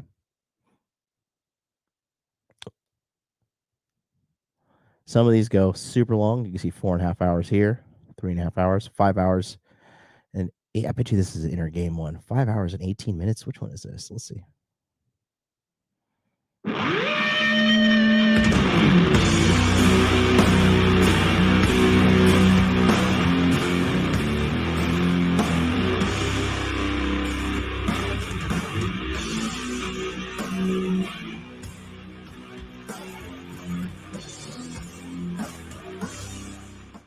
All right, welcome to the Masculine Empowerment Network. We're here, and this is webinar 6, where we have Mr. Ryan Christensen from. I knew it. The inner game ones always go super long. Okay. Yeah, and then he's talking about limiting beliefs and going into the depths of why guys never try, why guys think they're constantly losers, why they fucking feel like they're not good enough, not allowed to succeed. For example, these are limiting beliefs they have in their mind, like not allowed to succeed or live a good life, not allowed to connect with people, aka can never have a girlfriend, can never have a bunch of casual sex, I can never have a bunch of fucking friends, not allowed to have healthy relationships, be sexual, I'm just doomed incel for life, nothing can ever change, like I'm just a slave to what society says, which is, you have to be a good boy and get sex once in a while as your little morsel for being a good boy. Not safe to try, fail, take risks, right? You have to feel a sense of impending doom, nothing works, not worth trying, aka the black pill. Okay. So no, Udit is just for 10 days. No. Okay. You get access to this forever. You get access to the entire database forever, guys. Forever. Okay. That's just one. You have mine here, the Red Pill Millionaire Mindset right here. I mean, we have just tons and tons and tons. God forbid I go into, it's only 3 hours and 50 minutes. I wonder what this is. Conveyor belt, right? Because you have a lot of patients and you have to keep channel this year. Oh yeah, this is a inner self-esteem and career one. That's really good stuff too. Yeah, the ones that go super long are like, whew, they're lit, bro. Let me see some of the other ones. Yeah. See, and this is just what's happened in 2022. Okay. You get lifetime access to this. And webinars 2021, dude, it's gonna take forever to load. I know it, because these websites, I mean, forever to load in like internet streaming time. If you're like at normal person at home, you're like, oh, this is just gonna take a second, like that's what I mean, like takes forever to load. So then, you have things here like, printing money with cryptocurrency, Charlie Cultivate Crypto, Troy Francis, this is a good one. Firearm safety with weapons with Thor and Wraith for all you gun nuts out there.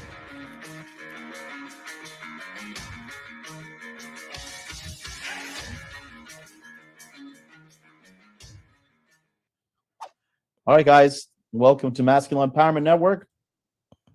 And it's not 100%. So for you guys that are afraid of guns, we thought they have gun safety and all this stuff, like literally everything you want to be. Max Out is saying it's so fucking much, I'm having trouble watching it all. That's a good problem to have, dude. That is my favorite episode of Archer. Dude, you just won infinite points with me, Max Out. That is my fucking favorite episode of Archer.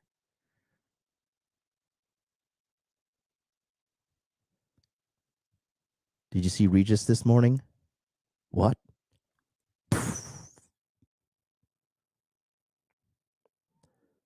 Only the real G's know what I'm talking about. You're the man, Max Out. That is the best episode of Archer they have ever made, bro. The best episode ever. Fucking the best, man. I love that show. It kind of got crappy. Yeah, exactly. Rampage. Oh, that's so funny. Oh, you're taking me down like memory lane right now, bro. Oh, I got sidetracked. But anyways, don't you fucking pussies turn that dial. That's right. I'm calling you pussy because you haven't signed up. You probably are pussy. Masculine Empowerment Network is closing in 1 hour and 21 minutes. Get your ass in right now. Do it. Go to masculineempowermentnetwork.com. Boom. There. Just click and roll now. Sign up. We'll sort you out, baby. All right, who's ready to do another one? This one is a request from someone in the audience. I've never seen this one, but the title alone really made me laugh. This is Andrew Tate on how females are barely sentient. Let's hear what he has to say. Are barely sentient. Female are barely sentient. And I have nothing against women as a whole. In fact, I have a bunch of women. So I like women. But females, let me get my wording correct here. Female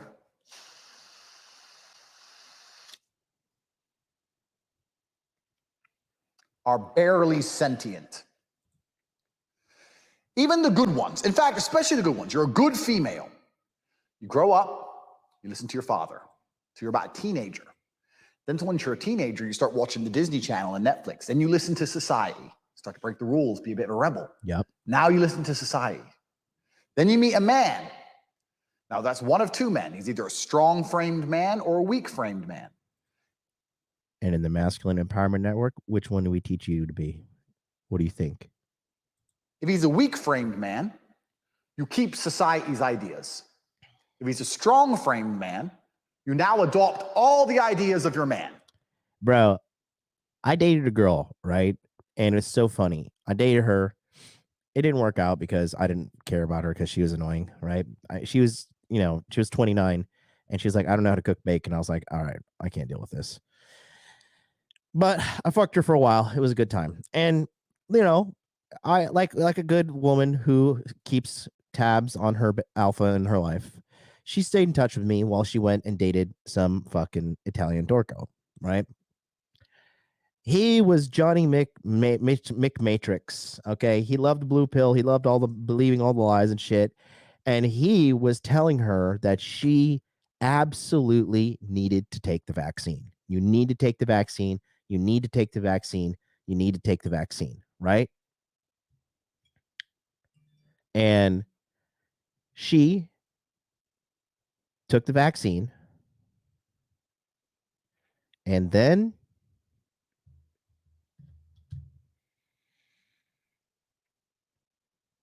let's just say she wasn't happy after she took it. And she contacted me. She was like, oh my God,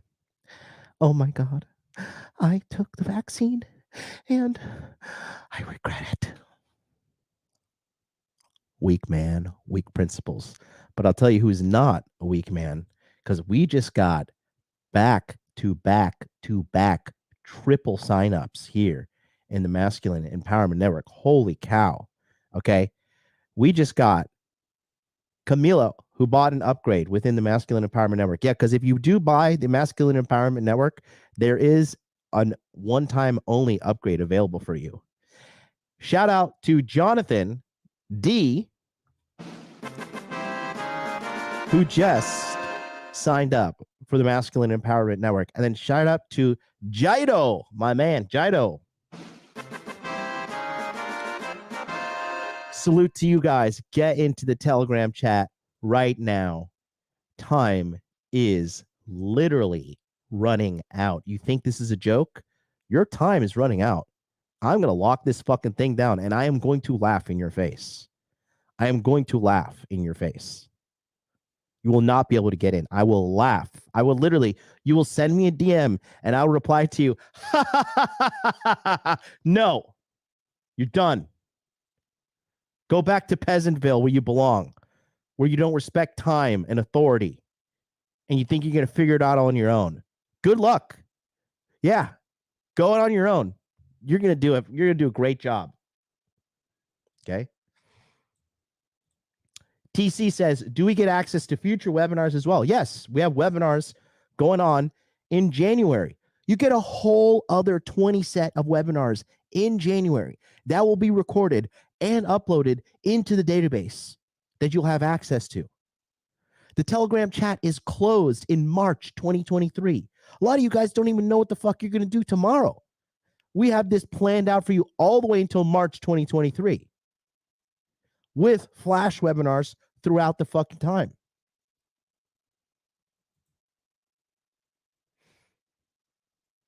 Come on. Gabriel E's in the house. He says, I remember back in 2019, my life got a FF after signing up for MLD's course. Okay. Boondoggle, listen, bro, you're writing a lot of trolly shit in the chat, man. Okay. And I'm telling you, dude, like that is not how we roll in the Masculine Empowerment Network, dude. Like, I know your name, I know who you are. Okay. I just hope you're ready to drop this childish shit because we're going to carve you out of wood by the time you're done. Okay, this kitty shit, this fucking I'm an internet fucking nerd shit. That's not, if you want to make it in the real world, you can't be acting like a goddamn buffoon like you are right now. So just drop that shit.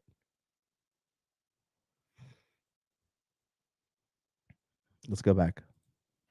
Because any girl who's with a real G, they agree with his political stance. They agree with his music choice. As soon as they're with a man they love what he loves, right? Mate, Boondoggle, I'm not going to kick you out of men. But what I am saying is you're going to have to change. I could already tell by the way you're acting like a fucking 5-year-old in the chat. With all due respect, my friend, there's some changes you need to make in your life if you're going to want to make top-level money and get top-level pussy. And based upon how you're typing and all this gossipy, feminine-ass shit you're doing right now, bro, you got a lot of work to do. I hope you're ready to work. Then they have children. What do they do with the children? They sit around and talk gobbledygook. Do, do, do, do, do, do, do, do, do. And then they die. And the point is, when I say barely sentient, is that the female's entire life process from head to toe, she never really thinks for herself. Like the reason I became so successful, the reason I'm so fantastic, is because of my perspicacity. My favorite word. My unmatched perspicacity, coupled with sheer indefatigability, makes me a feared opponent in any realm.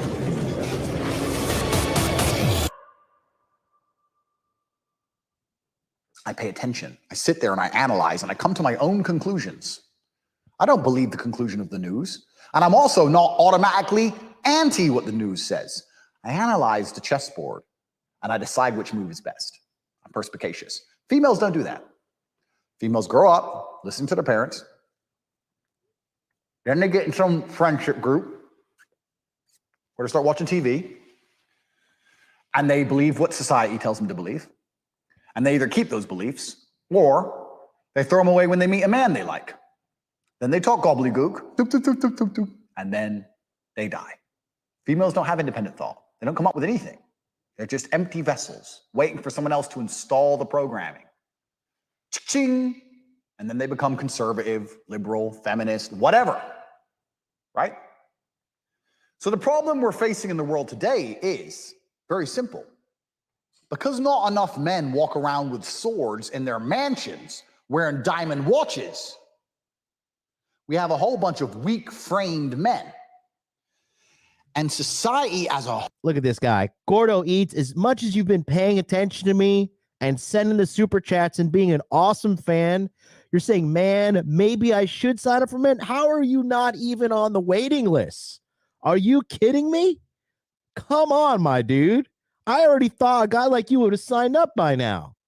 Bruh, you're better than that, Gordo. I'll put the link in the chat right there for you, but you're better than that, Gordo. Come on. Get your ass in. Get your ass in and then get to bed because 9 a.m. is a few hours away for some of you dudes. I'm doing an opening ceremony. I'm leading the opening ceremony. I'm coming for all of you dudes. All you new dudes, I got a whole new system lined up here. And we're going to sort you out very, very quickly. Trust me. When you're done with Masculine Empowerment Network, you're going to know one of two things. You're going to know the way to become an above average man, or you're going to know that mediocrity is a choice and you chose mediocrity. And that's okay. If you see the big mountain ahead of you to climb to become the above average man and you think, you know what? I'd rather just jerk off and, pay for prostitutes once in a while, eat some Doritos and, fuck the fat factory worker in Ohio here or there. I'm okay with being a loser. I'm okay with eating the shit sandwich the Matrix wants me to eat. I'll push the button. I'll pay the taxes. I'll eat the bugs. I'll live in the pod. I'll just do that. It's okay. You just cry and whimper in the corner. Yes, Boondoggle, even you, buddy. Even you. We're going to sort you out. You're Josh, right? Josh N? I'm pretty sure I memorized that. Aren't you Josh N? I'll say your name live on stream. I mean, there'll only be like a million other people plus with the same last name. So, you know what I'm talking about. Whole, the mass media and the propaganda machine uses emotional triggers to control females. Mm-hmm. Doesn't matter what it is. Be afraid, wear your mask, be afraid. Okay. Emotion. They use emotion because females are susceptible to emotion. Yep.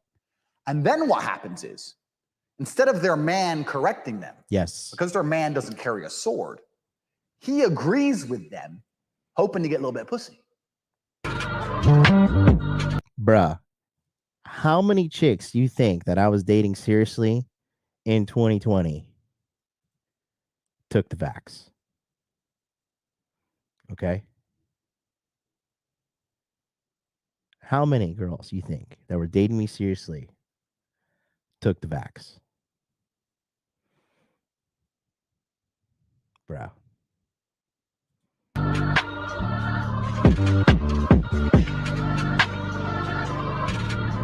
That was short but sweet. All right.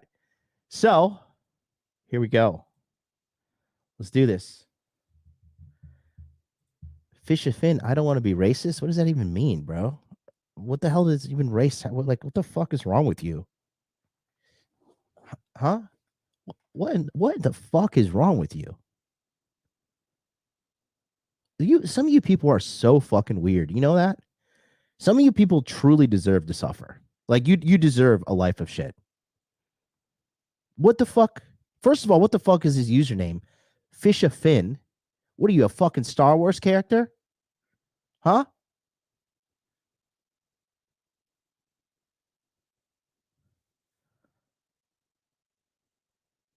What the hell is wrong with you? Bro.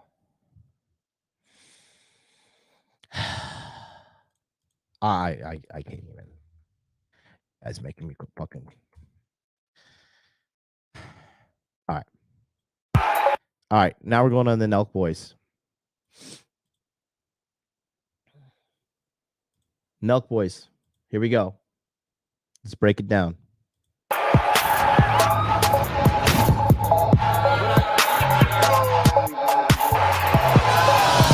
Red Nebula says, I'm taking the plunge. Does that mean you're signing up? Let me know. We're about to see. We're about to see. You think it's a joke? We got 1 hour left. 1 hour and 8 minutes. We're going to find out.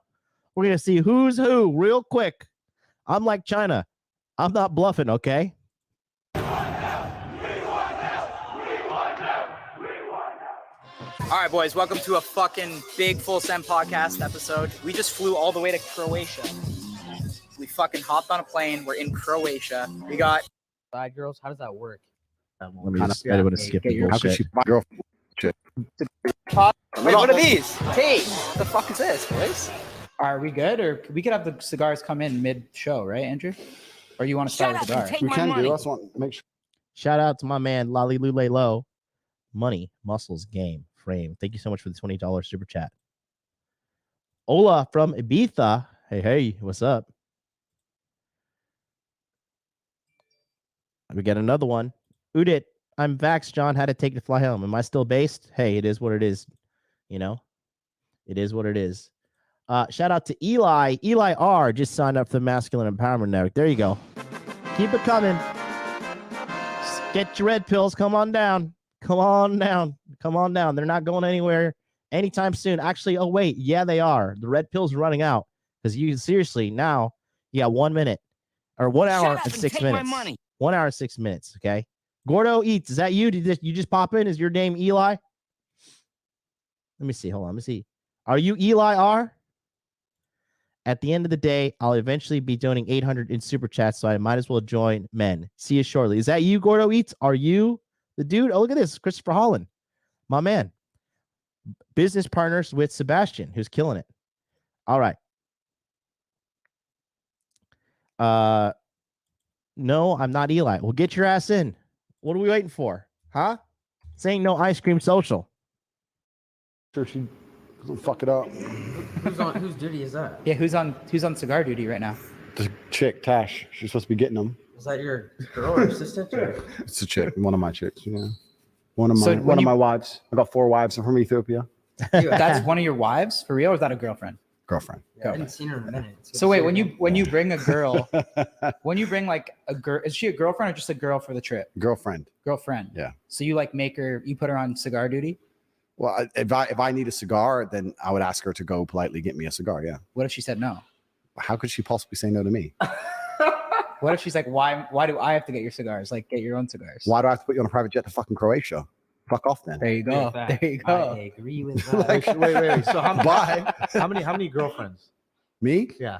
Man, I'm a man of God. I'm a good man. I don't want to be in this podcast. Everyone trying to tell the world that I'm some kind of horrible, evil misogynist. Everyone seems to think I am for some reason. I think it's great to have multiple. Do you? Yeah, why not? I mean, if they're okay with it. Yeah. If they're okay with it. I mean, okay, so I'll just say this really with that guy, Salim, he kind of looks, he has the symptoms of being a little bit of a beta, you know. I just can't trust the dude if he's like physically frail, you know, to really be as based as he claims to be. You know what I mean? I just can't. I can't even, you know. I don't know. It's just, I don't know. If you're not a little bit physically intimidated by your mentor, you know, I don't know. It's hard for me. You know, the words are like escaping me right now because it's just so anti me. That's the thing, when you get to a certain level of understanding relationships, the red pill, the truth about the life, everything ahead of you. I will say that you can start to sniff it out on dudes that are bitches and who dudes who are really about that life. You know what I mean? You'll be able to sniff it out real quick. You'll be able to sniff out bullshit as well. Yeah, mate. I mean, I think he's young too. He's doing his best. You know what I mean? But yeah. Oh, are the mods slacking? Do we have any mods in the house? I know I'm going hard here. 4 hours and a half. I'm running on coffee and testosterone right now.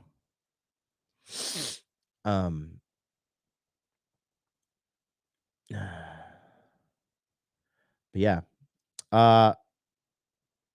Gordo Eats, I'm waiting on you. Where you at, G? Come on now. You afraid? Does mom need to sign a permission slip for you? You tell me. What's going on? I mean, like 1 million people have signed up during the stream. So what really is going on here? I want to know. You tell me. All right. Let's go. Look at this. I'm fucking sick. I'm halfway asleep. I got to do webinars here in a second. No excuses. Let's do it. Well, do you have like a ranking system? Like you have a main piece and then side girls? How does that work? I'm a man of God. I read the Bible. I go to church. I don't know. I can't possibly answer these questions. This is obviously going to be watched by every single female that has any kind of association to me, and I'm loyal to all of them. That's awesome. There you go. So do the math on that one. See, baby, I told you I was loyal. Don't worry about it. So I'm would loyal you- to all of you at the same time. You think it's possible for a man to be loyal to one girl? I think it's possible for men to do lots of things. Sure, we can go to the moon. There it Loyal to one is. Girl. We can go scuba. All right. Shout out to Jordan H. Jordan H. Is that you? Gordo Eats. Are you Jordan H? Because shout out to you. Big ups.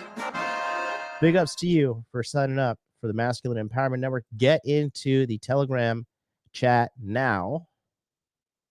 We are looking forward to having you in there. Holler at your boy. Yeah, mate. There he is. Congratulations. Hey, you make sure you point out exactly who you are to me in the webinars that are happening. Make sure you come to the opening ceremony that's happening in a few hours. literally happening in like in 7 hours. So get some rest. Go to bed and set your alarm now. But I'm going to make sure you guys are all sorted out. Diving if you want. Yeah, make sure you don't skip the link either. Drew Ducka called MLD fat. What's up with that? Who's Drew Ducka? Who the fuck is that? I don't even know who the fuck that is. Why are you spouting drama again? In the fucking like, what are you doing? I don't even know who the fuck Drew Ducka is. What is wrong with you? I don't think that if men were truly honest with themselves that they want to be, I think men are loyal to a woman to try and inspire loyalty out of her. A man will sit there and go, I only want to be with her. But really what they're saying is, I only want her to be. This bro, somebody sent me this guy's just, that guy's a fucking loser. That guy is like the epitome of low IQ loser. I have seen his cringe. Somebody sent me that shit. Honestly, I've watched it with one of my girls, and she was like, wow, are Americans losers like this? I was like, yep. Now you know why I left. Yeah, he is. I mean, who cares about that guy, honestly, dude? If he says shit about me every week, yeah, congratulations on being my unpaid marketing team. Thanks for working for free. Be with me, which is a masculine imperative, and it's natural, and I completely understand that. Every man's the same. But if you could make a woman be loyal to you while not being loyal to her, then you would not be loyal to her. If a man's truly honest and says, if I can press this button and she's loyal to me no matter what I do, am I still going to only be with? Shout out to Gabriel E., who has just renewed his membership to the channel. Appreciate you, dog. Says, they say bad things about you every week. He's dumb because all he does is just promoting me for free every week. Thank you so much. Look at that. You watch his stuff and you just signed up for my course. Tell him I said thank you. All his vids are about red pill people. What a loser, bro. What a fucking loser. If the backbone of your business is trying to tear people down, you're a fucking loser. With her. Now, you might prefer her. You might spend 99% of your time with her, etc. Completely get that. But on a long enough time frame for the rest of your human life, if she's going to be loyal to you regardless, are you telling me that without any kind of backlash from her, without the chance of her cheating, without any bullshit, you're going to tell me for the next 50 years you're not going to fuck anything ever once? If she let you, why not? Like, you know what I mean? Yeah, I mean, I feel like everyone would agree to that. Everyone would agree to it, right? So it's different for men and women. It's completely different for men and women, and it's also different because a lot of people misunderstand what I say. It's different for men of a certain status, right? If you're a man who has his shit together at a certain level of status, you can say to a woman, look, I love you with all my heart. I want to be with you. I'm going to take care of you, but you're not going to tell me what to do. I'm in charge because this is my life. You're on the Tate train, and we're headed to Success Station. I'm the one driving it, and if you're going to be on my train, certain things are going to happen. If you're unhappy, you can get off. No problem. I feel like you've been experiencing that as like a high value male. Me and Salim kind of just started. I'm hoping Steiny gets there one day, but once you get there, it'll be funny, yeah. You can tell he's kind of like the runt of the group and kind of has like these beta male ideals as well. He'll expose himself a little bit later. It'll be dope when you get into the high value area. It's like it's pretty fire. Well, if you're hard to replace, then you're going to accept more things than you would accept from someone who's easy to replace, right? This is basic human psychology. We can take it away from dating and apply it to basically anything. You will accept your Lamborghini breaking down because it's hard to replace it. You will not accept your Toyota breaking down because you can just go get a Nissan. So it's the same kind of game, right? If you look at a guy and go, he is amazing at everything. I truly feel I feel happy with this man. I can't find another man on his level who could possibly replace him or fill the hole in my life he would leave. Sometimes he fucks that bitch. Oh, fine. You're more likely to accept it. That's human nature, right? It's not even about intersexual dynamics and all the things I talk about, even though I could use those examples to apply all of my beautiful, completely correct, logical, affirmations. The reason I don't do that is because everyone comes back and goes, misogynist. So fine, cool. Stop them all crying. Let's talk about human nature. People are not going to be quick to replace something or attempt to replace something which is basically irreplaceable. So if you're a high enough status individual, then you get to get away with more. That's basic human psychology, isn't it, as a whole? And I think that I'm with guys here. I don't have to be polite. I don't have to say I think. I could say I know. I know. I don't think there's any girls in the room. Is there? Is there? Is Alyssa even in here? You're good, bro. Act shit. like there's not. Cool. I know that women as a whole are quite understanding of their status. Women are very, very intelligent. I know people say I'm misogynistic and people say I say bad things about women. Women are very, very intelligent in certain key areas. And one of the things they are most intelligent at or best at is reading their own status and understanding what they can and can't get away with. Women are experts at that. Like 100%. you get the same chick who will act X way with one guy and get with a new guy and act completely differently. Because do you think that's subconsciously though? Like I think it's subconscious, but I also think they spend a lot of time on Instagram, a lot of time looking at their competition, a lot of time looking in the mirror, a lot of time trying to look good. A lot of time they spend a lot of time on themselves and within themselves, and they're pretty good at understanding their. Bro, I'm telling you guys right now, like across the globe, women are addicted to Instagram. Like they have no self-control. There is like, first of all, your iPhone is engineered to be as addicting as possible. Second of all, the apps on there also engineering it to be as addictive as possible, and they are winning. When people are given the opportunity to plug into the matrix, they're going to run headfirst into this shit. Okay? Headfirst. Red Nebulous, I joined, but I can't get in the Telegram link. You skip the page that has a huge page that says stop right here and click this Telegram link.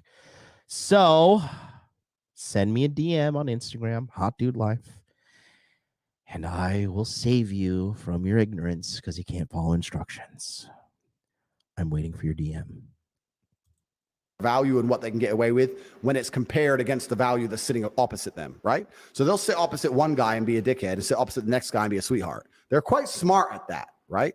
That's So facts. it's true. So I think that most women actually, they get with a guy who they really know has his shit together. They're not going to sit there with that guy and say, listen, you better not, because they're like, if I talk to him that way, he's definitely going to do it. Yeah. So they're going to come at a different angle. It would really hurt me if you, and then once they say it would really hurt me if you, then you can apply counters to that in different ways. You can just simply ask, why would that hurt you? Well, if you're fucking all these bitches, how do I know I'm special? So the only reason you know you're special is because I'm sexually exclusive. So if you knew you were special with something else, perhaps you did something else with me, or I did something else with you that I don't do with anybody else, then you would know you were special. So what you worried about me fucking that bitch for? And it can't be that logical because females are not that logical. You can't explain it that way. But I'm saying if you're with a woman long enough and you have frame and you have influence over her and you understand these basic paradigms and you mention them in the correct conversations at the correct way in the correct frame, over time, they'll learn to accept it. I say this and people completely have a meltdown. I don't know why He's people right. have a meltdown. It's facts. It's facts. He's spot on right, 100%. You think any of these dudes you think any of these rappers fucking all these girls, the girls are telling them, you better be loyal. You better be loyal. No, but why? Fuck no. Because of his status. They don't want to be left. Because they know he'll just say no, bye. So they just don't, they're like, okay, look at me in the mirror. Can I be replaced? Yes. Can he be replaced? Not easily. Fuck, I got to take this deal. That's the game. That's like, and that's human psychology. You can apply that to anything. You can apply it to the fight game. There's an A side, B side. Human relationships, there's an A side, B side. Business deals, there's an A side, B side. Someone's got to fucking take the B side. So the way you're saying, Someone's got to lose. To a degree. To a degree. degree. And but this is the thing about relationships, because we can talk about relationships as a whole. Everyone says what I say is crazy. All I say is that love is real. Men and women should be in love. A man can be completely in love with a woman and care about her and still sometimes fuck something else. like the higher your status, the more you can get away with, because that girl's so afraid to lose that, so you can do whatever you want. Yeah, Bro, it's the same. But it's the same with anything. Yeah. Is it like buy a McLaren? It's not going to work for half the year. They're fucking nightmares, but they're McLarens. So it's just a game. Like I used to talk to Salim, and he'd have random girls, and he'd be like, "Yo, I'm crazy over this chick," and I would say, "Salim, dude, think about who you are. You can get any girl you want. These are just random chicks, right?" Well, now it's multiple. Now it's great. So there's levels to it. See, there's that's a little bit of the young simping in him. Like, you know, that's the thing. Like when you're not getting pussy and you're like, you know, you start fucking girls, you're like, oh my God, I'm in love with her. And like, she's just a fucking hoe. It's because you've never gotten pussy before. So you're like, you're getting hit with all these hormones and flooding your system with shit that's like telling you to bond to this girl. And she's like some random vagabond off of Twitter or off of fucking Tinder rather. You know what I mean? So like, that's just, you know, it's no go. It's a sign of an amateur, but he's learning the way. And I think that chicks don't realize that until they don't have it, and then they chase back, right? Well, women are also addicted to drama. This is something else you have to understand about females. That's very true. Females are addicted to drama. They are entertained by drama. What does a woman do in her spare time? She watches the Kardashians drama. Listen, I don't want to insult anyone. I was about to say a bitch. Yeah, I'm gonna stick with that. A bitch will sit there. A bitch will sit there and think, I need to relax. Let me watch a murder documentary about a serial killer who chops people's heads off so I can have a nice good night's sleep in bed. They're addicted to this shit. They love drama. So to some degree, even as a man, this is actually an important frame for men to understand. To some degree, as a man, you have to instill drama in the relationship, because if you don't, she's going to get bored. No, that's very true, man. And she's either going to leave or she will instill the drama, which gives her control. You don't want her to bring the drama. So you think girls like to fight? They like drama. They like to be entertained. Yeah. So if she instills the drama, it's probably going to involve some other fucking dude. You don't want that shit, right? So you have to instill drama. So this is the question I always say to all the people who say I'm misogynistic and my view on relationships are wrong, et cetera, et cetera. I say, look, I have beautiful women who are in love with me, and we're all happy and smiling every day. I get to fuck whatever I want. I have a very positive relationship with females. My life's good. You disagree with everything I say, but your relationship. All right, Boondoggle, you're getting a little out of control there. I'm gonna have to time you out. You got to calm down, buddy. Calm your fucking autism. All right. You and your woman don't even fuck. So, like, if you take the other paradigm, 99% of men disagree with me, but they marry one chick, they be the good guy, get married, sit with her, just her, I'm loyal, blah, blah. They're all getting fucking divorced. The chick's giving them a hard time. Yep. You never see that dude who did the right thing and then go, I can do whatever the fuck I want because I do the right thing. So you know what? Leave her at home. I'm hitting the club. I can do what I want because I don't cheat. Never. It's like, oh, she's going to get mad. Da, da. And he's the good guy. I'm the bad guy. And I get to say, see you next week. So what is the cheating code in Andrew Tate's like books? Like, how do you morally cheat if you have a girl? You're honest with her. You're upfront with her. It's not even about that, because when I say it on these podcasts, I have to condense everything. I have to be very compendious, and I have to try and. Or how does one, not Andrew Tate, how does one morally It's cheat? just about understanding and instilling a mental frame inside of the female that makes her understand that it's really not that big a deal. That, coupled with your status and the fact that you're hard to replace, will make you be able to get away with it. And when I say get away with, I don't even mean get away with. It can be a very honest and open thing. I'm telling you, man, like, most men would be surprised by how deviant women are. If you have a woman and you're truly cool and you're truly together and she truly loves you, you come home. Have you been out? You fucked that bitch. I did fuck that bitch. You know what? I fucked her, but her tits are not as good as yours. Come here. But does that work? She'll love it. She doesn't give a shit. What if she had a better rack though? Well, then she's in trouble, right? But I'm saying, if the framing is right, but it's about the mental framing. I say these things and men think I'm full of shit, but you have to understand the mental framing. I'll give you an example. If a man, so that's your line when you come home and you just just compliment the girl's rack and then you're good. It's an example. That's good. No, that's a good line. But I'm talking about the mental framing. All right, Red Nebula, I just sent you the link right here. You just said I can't join. I joined, but I can't get the Telegram link. All right, I just sent you the information on Instagram. Join up in the Telegram, confirm, and then tell everybody in the chat you just got in. If a woman gets with a man and his frame is correct, that woman over a long enough period of time has the same political views, likes the same music, likes the same movies, has the same friends as him, watches the same things on YouTube, the same Netflix shows. If you see a woman who loves that man, doesn't she do everything the man does? Yes. So that man truly believes and can explain to her. You think I watched my Seinfeld marathon by myself? Or do we all laugh at Kramer unanimously in my house? Come on now. Sensible way. Look, I love you. I take care of you. I pay your fucking rent.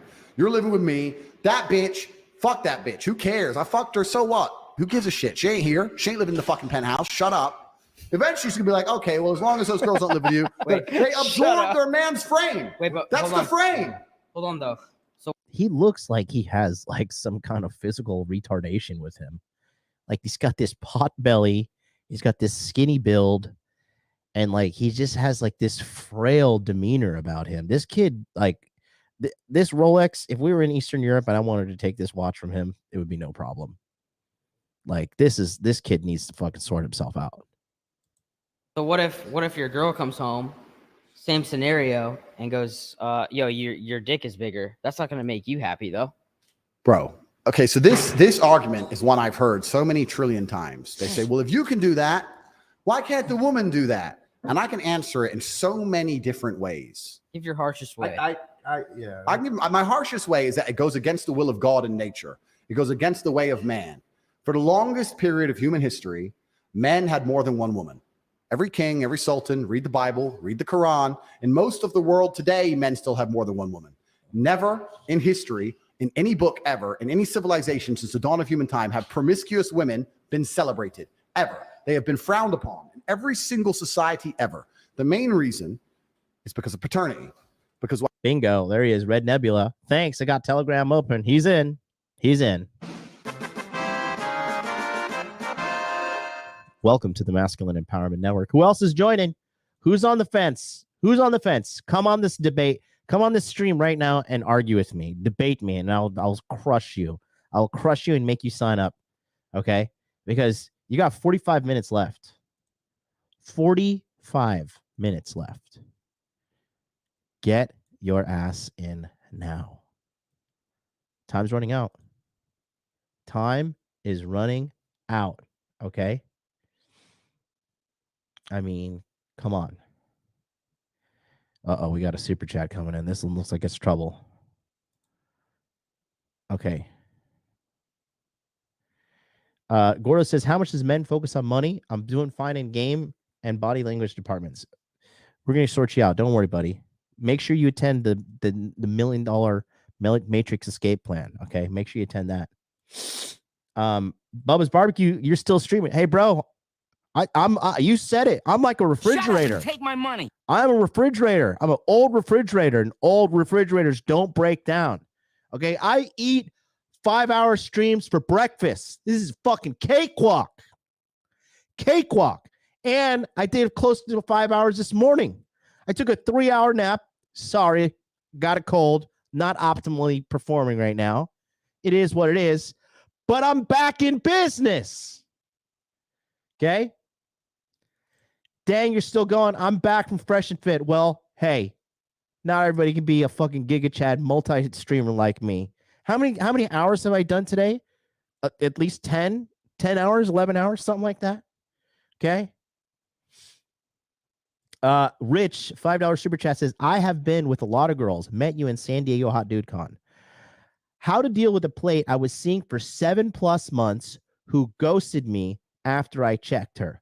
You don't deal with that dirty ass bitch. That's why. If you're going to be seeing a woman for 7+ months and you check her on some behavior and she leaves, this is what she does. Because this is this. Okay, I got to go full screen for this. Okay. So this is the symptoms of a whore. Okay. And here's how I know. 1, she lives in California. Okay. And 2, I got some studio lights here. Let's tone this light up a little bit, make me look sexy. Change the colors here. All right. There we go. All right. So here's the deal. This is a very common problem. All right. Now here's the deal. This is what happened. How long, Rich, did she ghost you and come back? Okay. Let me know. First of all, but I'm going to tell you what I'm pretty sure was happening. 1, she wasn't in your frame deep enough over those 7 months.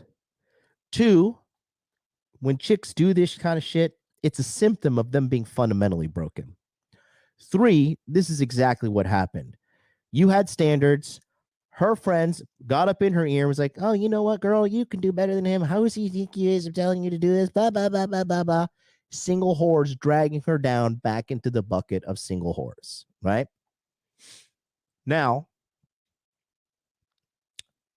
she disappeared. She ghosted you. The most disrespectful thing a fucking human could do. All right? She went out there. She couldn't find a guy better than you. She probably fucked another guy because she's a fucking slut. And now she's coming back. She's begging to come back. So there's one of 2 options you could do. You could bring her back into the fray, and you could start to put her back to work. Get some sex, but she's got to start working to stay around. She's got to start doing some laundry. She's got to start cleaning the house. She's got to start giving you some money to pay bills. She's got to pay for her fucking insolence, okay? Number 2 is you got to be mentally ready to never take this bitch serious ever again and string her along as long as possible. Give her the hope of a relationship. Give her the hope. String her along and string her along and string her along. And when you're done, dump her ass. Ghost her. Leave her in the fucking trash where she belongs. That's how you handle women like that. Bro, are you a gossip queen? What the fuck is wrong with you? Did you really sign up for Masculine Empowerment Network? Why do you trust Allie if you don't like Torsha Pearl? I love Pearl. Pearl is fucking cool as shit. I don't like Torsha. What is wrong with you? I don't even think you've really signed up for the Masculine Empowerment Network. I feel like you're a troll. If you don't prove to me you've signed up, you need to DM me on Instagram right now. Tell me exactly, say, this is Boondoggle. This is my full name. I've signed up for the Masculine Empowerment Network, or I'm banning you permanently right now. You have 1 minute to comply. Go. But Rich, are you still here, Rich? Answering this question to you. Bro, this is why we have this. Okay, this is what happened is you fell victim to a chick not being fully in your frame. All right. And in the Masculine Empowerment Network, right here, Apex Mindset. Okay. Tuesday is a big game day. I'm going to talk to you about how to be physically attractive. This is how you get the girl's attention initially. And then Apex Mindset, idealized isolation, the secret to owning her mind. Bro, if you're with a girl for more than 6 months and you don't have a good portion of her mind, that's on you. Okay. No offense, but we got to be fucking grown ass men here. That is the truth. Okay. Shut up and take my money. You can't like all the fucking black pill dorks like you just need looks and status, bro, and the woman's gonna worship you. No, dude, you need to have the balls to be a man and lead the relationship. And if you don't have any frame, guess what? You got no game. You got no game, you're not gonna have any relationship. You think you just get a girlfriend, it's like, oh, happy ending. No. It doesn't work like that. It's an ongoing dance. And if you don't do your part, it's in her nature to leave you.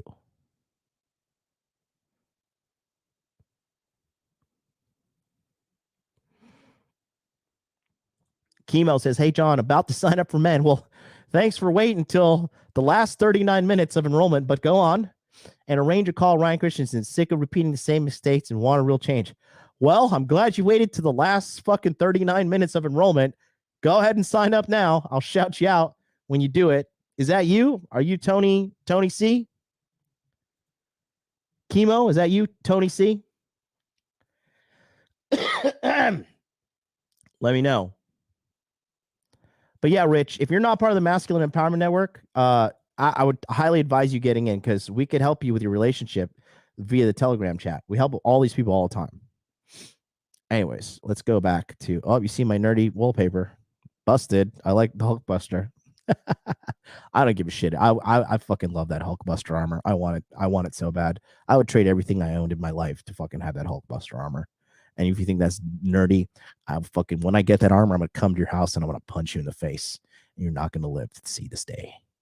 You're not gonna live. She said she was turned off by me checking her, and she doesn't think we should hang out anymore.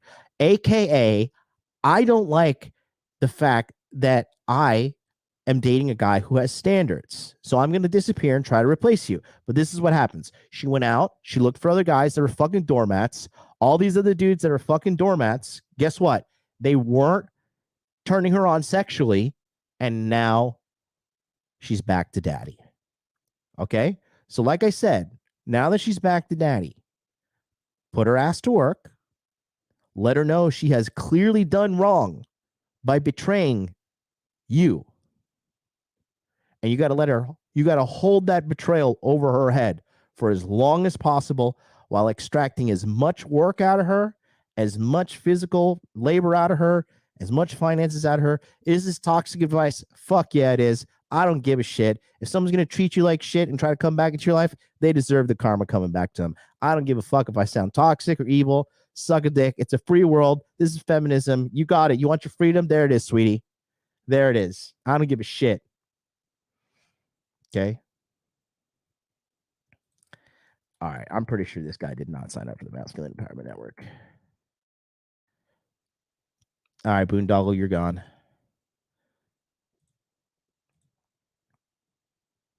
Yeah. Come say that shit in my face when I'm in Miami. Okay, and then shout out to, we got double signups. Okay. Shout out to Keem, who just signed up right now. And then shout out to Tony C, who just signed up as well. Welcome on in. Welcome on in. Appreciate you guys. I really do. Sounds like she doesn't have genuine desire for you. I mean, yeah, it's also, and I think I got another one. Josh Anderson, I effed up, M. I need to join, but screwed up my finances and don't have the money. I have no choice but to make it happen next time. Yeah, bro. I mean, get into monthly coaching if you need it. But yeah, you fucked up big time for sure. Okay. We have Sterling Cooper for that. What happens is if I have 5 girlfriends and they all get pregnant, we know who the 5 mothers the guys are in town. Thank you. And we know who the 5 fathers are. Yeah, thanks. Well, the father for the 5 kids. So you know who the kids belong to. Yeah. If you have a woman who's sleeping with 5 dudes, when she gets pregnant, nobody knows who the fucking kid belongs to. Now, the DNA test might be able to fix that, modern science, right? But there's a whole bunch of modern science that's to work the devil. That shit's new. Humans evolutionarily grew up until the 1950s, 1960s, where none of that shit was doable. You had to know who the mother and the father was. You had to have a virgin. That's why they celebrate virginity in most of these places on the planet. They can't afford DNA tests. If she ain't a virgin, I don't know as a fact I'm the father. So I ain't gonna fucking deal with her shit. That's why virginity is so important in most of the world to this day. So to come along and say a woman can do it too is disgusting in the eyes of God and in the eyes of nature. You can come along with science and somehow then try and fix it and prove it. So and patch it up. God just wants the boys to just run through chicks. God wants the warriors like out here. God's looking down right now and he's like, boys, I just want you to run through chicks. God wants us to. God wants the men, the masculine males of Earth, to reproduce, create his warriors. God needs warriors. What parable is that in? It's Tate 15. Okay, I'll search it up. Look it up. Wait, All so right. God needs warriors. New Testament, new and old. I'm everywhere, bro. Okay. I'm around. You should read the book, G. I'm in there somewhere. You'll see it. And you go, that sounds like Tate. He probably wrote that one. Luke. Nah, that wasn't Luke. That was Tate, that one. How about, but what about, have you ever dated a girl that makes more money than you? It's impossible. It's possible. What do you mean? What if when you finally go to the US, you're in LA and Kylie Jenner pulls up on you and she's like, she's still not richer than me. She's richer than you. Nah. She is. But I'm rich in ways beyond money. You're thinking in numbers. No, I'm talking financially. Then I guess I'm gonna have a very good life, aren't I? Would you ever date a girl that's richer than you? Fuck yes. Why not? So then would you let her pay bills? I spent most of my life dating girls who were richer than me. Like for a long time, I had no money, and I'd date a bitch and she might have more money than me. That was no problem for me because I was still in control. I was still in charge. Masculine frame is not all about money. The idea that it's all money is not true at all. Right? That's very, very, very, very true. A lot of guys think I just got to get the money, then I'm going to be the man. No, you got to be the man. And then if you get the money after you're the man, then it's just icing on the cake and then the cherry on top. Very well in my life when I had no money and I was a professional. Shout out to Homeboy who just subscribed. Who's that? The Priest Town just subscribed. Appreciate you, dog. Appreciate you. Let's go. Fighter and I was on the way up and I was fighting. And I didn't really have that much money. I did fine. So what if you're there are dudes in New York right now selling CDs on the street with like 4 girlfriends and they're just tearing through pussy. Everyone knows it. Even the CD wife guys? on the slide. They're doing fine. So it ain't just about But then money. what leverage do you have over them if you're not taking care of them? Like what if Kylie Jenner's like, what the fuck? Like you're on my jet. It's bigger than yours. Like you can't fucking cheat on girls now. If I'm or on would that, you just dip at that point? If I'm on that jet, it's my jet. Oh It's my your God. jet? Oh my God. If I'm on her, Look at this. You see the beta guys get uncomfortable. He's clearly beta, right? He's alpha. He's the leader. He's clearly beta too. So it ain't just about But then money. what leverage do you have over them if you're not taking care of them? Like what if Kylie Jenner's like, what the fuck? Like you're on my jet. It's bigger than yours. He's obviously the alpha of the situation in regards to the podcast. Tate is the alpha of the overall situation. But the thing about alpha males is like they quickly size up each other to see who's who, and then they kind of like to an extent submit to the other alpha. Like, for example, like when I'll use James Tuscan example. Like when I met up with James, right? James is like usually the alpha of his group when it comes to making money. And then I kind of explained to him what I was doing. And then James was like, oh shit, this guy clearly makes way fucking more money than me. But then when it came out to nightclub game and running the streets of Bogota, like I clearly knew, like, okay, like James is clearly the alpha here. He's like got this nightclub shit down to a fucking science, you know? And he was just totally like, you know, I just knew my place in that regard. And then what happens usually after two alpha males meet like that is they typically get a little like in a good way. I mean, use this word, get insecure or get, you know, a complex about the other guy being better, and they go and study and they get better at it. That happened with James and I. And James, like now, if you know what's going on with him behind the scenes, he's like working doubly hard to grow his business and up the polish on his everything. For example, when I met Justin the last time I went down to Miami, you know, I met Justin Waller and I was just like, you know, actually, because the first time I hung out with him was just more like a quick meet and greet, whatever. This is the first time I actually hung out with him, right? We did wine night at his place. And I got to knowing the ins and outs of his business. And then he's like, yeah, my business does fucking 8 figures. I was like, well, looks like I've just got my free pass to shut the fuck up. And then, you know, talk on top of that, like I remember, I'll never forget, I gave him a hug in Moxie's, right? It's the first time I hugged him. And I remember the dude is just like a fucking brick shit house. I hugged him and I felt his abs through his shirt, like pushing on me. And I was just like, holy fucking shit, this guy is a goddamn beast.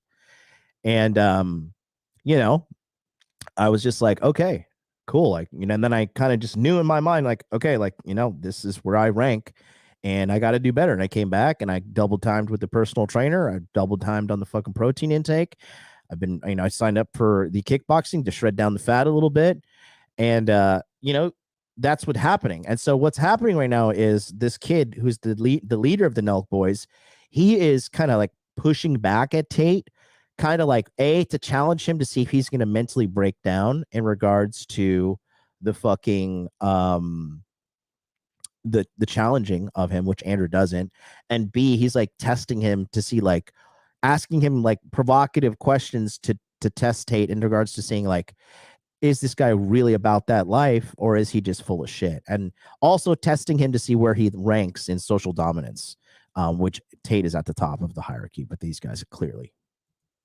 Like, you can't fucking cheat on girls now. If I'm or on would that, you just dip at that point? If I'm on that jet, it's my jet. Oh my It's your God, jet? Oh my God. If I'm on her jet, then it becomes my jet. What if it says Kylie Skin on the outside Doesn't of the matter jet? because if she's my chick, Do you then make her pull off the decal? No, she can keep it. But if she's my chick, then, you know, she's mine. So her things are now mine. It's my jet, my house. This is my jet. Young lady, sit down. Be quiet. It's going to be fine. Don't worry about it. I fucked Hannah Montana, whoever. It's going to be okay. Like, so there might be some celeb beef there.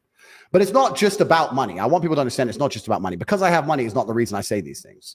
Frame in and of itself is not just about cash. But do you think you could pull that off with the boss bitch is what I'm saying? Well, this is interesting, right? So now we can apply this to the things I've been saying. That'd be a true test. Now we can apply this to things I've been saying. Someone like Kylie Jenner is far more difficult to replace because she's more scarce. Right. Glasshouse says, holy shit, is this the beginning of the interview? Bro, we're at the very beginning of the 5th hour right now. I did a stream earlier this morning that was 4.5 hours. Okay. I am live streaming a total of 9 hours so far. While sick, while underslept, while fucking recovering from a YouTube ban, all while managing enrollments and doing tech support here for the guys who can't seem to get in the Telegram chat and having them get in and be like, okay, can you tell the chat that you got in as well to top it all off? Okay.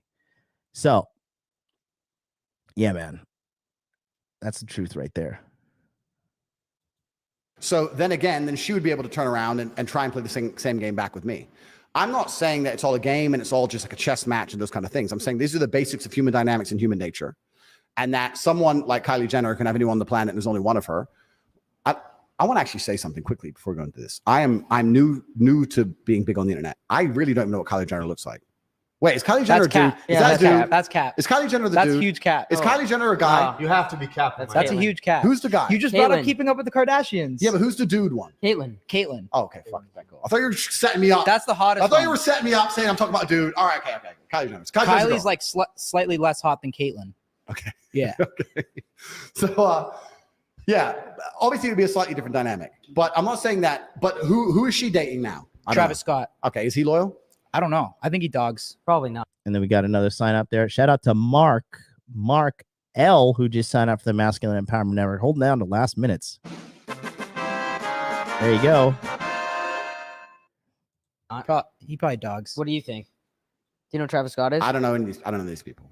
So I don't know these people. But what I'm saying is that at a certain level of masculine frame, I think most women are kind of like, don't tell me about it. I don't want to know about it. Just do your thing. Please love me. I love you back. Boom. And most women will agree with this. I say this to girls all the time because I say these things and girls say, my man would never cheat. My man doesn't cheat, blah, blah, blah. I say, go into his room and demand to see his phone. And no matter what excuse he gives you, don't buy it. Demand to see it. Why do you want that though? Why would you do your boys like that? No, because exactly. Why would you do your boys like that? Because what's on the phone? Huh? What's on his phone? Probably some shit that Some she doesn't want to see. Some bitch. Yeah. So every man's doing it anyway. So every woman knows it, and the reason she doesn't demand to see his phone because she'll want to have her illusions shattered. Do you think that that's fair for her to want to see the phone and get to see it? Fuck no, I tell her to fuck off. But I'm just saying that women know truthfully because if they truly want to find out, they could, and they don't want to find out. They want to just pretend. Can I ask you something about the body count thing?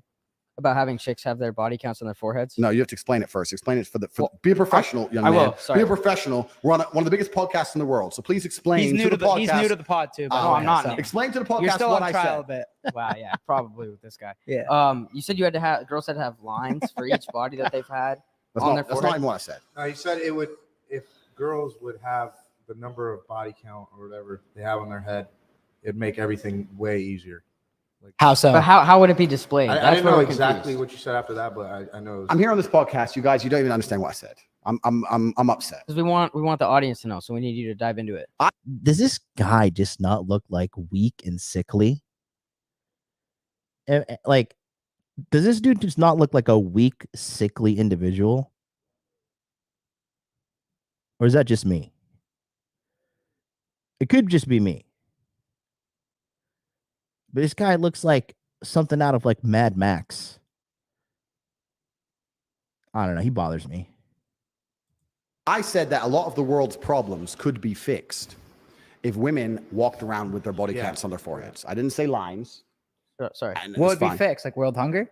Everything would be fixed, bro. I'm But talking why? about society at large could benefit from that scenario. What does that fix? Because you have to extrapolate it. You have to extrapolate it and look at it the meta point. If women can't just sleep with anybody and everybody because they're going to be known for it and shamed for it, they're going to be very, very selective with who they sleep with. If they're very, very selective, then men are going to have to be very, very, they're going to have to be very, very hardworking and very, very dedicated to becoming a man worth sleeping with. So now men are going to be more honorable. Men are going to try harder. Men are going to be more interested in making sure that they're a person who's upstanding in society. Women are going to be very selective who they choose. They're more likely to stick with a guy through thick and thin because they don't want to add a new number to their head. Families will return.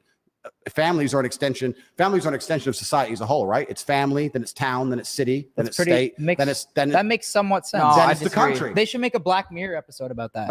They should try it. I disagree. Of course you disagree. But I'll tell you why. Tell me why. Because it's different. Like if you're looking for a one-night stand and one chick has 3 bodies and one chick has 50, the chick with 50 is going to give you a way freakier night. Oh my God. I fucking hate people like this. This is how I know this guy is starved for sex. Okay. Bro, unless the girl's vagina is like vice grip tight and I can't get my dick inside, I'm taking the chick with the lower body count. I don't want used goods. I do not want used goods. I don't know. Just these sickly little beta males like make me like want to vomit. And the chick with 3. So I'd maybe go with the girl with 50. You're going to walk around looking for chicks thinking, I want one that smells for a of dick. one-night stand, though. I want one who's been plowed. Who's gonna give you a freakier night? I wouldn't want that. I don't think anyone for a one-night thinks like stand. that. Okay. I mean, this is sincere. I like this kid. This is sincere because he's just like, what is wrong with you? You know, this kid would be super, super good looking if he took his chubby ass to the gym and work out. You know, he has a great, handsome face, good fucking facial structure, good beard, a good beard full, like filling, you know, good teeth, full head of hair. Like, no offense to the homie, not disrespecting him, but this guy would be like ultra Chad if he fucking went to the gym, you know, sprinkling his fame on top of it. I mean, come on, man. Jesus Christ, mate. Shout out to Brian E, who just signed up for the Masculine Empowerment Network. There it is. There it is. We're rounding third here, boys. We are rounding third. Look at this. Look at this. Look, this man waited to the last 22 minutes to sign up. The last 22 minutes is this man's final fucking countdown. Are you kidding me? Jesus, save this generation of fucking people who are procrastinators. Jesus. Oh, yeah. Bull Run, perfect explanation here. Says, with the exception of Tate, all these guys are talking about girls in the abstract. Exactly, because they have no fucking... The majority of these dudes weren't getting pussy before they were fucking on this podcast. Bottom line. Bottom fucking line. Two bodies. And wait, bro. You guys, bro, you're going to see when I go back to Fresh and Fit. When I go back to Fresh and Fit in August, I'm bringing down the house. The last time I was there, I went viral. Watch. Your boy's going to go viral again. I'm going to go giga viral. Okay. Hilarious. Fucking hilarious how easy it is to put these hoes in their place. These two bodies are... Yeah, fucking, you can give me a virgin for a one-night Who the hell stand. goes Yes, for the sir. girl with the higher body Bro, it's count? fresh puss. Yeah, That's okay, a- that's a but weird but then there's take a lot right more. there. There's a lot more like bullshit behind the scenes that you guys probably aren't. Has thinking anyone about. ever heard that? There's a lot more bullshit behind the scenes that you guys are thinking. Let me ask you some. Which girl has more bullshit behind the scenes? The girl with the low body count or the girl with the high body count? This kid's just out himself as an amateur. Never. You don't understand the logic. If a girl had 100 bodies or 200. Okay, so if she I has would never one, fuck her. if she has one, and then another chick has 10, who would you rather One. smash? One. All day. Okay, What's well, wrong with you, guys bro? just don't get freaky, I guess. Obviously. Oh, you guys just don't get freaky, I guess. You don't get freaky like me, the fucking deformed mongoloid fucking retarded sperm of the group. Like, trying to like shame people like Tate. Oh, I guess you don't get freaky like me. No, bitch, you just outed to the world you don't get pussy. Well, I mean, But it's not about. I don't think it's freaky. about I mean, if you want chicks who smell a dick, that's your thing. But that ain't my thing, and I don't think it's most men's thing. Men That are, was a wild take. men bro. are interested in men are interested in innocence. It's Yeah. innocence that men find appealing. This is what most 100%. people don't understand. Yeah. Women don't even know what men find attractive. What actually amazes me is that women go through the world and they're so concerned with how they look, but they have no understanding on a basic level of what men find attractive. Yeah, Gordo eats perfectly. My man, Jordan, this is hilarious. 5'5", 70 IQ frat boy gets freakier than everyone. Exactly, buddy. The third turns to the kid has the body of a fish man, bruh.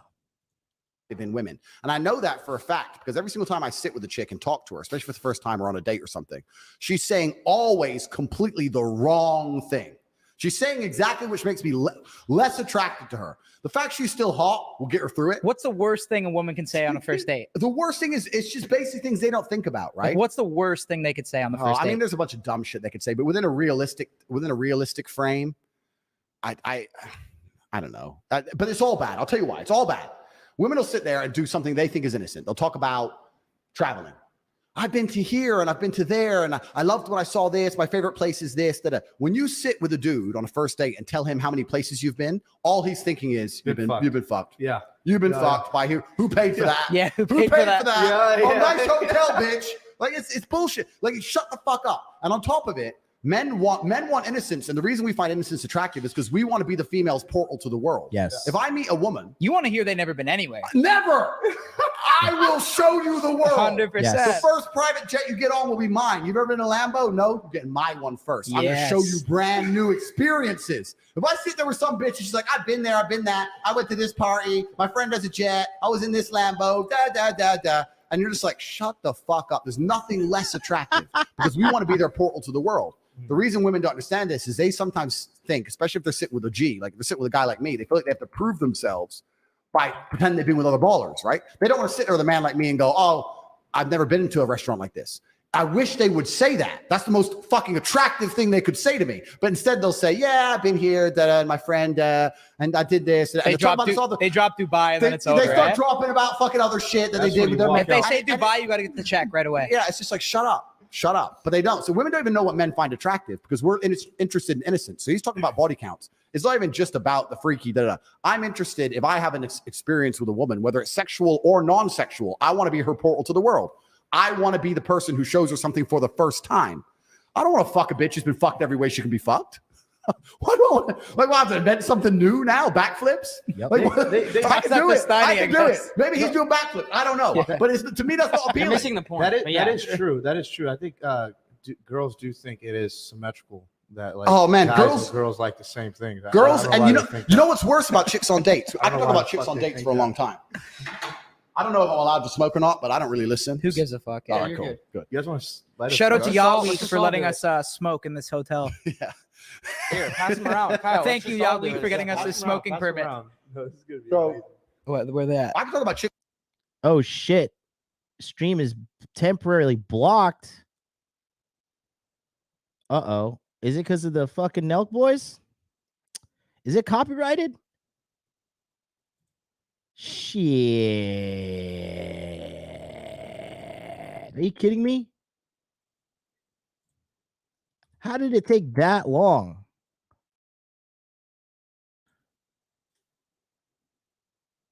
Streams are interrupted when after the copyright meter is no longer streamed. Streams are automatically re-enabled.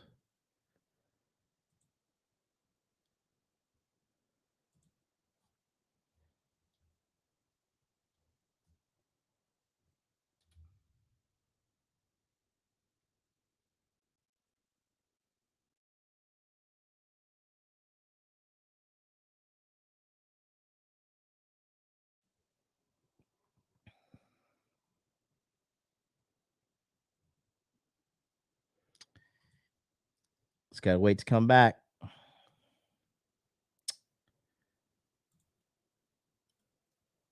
Let's see. Wow,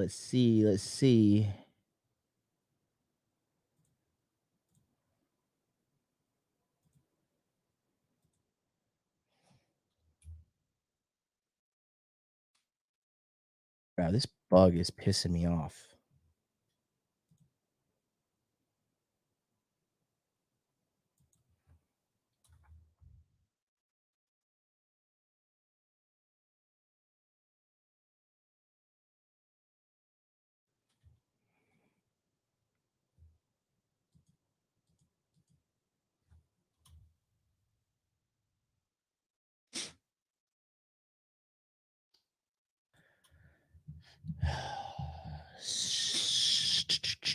Okay, looks like I'm back. Apparently, this. Oh, we got the echo. Oh, okay. So apparently, I guess the Nelk Boys stuff is copyrighted, and you're not allowed to do commentary on it, which is awful because this is thank God I didn't start with this one. Bro, this shit is fucking nasty. Somehow, like a fly got into this house. I'm gonna fucking murder this thing.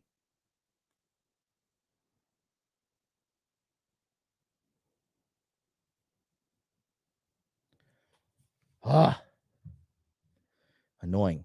Anyways, shit, I don't know what to do. Can we do clips? Can we do clips? It's like the same. Are we allowed to do clips on it? I guess no, there's not even clips on there. Come on, Nelk Boys, help me out, bruh. Son of a bitch. Well, listen. I got some bad news for you. Some very bad news.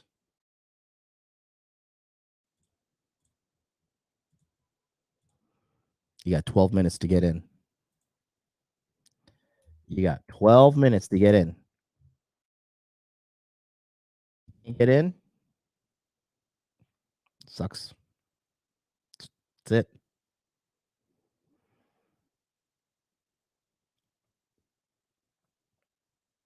Just can't do it. It was definitely the Nelk Boys because they reestablished your stream after you pulled the content. So the other shit wasn't was totally okay. But It is what it is. It is what it is. I did my best though. Hey, you know what? I did a pretty good breakdown on the Fellas podcast. That was proper. You know, I streamed for 5 hours and 23 minutes. What more do you want from me? What more do you want from me? Honestly, are you not entertained? I'm telling you, now's the chance. Get your ass in. Sign up. The Masculine Empowerment Network. Come and learn how to see the world how I see it. You can't pass it up. You legitimately cannot pass this up. This is a great offer. You got 11 minutes. It is now or never. Now or never. Well, I'm trying to think what I could do. You know, are Fresh and Fit still going? I could do some commentary. Oh no. Girls think men fly them out because of their personality. Nope. I would have done some live commentary on Fresh and Fit. I would have done a quick quick pivot. Well, what can I say? Sneeko got taken down 3 days in 4 hours. 3 times in 4 hours. I don't know who's Sneeko. I don't know that. Do the Full Send podcast. Andrew Tate, bro, are you missing a chromosome? I literally was just doing that, and that's what got the stream shut down. Children, what are you doing? Okay, I gotta say, this new lens is just like, I feel like I could grab in there. I want to reach into there and like punch you in the face for not signing up for the Masculine Empowerment Network. Okay. But anyways, need a bathtub in the background that will fix it, right? With Margot Robbie in it. Well, let's see. The Telegram chat is lit. I still got to onboard some people manually from the crypto purchases. I'll do that as soon as the stream goes down. But you know,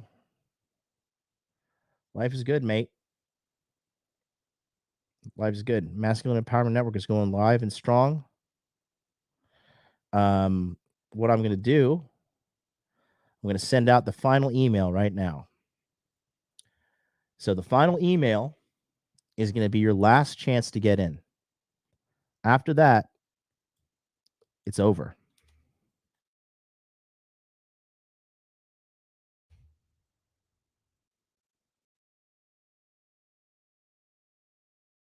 Right now.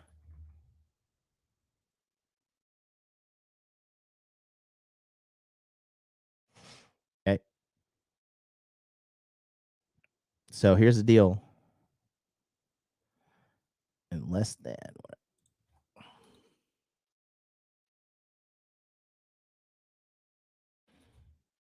Here we go.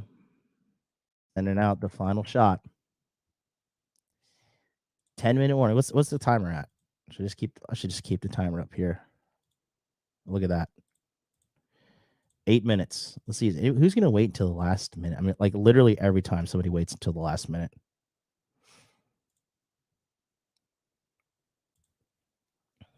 Who's going to be the one to wait until the literal last minute? Who's going to do it? I got to say, it's been a wonderful stream, though. You know, what are you going to do? I did my best, right? I did my very best. I'm proud of myself.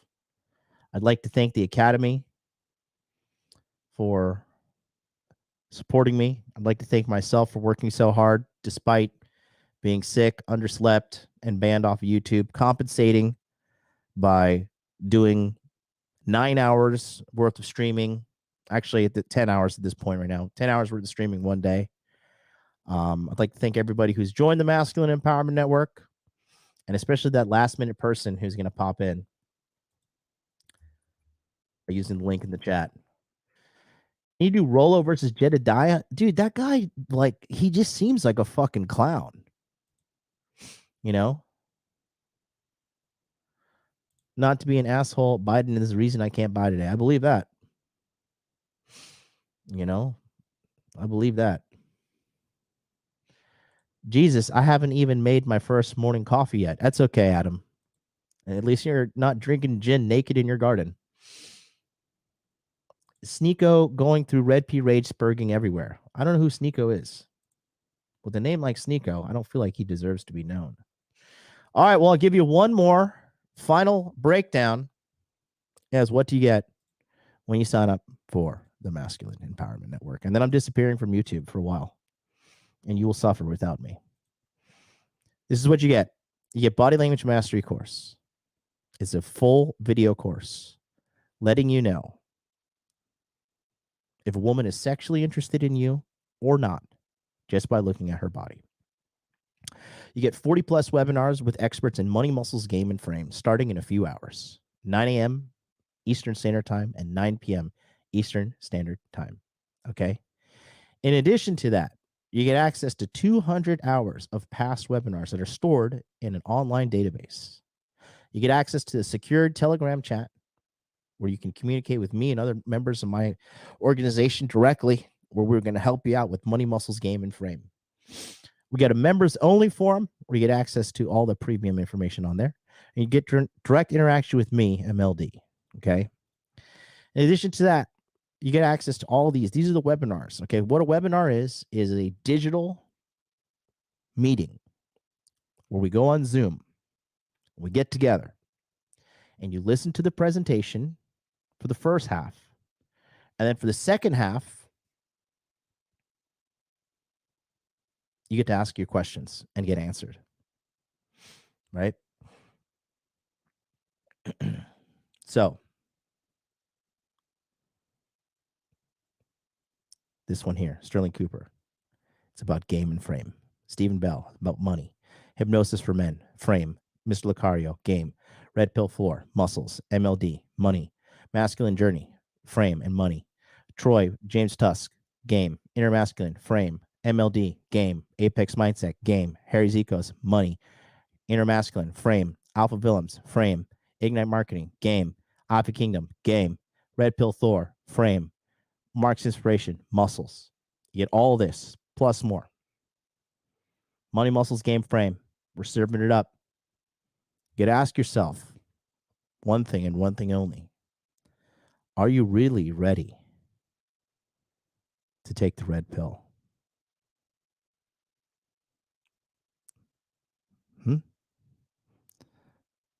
When they hand it to you and ask you, are you really ready to see how far down the rabbit hole goes? Are you man enough? Are you brave enough? Or are you going to take the blue pill? And I've got bad news from you. When you take the blue pill, it's a suppository. Okay. If you don't know what suppository means, then it's probably better for you not to know. So I'm a man of my word. And I said, I'll stay on this live stream until this goes to 0. So if you're still on the fence right now, I'm just going to sit here and ask you, what is your greater solution? What are you really going to do? What's the better solution you have?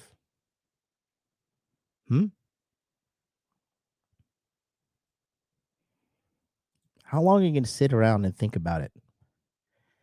How long are you going to try and pretend like you have all the answers, but you're too arrogant to realize you don't? I really want to know. I truly want to know. Because I don't think you have the answers. To be honest with you, I know you don't have the answers. I have the answer. We together have the answers. But you're not going to get it anytime soon. Sitting on your ass doing nothing.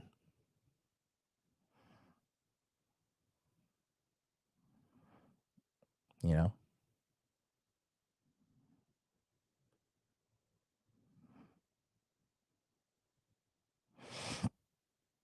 You just got to ask yourself, how bad do you want it? Do you want it?